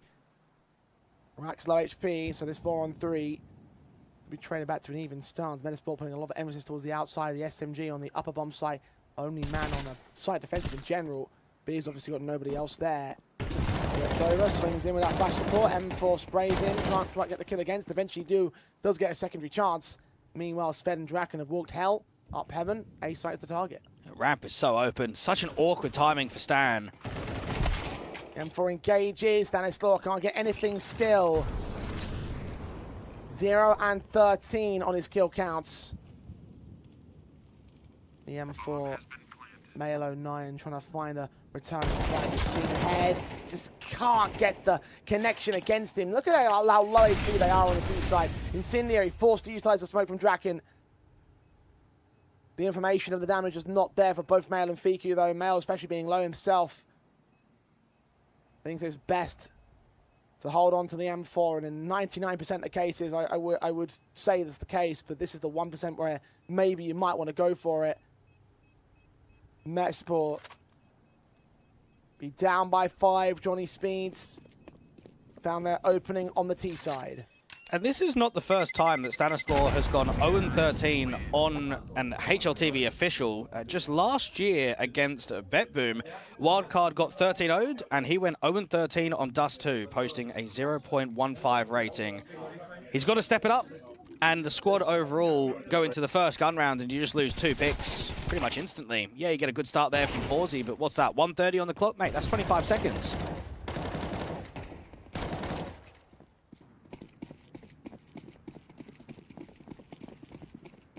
Stanislaw wasn't exactly having the greatest of games on the last nuke either. But this is definitely not to that same sort of comparison.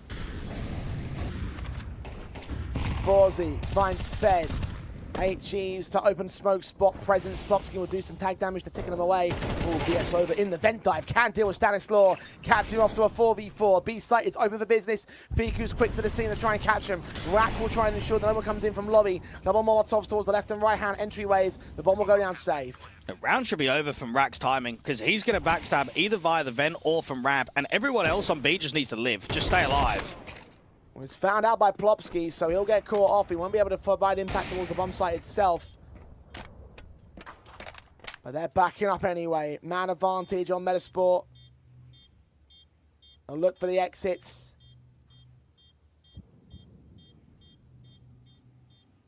Johnny Speed's still expecting them to come in for some sort of retake, but nothing presenting. Blue Secret for 2 men. We'll lose BS over. Made sense, but not quite the deal. Hampus is seeing counter HGs. Draken nearly wins that fight, but not quite. So fucking down, we're alive! We can say! 11 up for Johnny Speeds, 2 to the win to get a map win over Metizport. BS over, absolutely loving things right now. This T side is looking clinical. They've been able to answer back with a couple of rounds almost immediately.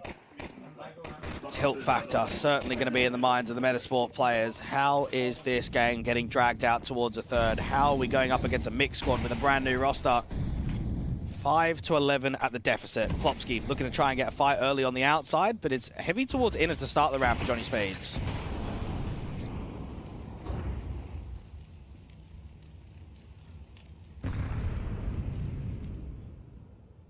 Male waiting for extensions of T-side kind, and there's nothing given towards him.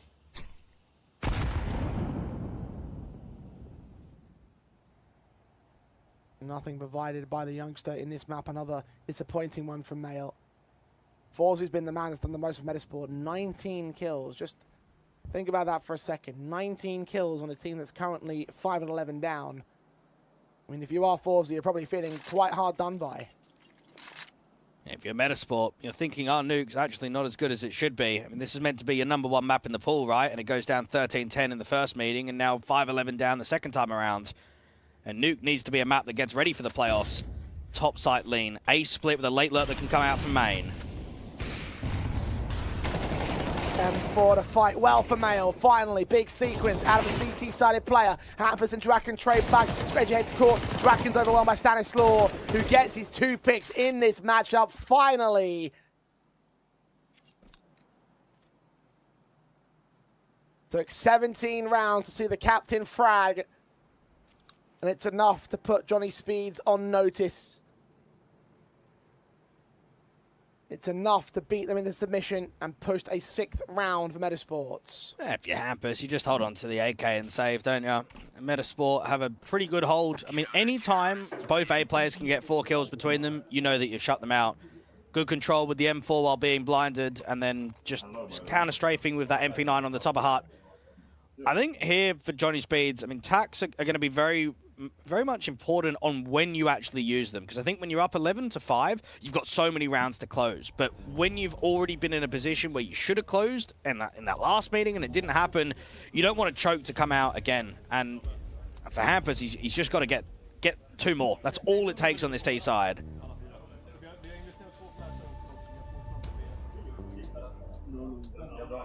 Tactical is called.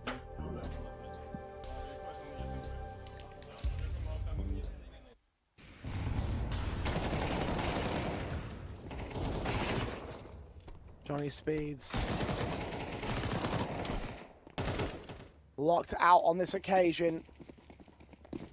Still have a commanding lead over Metizport, so they're going to opt to take it a bit more lighter in terms of the investments here. Pistols pulled. Hampus' AK will charge out of the outer yard and just get shut down by Plopsky. Accelerated pace out towards the ramp control as well. Forzy flashed off, turned away. 2 flashes will force him very deep. Can't catch anyone, so they're going to make their way down to the B site. Fiku, he's got a lot of work to do. Get 1. Yes, over with 2 back on a Glock in hand, so they get a bomb plant bonus out of this, and an AK picked up for a 2v3. Lacking in Kevlar might hurt them a little bit on aim punch. Sved goes down, so it's all on the BS over. An ace clutch in this context will be pretty mental. Reposition to the other side of the rafters, though.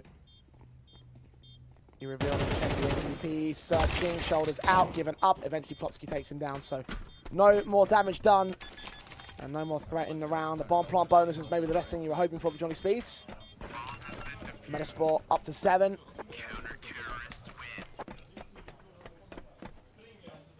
And a buy available for the Swedes. It was a good call. Hampus is trying to call that roundabout himself. He just needs to strike on the outside. I think if he gets a clean kill outside with the hero AK, it slows down the rotations through secret, which means that the vent drop is a little bit more difficult for Plopsky because you don't know what's coming in from behind you. And 1 kill was just a requirement there. Didn't quite happen. At least they get the plant in. And Johnny Speeds have got round 19. Now this should be Hampus just getting themselves packed in groups. The more that they pack as a unit and trade, the easier it's going to be able to win fights.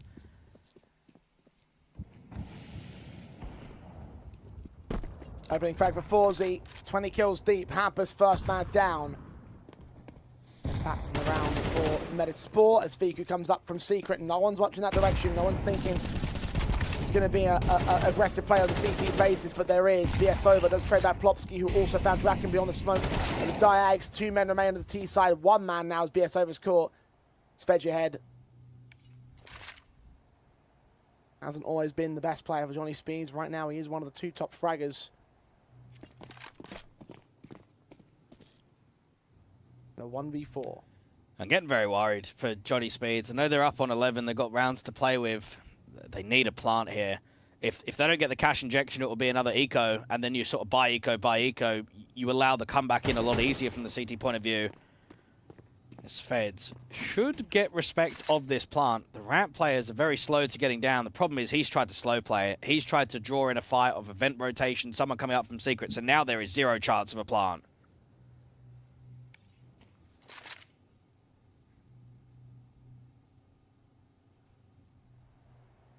Fed. Spotted now at secret. Take a 33. Now to 9. Now to 0.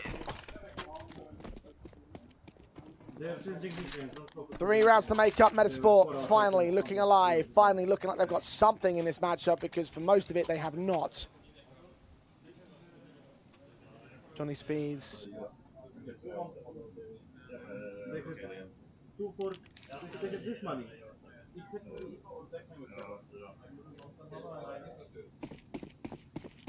Money stays weak and they can only afford the upgrades, so another round of sack off. Should lead us to number 9. Rifle after that into round 11 for Metizport. And from from there, the rifles that will decide whether or not they can still take this. Johnny Speeds is suffering the exact same scenario as what we saw in the first best of 3, the commanding advantage, and then eventually brought back by Metizport on the CT basis. It can't end like this again, surely. No, you really hope that it doesn't, for the sake of the younger players, with how BSOver and Rack have played today. I mean, down 1-8, and the game is still going on. It's been a good comeback. It's been a good shift here from Metizport. Round by rounds, up against the Eco. Melo 9 comes in from Secret. And if you are Johnny Speeds with the upgrades, you just want to take a couple of these AKs out, because what, Fiku's got one, Melo 9's got another. You don't want to deal with them on the gun rounds.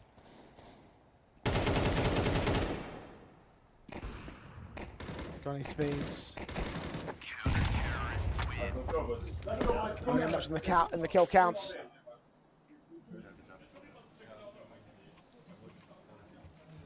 Two more to go.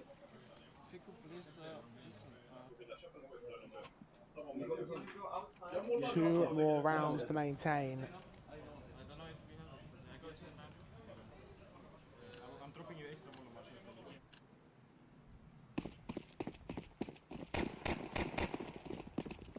Johnny Speeds will have their AKs set across the entire team board. 2 AKs back on the CT side. Popsky's M4 is going to meet them first of all. The outside, good kill and a half. Nearly a second on BSOver. 2 HP for him remains. He does get 4 on by Fiku, so outside control taken by the CT forces. It's really a round that might put the most pressure on them, though, because we saw Forzy was involved earlier. Taking that AWP away from the ramp access, now leaning towards the outside, means that B is pretty much open from here. It was such a fast contact outside that Forzy's expecting mass players. So he can come over that ramp is open. Now, you just play retake here. I know that there's a man advantage with Fiku being on 32 points of health, but they'll have access on the outside so they can rotate players down from Secret. Hampus has got to be successful on the lurk. If he's not getting a single kill, you can't win this round. The bomb will be heard. He won't cover off the vent rotation, which is where both CTs are going to make their way into. Popped open. They'll say, hey, listen. Presence out there, Rack's going to cover it. Hampus back, maybe turn towards the counter search. No, he catches Melo 9 in the back. Draken now ready for the rotations. The M4 stands for Stanislaw. Catches him off guard as he wary of Rack. He may well be. His teammates are starting to move in the meantime. Draken up to task. Headshot gain. Rack deals with Stanislaw. And now Forzy's alone. 1v2. 20 kills deep. 21st frag. Deals with Draken. Smoke to the bomb. Attempting to try and find the tap against him. Sees that player just before it blooms. But Rack saw him too. And he gets the odds on, the advantage to secure that kill. Secure the 12th. Map point, Johnny Speeds. And we always know that most lobby lurks like to sit indoor to cut the rotation because they can catch vision before the CTs have dropped into the vent. Now, because Rack is holding all the vent, it means the Hampers can just be an annoying little prick, right? He can sit out there in hut in such an off angle. You are never expecting him if you're Male 09. And then from there, Stan wants to drop into the vent. Rack's ready for him. That's a really good lurk and post plant for Johnny Speeds.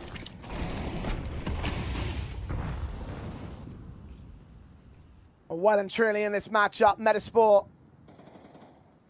3 chances to get to OT. Look at this smoke against BSOver's position. He's going to try and walk his way through a gap. AWP, he missed out on, heard the drop-off. Catching him, sprays a little bit awkward.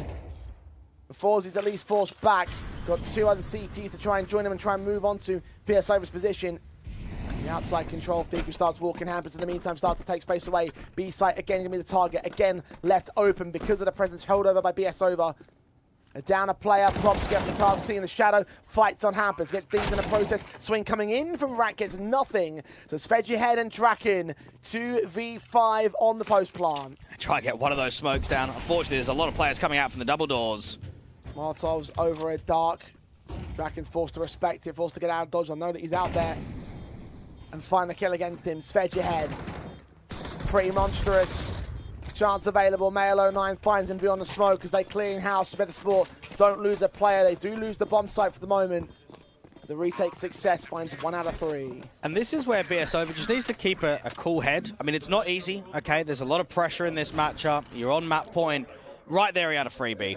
He was in an excellent position. The AWP was not ready for him, and it's a heavy whiff. If he gets that kill, they probably win the round. They block off the ramp rotation. They get down B, no problem. Now, that's not easy for a young player that doesn't have a lot of experience at this environment, but that's where Hampus and Draken have maybe got to be quite vocal towards him. This is still closable in Reg. It's not a choke when it's 11-5 up and you're still in the game, when you've still got rounds to play with. Round 23 and round 24 is still calling. Second tactical pause for Johnny Speeds.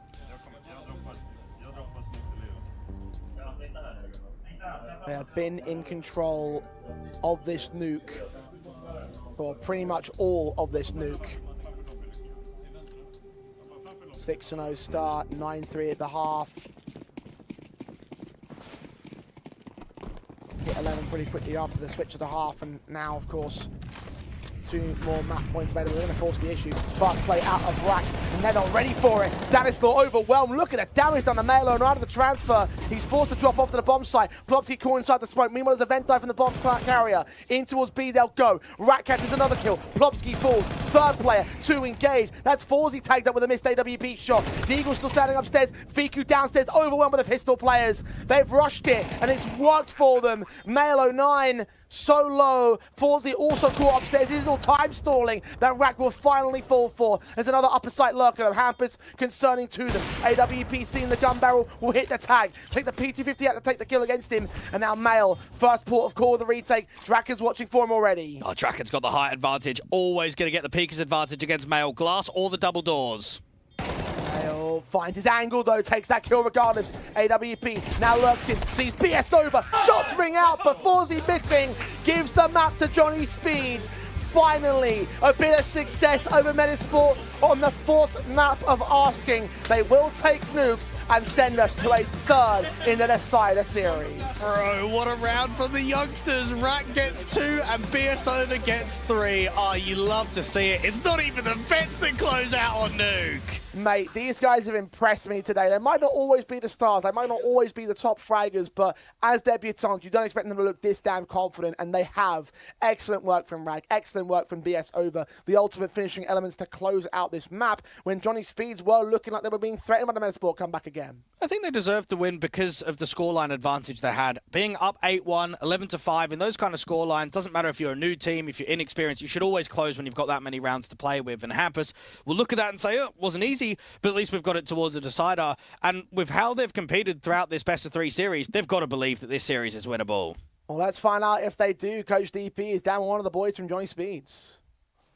Yeah, I'm here with Svid ahead. That's what I would say with my best Swedish. How does it feel to win this map? Kind of unbelievable that you're actually still in the game. I mean, yeah, we're a new team. We're not played for like a week, exactly. And I mean, yeah, it's a lot of mistakes.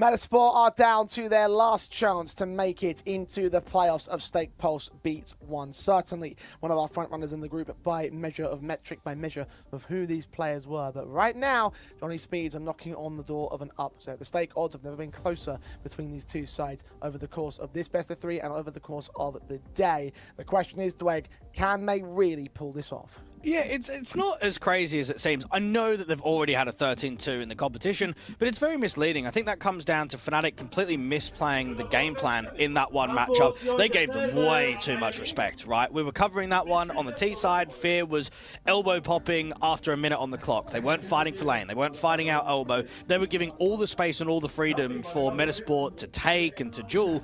I think that if Johnny Speeds come in and they recognize that we give the fight back towards the favorites, we really try and work territory, we will not get another 13-2. I believe that the upset could be here for Johnny Speeds. I believe so too. I'm 100% with you here. It just feels like right now this Metizport side are just not up to snuff with where they want to be, where they should be, where we thought that they would be.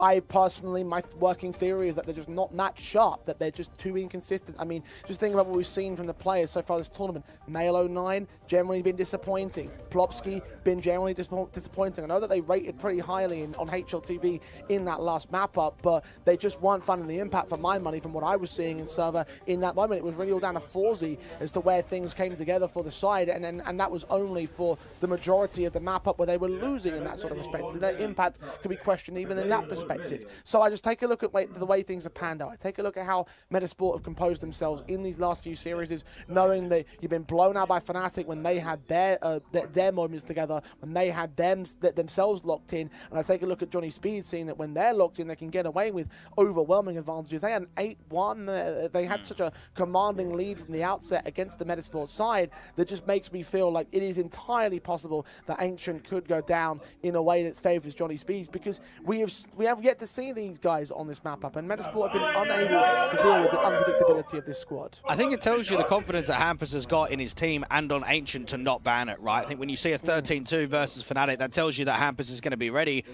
This has got to be a series where they recognise the potential of causing an upset and getting themselves in towards the playoffs. Johnny Speeds took the knife round, so I assume they're going to start on CT side 2. Metizport had a very commanding lead over Fnatic, the 13-2, the majority of which was scored on their CT basis. Therefore, this will be a chance to test them out on the attacking owners, see how well their Ancient is rounded. As they get to the positions, we take our places for the final map of the day, the final map of the group stage. Stake has Metizport as odds-on favourite to win this map and win this series. Will it become reality? Well, you may be able to make a prediction on that. Pulse 35 at Stake. Get yourself a $20 discount, a $20 deposit, I should say, and $35 in bonus every single day when you log in. Here we go, Pistols live. Plopsky will lead them into the B-bomb site, an unprotected B-bomb site as well for Johnny Speeds, heavy-handed towards mid and A. 2 players will begin the rotation, Sved will get tagged up, and the teams will make their way in.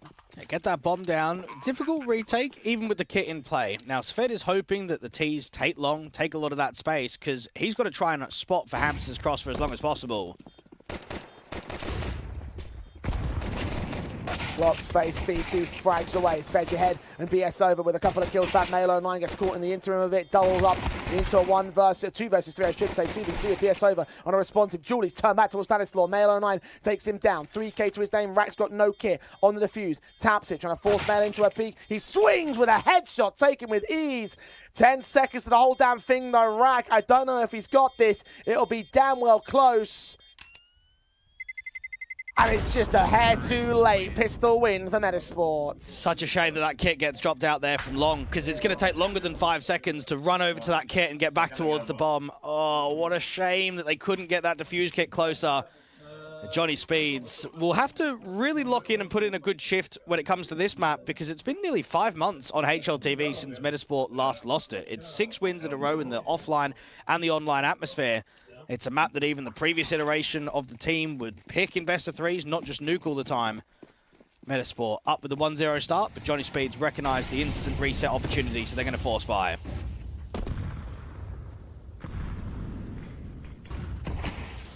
Rack on the M4, the solo rifle of the CT Forces, the duo automatic with the SMG of Sved ahead.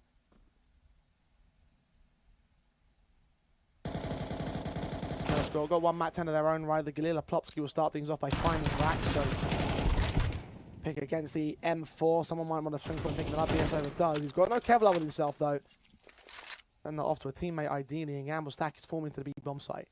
And they might have players in the right position, but Metizport being very patient about it. The longer that they have the guns up, the more that they invite the CTs in to keep prodding around. Hampus is searching. Penalty's being sent down to indicate the execution. Draken's going to try and block that smoke. Boost up with BS over as support. M4's going to wait for them to make their move into open space. Only a small gap to work with. Melo9 scenes. Sprayer's a little bit awkward, but Draken just connecting together. AK struggling to find a presence of the CT Forces. 2 Sved peeks off of Hampus is denied. 2 for 1s. 3v3. Making it 2 with Sved ahead, finding another kick back for Forzy and Plopsky. Return onto the man advantage. Bomb now on site, planted away from the cave entrance. No chances for wallbangs on Sved. Herd swung upon. Galil tagged up a little bit.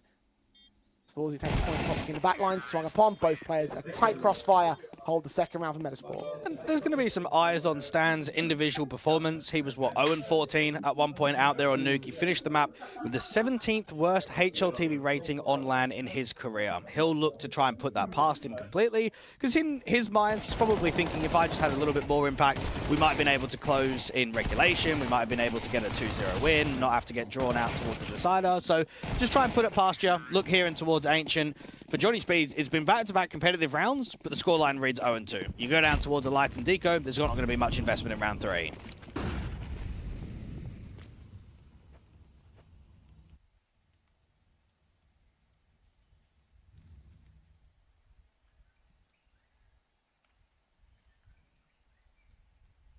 A gamble stack towards long that may or may not provide a kill.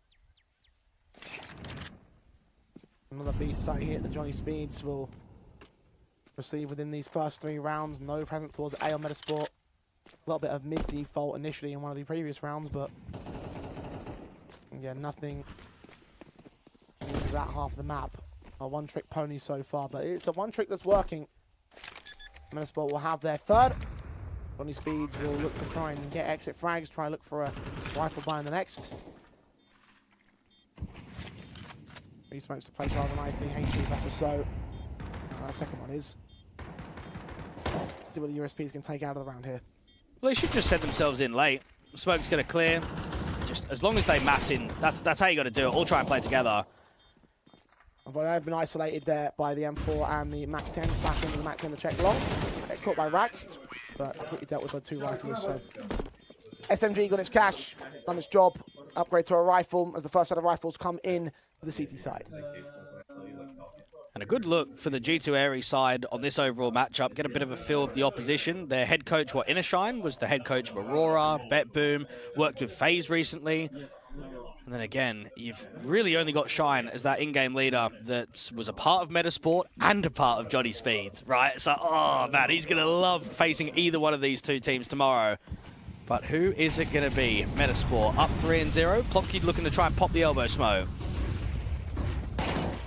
Rag leaning in, spotting Plopsky. Good burst to the back of the head, caught by the Molotov damage of Tetris. Hampers will follow it up out towards Shelf. Viku caught 5-on-3 for Johnny Speeds. Well, it's a statement. Fighting mid, fighting cave. Hampus is one of those guys where, again, wants to be in all the active positions, wants to take a lot of fights, wants to make it awkward for the team chemistry there for Metizport. And even though they can re-walk back into the B doors and take some lane access, you've pretty much just lost everything in the round. So they're not going to be an easy one to recover. And I like how with Draken being this deep in reds, he can just rotate out to B really quickly. I mean, they've got a re-smoke down on ramp, so that's also helping to block.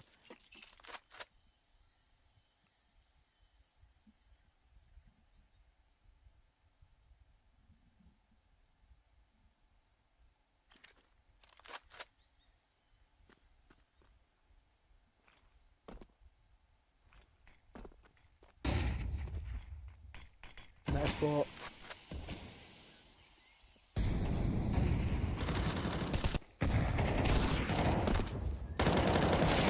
Quick into the bomb site. Spade's going to catch Forzy from range from beyond the smoke. Kill secured. Double up, not quite there. Hampus will get him, and Rack will deal with Mail. Lock out, shut down, clean round to start things off for Johnny Speeds. And in Hampus's mind, although this is never going to happen, he's probably thinking and trying to G the boys up going into the third map decider saying, lads, if we group Metizport, they might not disband, but make roster changes, right? Because I think that's always something that gets put into question. When you go into a new season, you try and upgrade the roster, you need results almost instantly if you're not participating in the online circuit. And to go from a LAN Grand Final with Isaac to potentially being grouped by a brand new project, that doesn't look good for Metizport at all.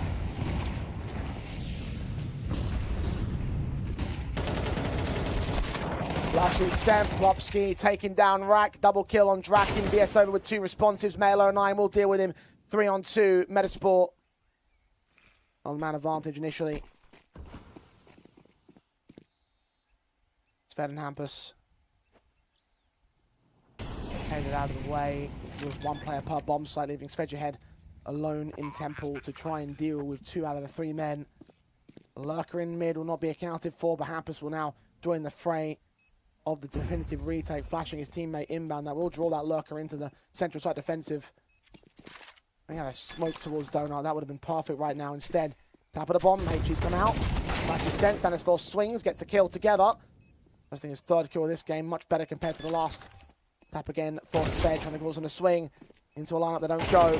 Mail gives himself up. Secondary kill of Forzi is instant with the responsive, so it's a response in general from Metizport. It's well handled on that T side. That is quite uncomfortable because the CTs are so high press. You've got BS over that gets himself a multi-frag down from mid, but they control themselves. They make sure the trades go in favor, and then as soon as you get the 3 mid picks, you just accelerate towards A. You know the last couple of players are going to be out there on B. And for Metizport, look, it's already feeling a lot more comfortable and easygoing than how Nuke was. I know that it's a different map and it's a different feel, but you're up, what, 4-1? The economy is here. Draken's had the AWP. We've not quite seen him get involved in the game just yet.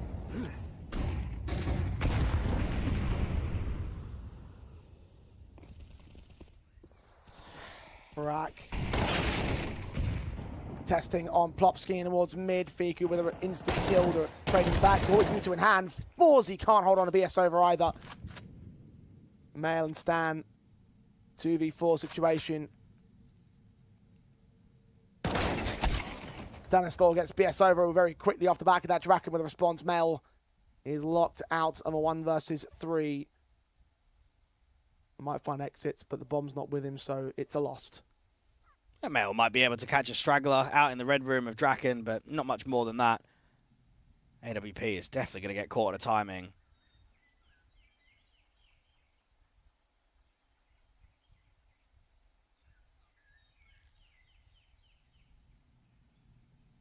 Ooh. Knife. Get a bit of confidence in yourself, Mail. Okay.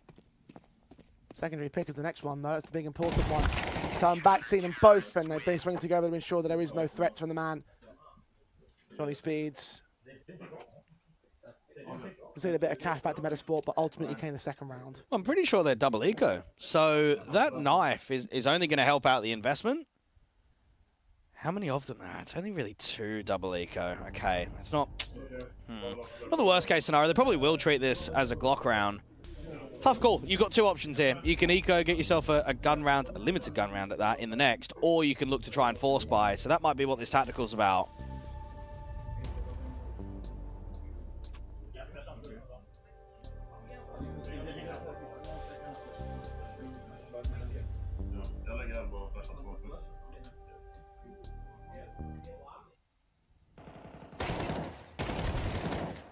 We'll see exactly what the buy looks like in a second.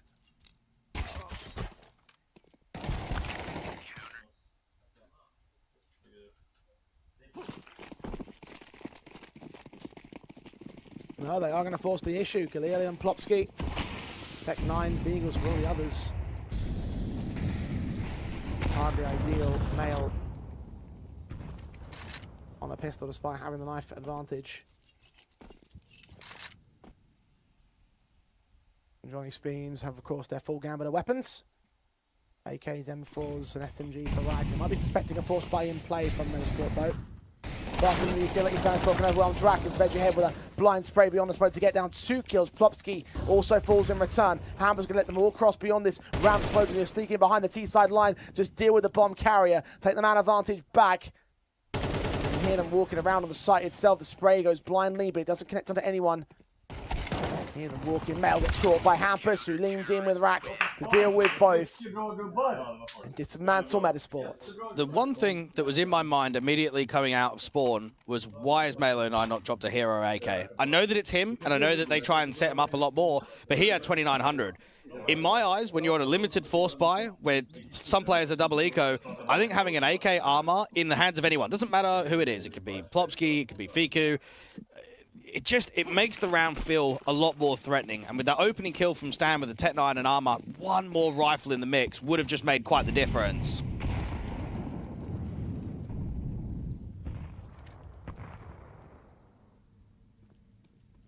With one more rifle not being available, Metizport back on the pistols. Harsher eco, as you mentioned, double eco on several players, and because they all force brought down, no money available to this one. They'll flash their way into the bomb site, try to get a catch injection.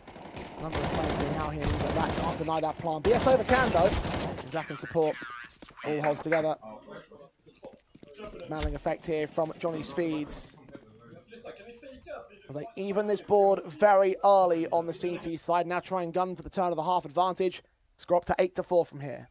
And you can only expect, if this is the new roster for Johnny Speeds going forward, we're going to get a lot of LAN appearances from Rack and BS over across these next few months, because they've been to, what, LAN in January, or 2 LANs in January in Sweden, a LAN in Denmark back in March, another couple of ones in Sweden in May and March. They go to a lot of these local LANs, only going to help them with the more experienced players. 4-1, now 4-4. Rack aggressively looking to try and fight out from mid, but T's just bully it with the map control.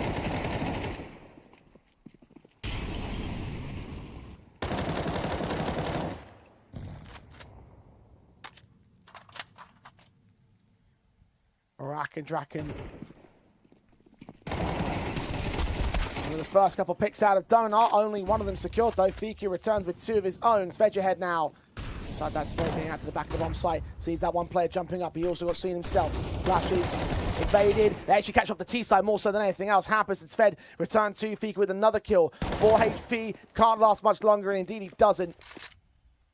Male 09, another clutch for him. 1v2 this time. A difficult clutch because you don't have info. You don't know where the CTs have reposed to. Bomb is just so in the open. He doesn't even really want to use a smoke straight away because that just gives out the contact that he's coming in from Donut. Off angle, reposition, just about catches the extremity. 12 HP for Male. Hampers just needs to make sure he doesn't grab that bomb. Whereas he can only approach from Donut. Being wary about the red access. I was hoping to spook him, and he's going to be successful in that regard. Utility will get sent in towards main and temple. Bomb denied from open plant positions. He thinks he's coming in from main, but no, he's still back at CT. Shuts him down in an instant. Johnny Speeds have the lead. I'd say that Johnny Speeds got quite unlucky. That bait and switch in Donut should be promising for at least 2 kills. I'm looking at it with Rack only taking contact. They've got no idea that Draken's in there. The vet will be disappointed in himself when he swung out in the open to not get that kill cleanly. So even when things are slightly going wrong, we're still getting the round victories in for Johnny Speeds. 5-4.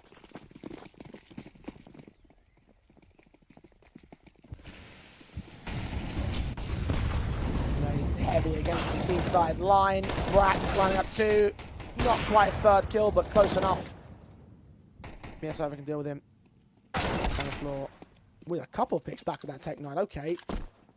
Unexpected on the secondary player. Bombs on his back. With the sight, and this shot from Draken could offer up a man advantage for a steal round here on Metizport. Inside that smoke, Forza is going to try and wrap around to join Stanislaw. The rifle's available at the feet of the T side. Sven's going to search. Stan. His back's turned right now. Covering the M4, but not holding on to it. Svedjehead puts him down. Forzy now hard, engaging that AWP, baiting out the shot, grabbing the M4. Needs that bomb though. Secondary miss, chance to frag. No, Svedjehead puts him down. Minimum 6 for Johnny Speeds. As well as that, that is 6 out of the last 7 for Johnny Speeds. And all of them have no bomb plants, right? So that's not helping out the economy game for Metizport at all. And it tells you, even though it's an eco, that's why you want to search on the city side. You always want to try and keep re-clearing space when the round gets silent. Catch the timings, players in the open. And if Johnny Speeds can go up 8-4, they will make quite the statement going into this second half. And Draken's definitely not been the same player of impact like he was on map number 1, but it's been the riflers that have stepped up around him.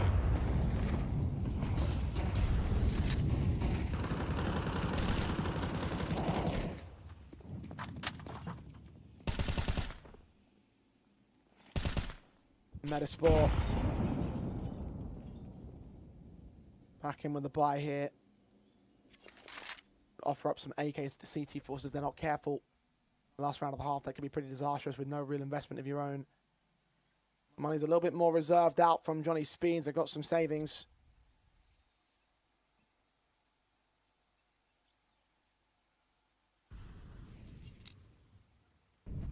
Rat going to boost BS over on top of Tree to watch out the main entrance for now. There's 3 players in there, including the bomb.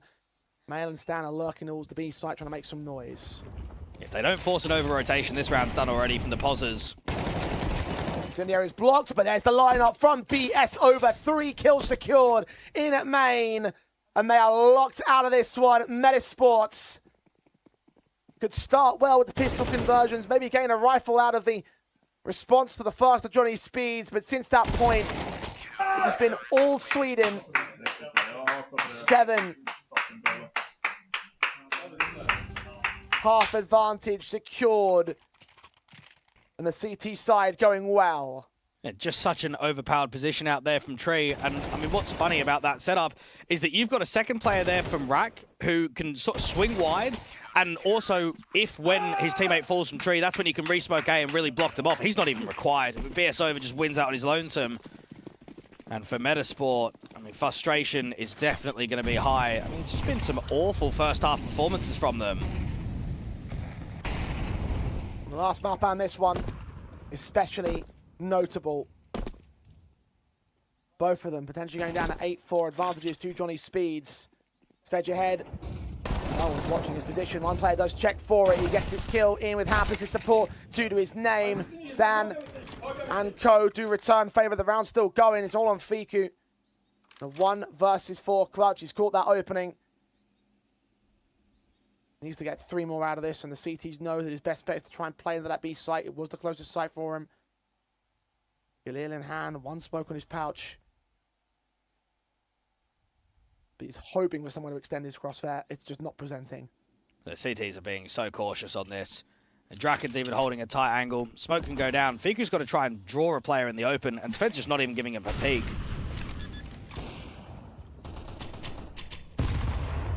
Bomb tap to bait in the shot, bait out the util. Another tap to again force the AK into an angle. Information gained, and considering a wraparound as a result of this, I mean, A is open right here. And that's what he's going to lean into, so open space, a little bit of time stalling. As the CT start to search, though, they'll have a player on the way back in. Yes, over. Watching red. Now knows he's on the bomb site. Galil to fight. Just missed the mark. I've seen him get out towards Temple. There is no hope in this one. There he is. Smoke to the bomb. Oh, what a flick that is. Flashbang forward, though. Second engager goes down as well. BS over on the defuse kit. 5 seconds to the stick. Fiku thinks he's faked it. He's called a bluff that isn't there. And Johnny Speeds. 7 in a row, 8 of the last 9, 8-4 at the half. It's a very good performance coming out from Johnny Speeds, and I don't know, just it feels like a very flat day from Metizport. From the expectation of the previous LAN for the lineup that they've got in front of them, they should be dispatching Johnny Speeds in the opening game. They should be rolling over a brand new looking Fnatic project with a new 4th, a new 5th, making their LAN debut. And even in the rematch, you should be getting a 2-0 win. Instead, we're still playing out on this decider, and it's looking more and more likely that Johnny Speeds are going to upset. So much so that Stake have shifted the odds winners of this map and of this series. Johnny Speeds, their official favourites. And in my mind, they're favourites now too. T-side of Ancients. Only 5 rounds required, and that will send them into the playoffs. Send Metizport packing what would be a huge upset in the group. USP pulled out for Stanislaw, does get run down by Rax Casualty. Plopsky and Foolsy with responsives. CT advantage right now for Metizport. Bomb plant not going to get secured here. The Glocks are pulled, and Fed tried to walk through that smoke. Fiku's watching it, drops that bomb. So now it should be round done. Just too much impact from the A players. They wanted to split A via Donut and CT, but then they get locked out of the bomb site. You have to try and cancel. And the bomb gets dropped in no man's land. Plopsky has to deal with Hampus out on Donut, and this round is simple. This round is clean. And for Johnny Speeds, they've gone over 2 in pistols. At least they know that they've been the better team in the gun v gun rounds.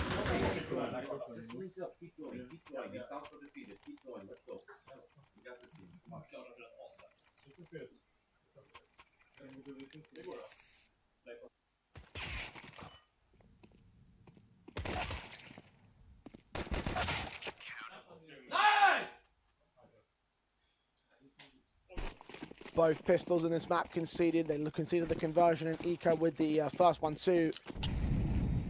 This time going to eco outright so they can buy rifles early.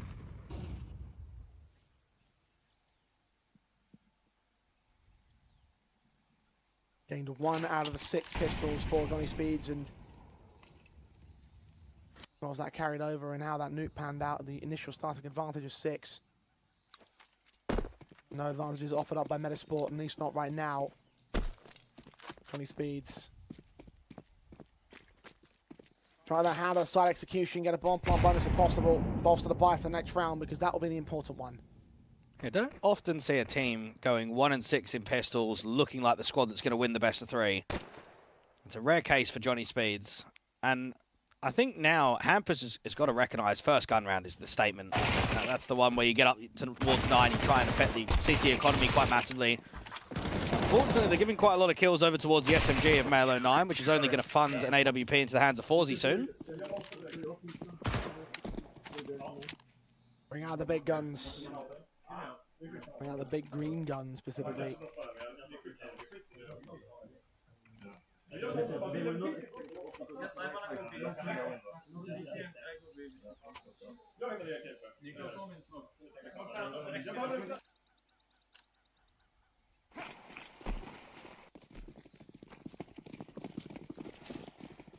No warps for the Speeds. AK is still available. Forzy's only had 5 frags so far on this map. I'll be going from the top frag of the last one for Metizport. He's posted to the right side defensive this time though. Sees the first, comes up straight, shot onto BS over. No time on that one. Flashes will catch off both Fiku and his back up towards this connector, a cave control rather, Stanislaw. SMD in support. M4 sprays beyond the smoke. Fiku credited with the kill.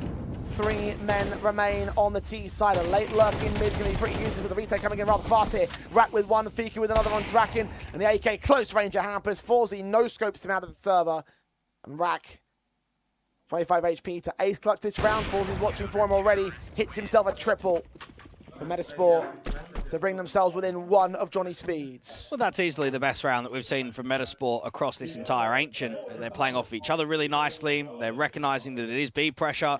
They play around the util. We get a bit of X factor in from Forzy. What a shame that for the T side, they just couldn't work any space, couldn't draw those CTs further back. Just shot after shot. Fiku denying the bomb straight away. And you're right about Rack. That's the kind of play that you need when the bomb's down and it's, let's say, a 3v4 or a 3v3 when you can cut the donut player, not when you're the last one alive.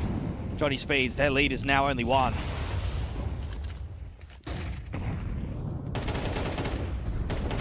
Right, so hard to get that streak. Now Metizport built back one of their own. Pistol, eco, rifle, eco. 8 apiece. Sack off round of a half buy for Sven and Co. Rifles will be available to Speeds in the next round. Max loss bonus. They need to apply a decent win. End this momentum for Metizport. Get back on your high horses. Get back in control.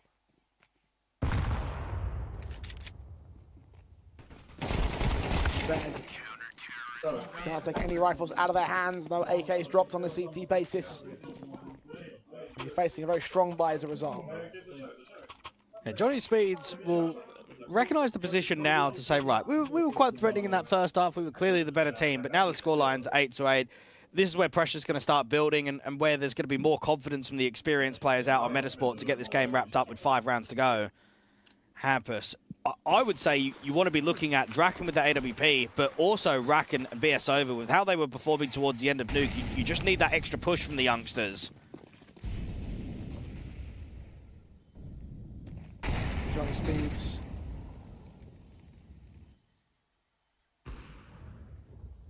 Find the opener. Draken on Stanislaw.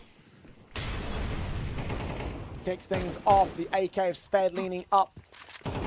See the head of the ramp smoke. Counter utilities there from the backline support. Fiku's Molotov off, sprayed up, tagged up. AK's blind beyond these smokes. HG's coming in their direction. Fiku's forced forward to fight. BS over going to get caught. Edgehead on reload, trying to get out of dodge. Indeed, he does do so, with Hampus able to save him. 3 men remain on Metizport. Yeah, Plopsky also spammed up, so they know that he's around the default box. He's trying to get out towards that wallbang spam. This is really well contained from Johnny Speeds. AWP from Forzy misses. He's not even spotted the donut player. Unawares of what's going on in that direction. The bomb's still going to come in towards the B side, though. Player on backside of Mail going to confirm it. Plopsky all timing. Caught off by BS over with the dry search. The AWP of Draken inserted mid at Red Room will cut the rotations, of which there are none coming in from Metizport. They're going to save their guns because they know this retake is impossible. Now, there is two players that you can give a lot of credit to in this round. The first one is Draken to contact the AWP in cave. I mean, that's just mental, right? If the AWP's going anywhere, it's normally on the boost up to hold out ramp and look towards long. It's not to contact into that area. And then secondly, they recognize that Fiku is probably going to be playing reverse default because he's lost his cave player. So he can smoke off ramp. He needs to be protected from cave. So what does Fed do? Mate, he just toys with him. He spams him up a little. He pops the flash through. He backs off. He does everything in his power to make sure that Fiku struggles on that bomb side. And eventually he just draws him in, doesn't he? Fed just backs off, goes all the way down bottom ramp, brings Fiku into that ramp access. And then from there, that's when you've got the assistance of everyone else on the crossfire from lane. Svedge ahead, and the AWP of Draken can be given everything for that round victory.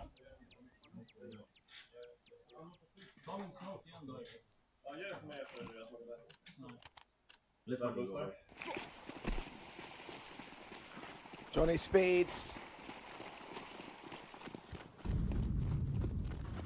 Advantage reclaimed.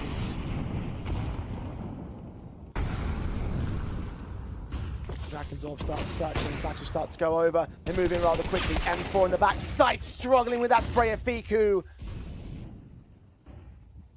Advantage for the T side. Sved's tagged to half HP. 3 men in at cave. Sved's going to try and block them with Molotovs. Flashes, if only have a smoke there. There is one available. They will block that access point as Forzy will catch Rack on a responsive. Trade available for Hampus, though. Gets him right on back. And now you just waste time. Mate, these CTs are fully trapped. They can't go cave and they can't go cheetah. Hampus backs away, and these players at cheetah also get given some space. Molotovs to keep him at bay as they fall back and save. Metasports thought they brought it back. Thought they were back in the game. But the Speeds responding whole, responding kind. Take the lead back away from them. Take 2 out of the 5 that they need to close out this series, upsetting Metizport and taking the last spot in the playoffs. A tactical is called by the favourites. Even Svedge ahead, 15 kills and 28 deaths in that entire opening best of 3 versus Metizport. He turned it around, had a really good game against Little Mix, looked decent on map number 1 and Mirage, even better out there on Nuke, and now he's come on to Ancient, and he's going to drop more than 15 just on this map alone. Opening kill up against Fiku, just beaten by pace. The B-side anchor just completely rolled over. At least they're saving onto players, but for Metizport, I think what's been the most concerning aspect from them across the majority of this best of 3 is that the threatening aspect of the expectation should just be there, and it just hasn't, has it? I mean, for Nuke, you had to claw in another comeback. On Ancient, you're down by a lot of rounds. You're now in a position where you're 8-10 down. It just feels like they're clawing their way back in, and that shouldn't be the case for a favourite.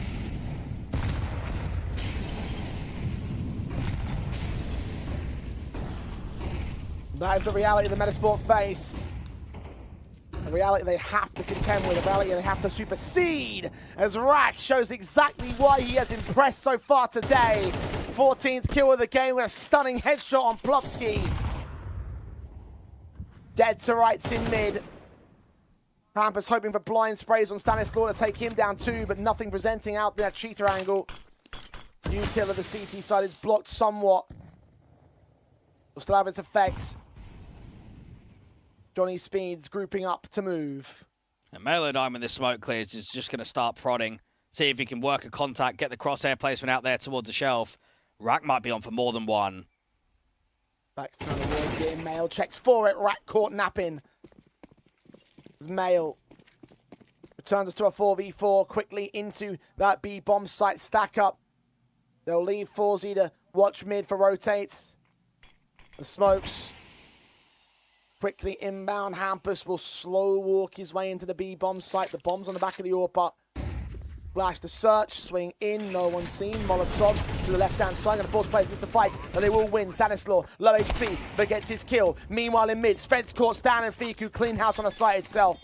It's a successful retake, a confident retake from Metizport. And perhaps just too many extremity players there for the T side. It's a good opening pit there from Rack, but he's trying to walk out mid, he's solo. You've also got another lurk in there from Elbow, also trying to work solo. I mean, Hampus, you'd want an extra teammate to try and take long. Yeah, the flash comes out and you can try and block, but being on your own, it's difficult because it's disrespectful by the opposition. They peek through that molly, they don't care.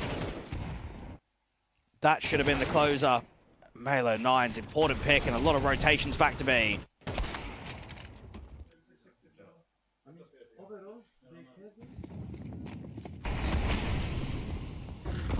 Johnny Speeds not allowed easy access to the 11th and 12th. Back on the buys, quickly into the B play. Forza is going to hit the shot on BS over the first man up towards ramp. Solo defender leg down for the wallbang. It's only 15 points of damage against Forzy, but still, predictive shot lined up well enough for being against the AWP battles. Draken that wins it more directly to take down Forzy more permanently too. 4 on 3 as Rat catches Stanislaw on the lurk back out towards Elbow. Now Fiku up close on long. Sved's going to have to try and swing towards him. Seen, denied by Hampus, who provides the support. The last 2 men are on short. Held up inside the smoke, beyond it. Starting to back away again, Johnny Speeds. Edging out Metizport bit by bit, round by round. They see a catch-up, they take one more step ahead. I tell you what, there's been maps across this day where Draken has been struggling individually, and then he just gets a power kill out of nowhere, right? He gets a kill that opens up a bomb site and creates a chance. That's another one of them. The AWP from Forzy's got an opener. Everyone's struggling to take space. No one can get up ramp there on the T side until that AWP finds the connection from Draken. He gets one, and then they send it in. Rack out and Elbow, mate, leave him late. I think we're certainly noticing that he's at his best when he's being left by his lonesome, doesn't have a teammate in sight. He can slow the round down, work a timing. 2 to close. This looks promising. This looks a really good position for the T's to be in.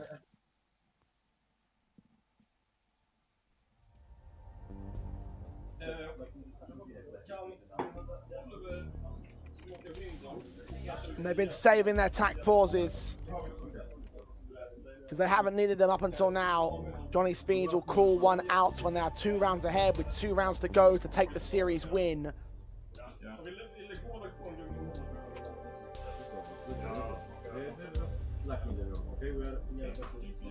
Because in these last handful of rounds they've been responded to.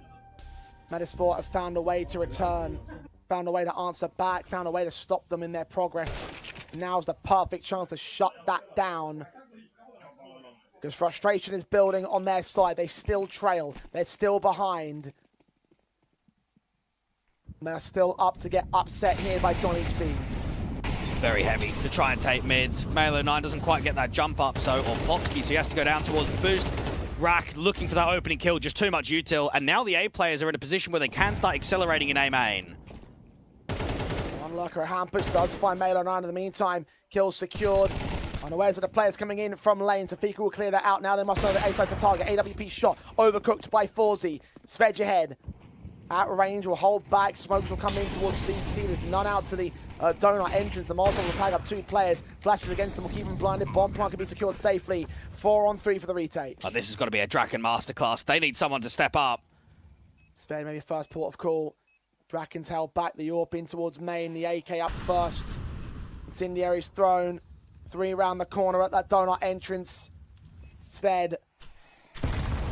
Nice is directed Incendiary's towards tree. The suss out is back up. Fiku finds the pick. The AWP of Draken. Lands down and slow at range. They're facing around the corner. The diffuser's coming through. BS over. Swings forward to the casualty on the 1 man. But no more than that. They had them both suppressed at main. And that AWP just didn't have the space. Didn't have the breathing room for Draken to provide the impact. Too much util from Metizport in that round, but both the defensive and the retake itself, they're back within 1. What an incendiary out there towards tree. I've never seen that before. I know that there's a few that can be thrown from the T-side perspective when you're in A main to clear out that map control, but to see it being thrown from Donut, no, never before. Oh, what a great molly and great timing. And even in that man advantage, they really slowed it down with the 3 players in from Donut. Right straight into the mid control, trying to make amends for the last round. We went down so early. Plopsky caught, flashbangs, their backs are turned, but Mail checks him. Finds him with Forzy's AWP pick onto the A bomb site. Seeing that second player, it's a Forzy masterclass now. Hampus and BS over, both caught. Svedjehead with a returning pick. The AWP caught, blacked up. Stanislaw with a spray of 2. And Metizport have even the board. 11 apiece. There's no hype in that camp, though. They know that they've been stressed out more than they should do. They know they've been pressed further than they should have gone. But now, it's time for the owners to switch. And it's such an incredible timing for Male09 with the flash assist that comes in. I thought Rack was going to get 2. I thought he was going to get the double entry out there from elbow, clear all of mid, see you later. Instead, he gets the 1-for-1, and then the AWP just steps up to the plate. The buy comes in. Oh, it is weakened. AWP from Draken wants to try and strike early against the long individual. Thanks to Nade as Rack starts falling more permanently, more frequently, more consistently to Plopsky in mid. Finds the spray against him beyond the smoke. Trade of Hampers at least isolates him back at the pit. A 4-on-4. Draken's still on that boost, still hoping for an angle when the smoke will clear. Which it will do now. The scope would have been heard at the same time, so Fiku's going to be smart not to press that. Smokes are being sent out towards red in the meantime. Takes some mid-access. Will the bomb rotate with it, though? There's noise being made. Shoulder baits out to confirm the Draken's position still out there. He has to fall away. They still don't know where everybody else is, though. Resmoke comes down to ramp with about a minute on the clock. There's not much of an execute. There's one molly that can go out behind default, another molly that can go out to long, and then one smoke. It needs to be contact and entry driven. At least the smoke at red's going to keep one player's attention on double duty. Male09, the watch from short, check out the back of the red. Wrap Fiku on long in the meantime, gets the kill on Hampus. Orb sees him, takes him back. 3-on-3 has been equalized. Stanislaw, Molotov does not spread towards him at the wood corner. The wraparounds, the rotations coming in rather fast. BS over, needs to check this angle, sees his man, but Male09's caught 2. It's all on BS over now. 15 seconds, bomb's been dropped. Molotovs will not force the AWP out position, and Forzy connects it. Metizport are about to do it again to Johnny Speed's back foot for the majority of this map, but at the very last second will usurp them to map, match, and group stage points. What a great position being held from Stanislaw, and they actually knew that he was there. He took a slight tag damage when that molly first popped. It just didn't spread all the way. So even though he knows that they're out there in the cubby corner, what can they actually do against it? So many eyes get drawn towards that position, and Metizport with the round streak. 4 in a row. Forzy lands BS over. In the M4. Hoping for another one out of Plopsky. Forced buy in from Johnny Speeds has lost their opening man.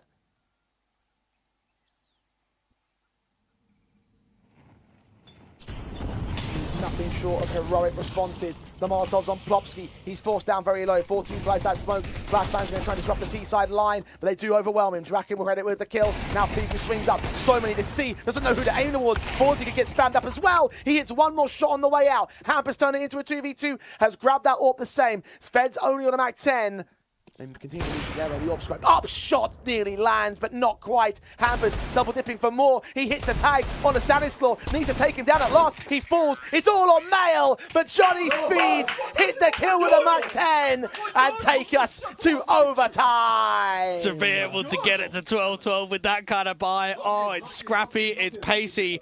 But Hampus, I think it tells you that 2v2, he's full of confidence. They're not thinking about getting the bomb down. They're not thinking about rushing their way into Donut and towards A. Nah, just take the fights in red. Oh, that was tight. That was very close. Everyone frozen up around there in the Donut position. Great shooting coming out from Forzy to multi up. Ends up getting 3 in the round, but nobody else gets a single kill. And somehow, some way, in the worst buy possible, they get it towards overtime.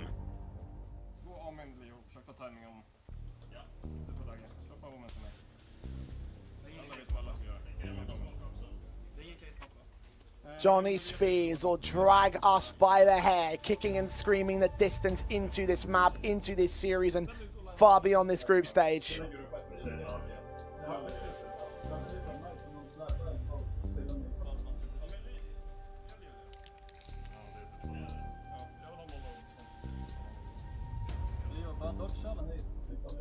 Just when it looked like Metizport had locked in for good. And it seemed like they gained their winning moment when they finally beaten Johnny Speeds permanently.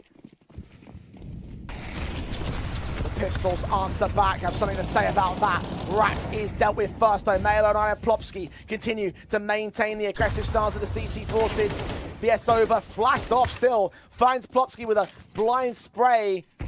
The closed line against him. Advantage still for Metizport though. And now we're just looking at playmakers when it gets in towards overtime. Aggression down from elbow, anti-rush is heavy, and it's a double cheater set up from the CTs with the resmoke on the Ts. Oh, gap in that smoke, dropping the bomb of Hampus. BSO are going to try and move forward a bit. Gets caught by Fika anyway. Draken alone. Was searching towards the A bomb site, but with the bomb not with him, with no more teammates, it's all a useless effort. It's a shame to see him down on 10 kills, because, again, I think he's had some impact moments, but for the majority of this map, in both the first half and the second half, he struggled to find that form that he found on Nuke and even in certain periods of Mirage. Now, unfortunately, if it is 4 alive for the CTs, there's going to be a lot of AKs, and Hampus knows that's going to be really difficult to deal with in the next round.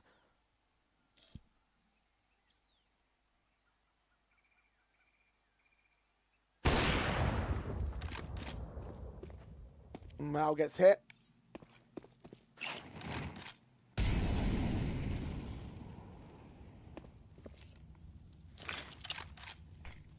It's one negative for Draken.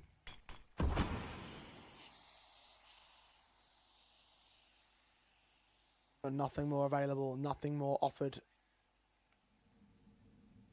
Metizport will claim the lead very quickly back from Johnny Speeds. A lead that for them lasted a single round. Counter-terrorists win.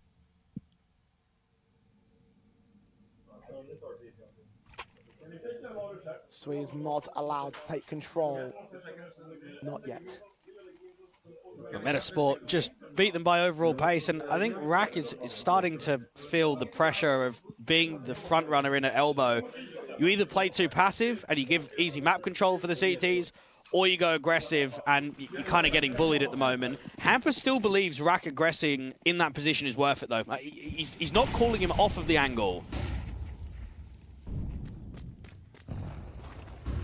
Johnny Speeds.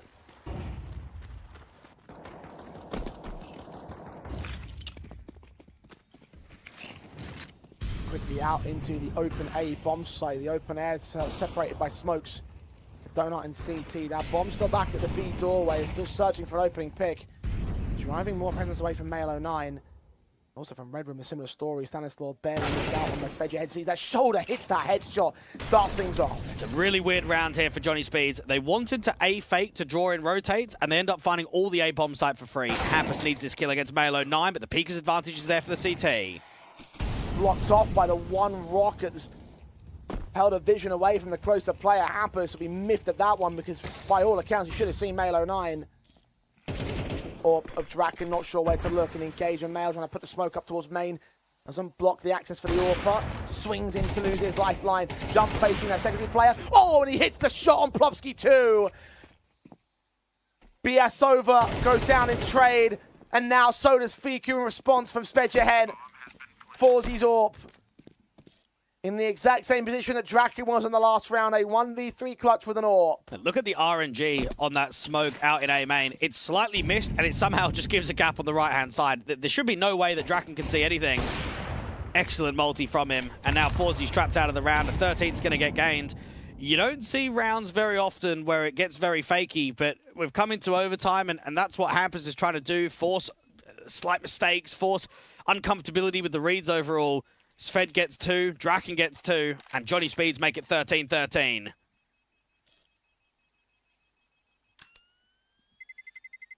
A wonderful response. An even stance.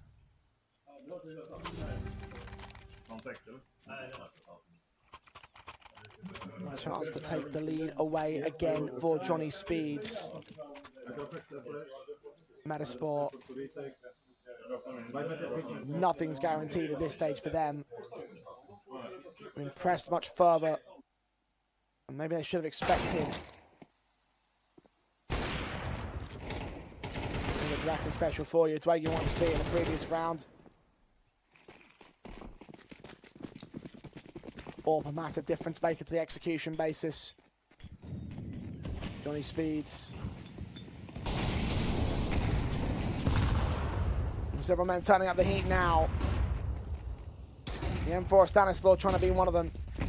Stepping up with Fiku, flash blinded. Stanislaw goes down first, upseeds that secondary contact, but car's just between both BS over and Hampus. Both will take damage, but they'll get the kills in a 5-on-3. What's even the comms going on there? He just gets full team flash. No synergy on those B players. Melo9's been caught repositioning. See you later. That really is a schoolboy error there from the Metizport boys. As Draken lands Plopsky, Johnny Speeds will have their T-side advantage. At least an auto battle, a little bit of exchange of falls. He can try and reduce Draken a little bit more. So can't hit the kill shot himself. 1v5 anyway. So even if he doesn't get the kill against the man, he's got plenty more players to get the casualty in return. So 14-13. Nice, boys! Jobba mattan på B! Jobba mattan på B! They're having fun with this one. Because they're back in control. Can they close out over Metizport? Can they eliminate them from Stake Pulse? Just such a different level of expectation for Johnny Speeds and for Metizport when it comes to this last map and this overall bracket of the tournament. And yet that lack of pressure is only aiding a stronger and more defiant Swedish team. Up by 1.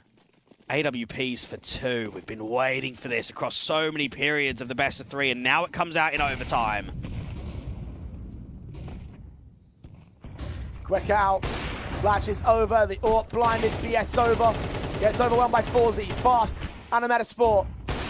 Not stopping for anything. Draken in the second view baited. Close to range against Male09. Hits the kill against him. Bomb plant. Could be denied. Rag. He's pressing the issue. He's going to get right up in their faces as Hampus gets the kill on Plopsky. They can't find the needle defuse. He's forced to fight. In against 2. Transition's good. Draken supports him. Stanislaw only gets 1 trade in the mix as they are rammed through again. Johnny Speeds.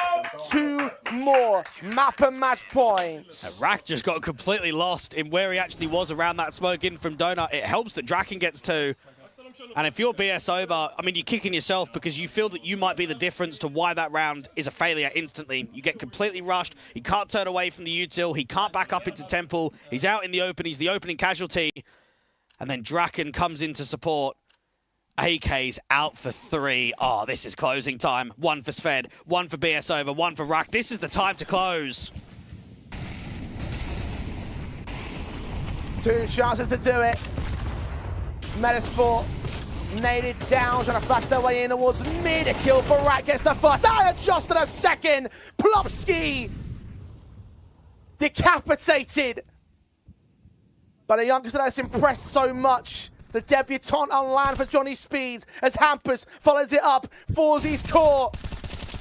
2 left remaining. Metizport, who should have been group favourites, have not shown up in this day. Male09 trying to be the hero.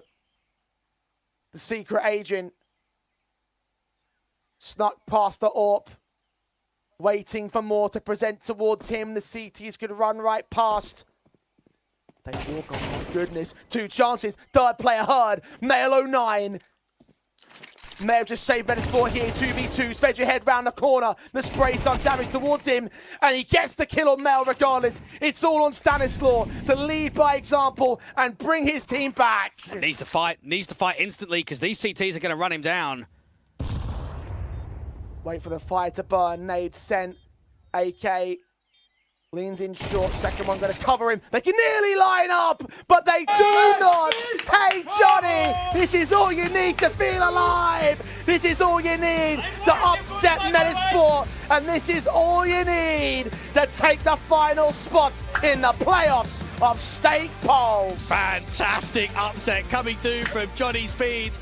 Three fellas with less than 60 maps on LAN across their HLTV careers, and they have just upset Stanislaus' project of Metizport from second place at their last LAN to grouped the very next month. Mental scenes from Johnny Speeds, completely new, never seen before this event.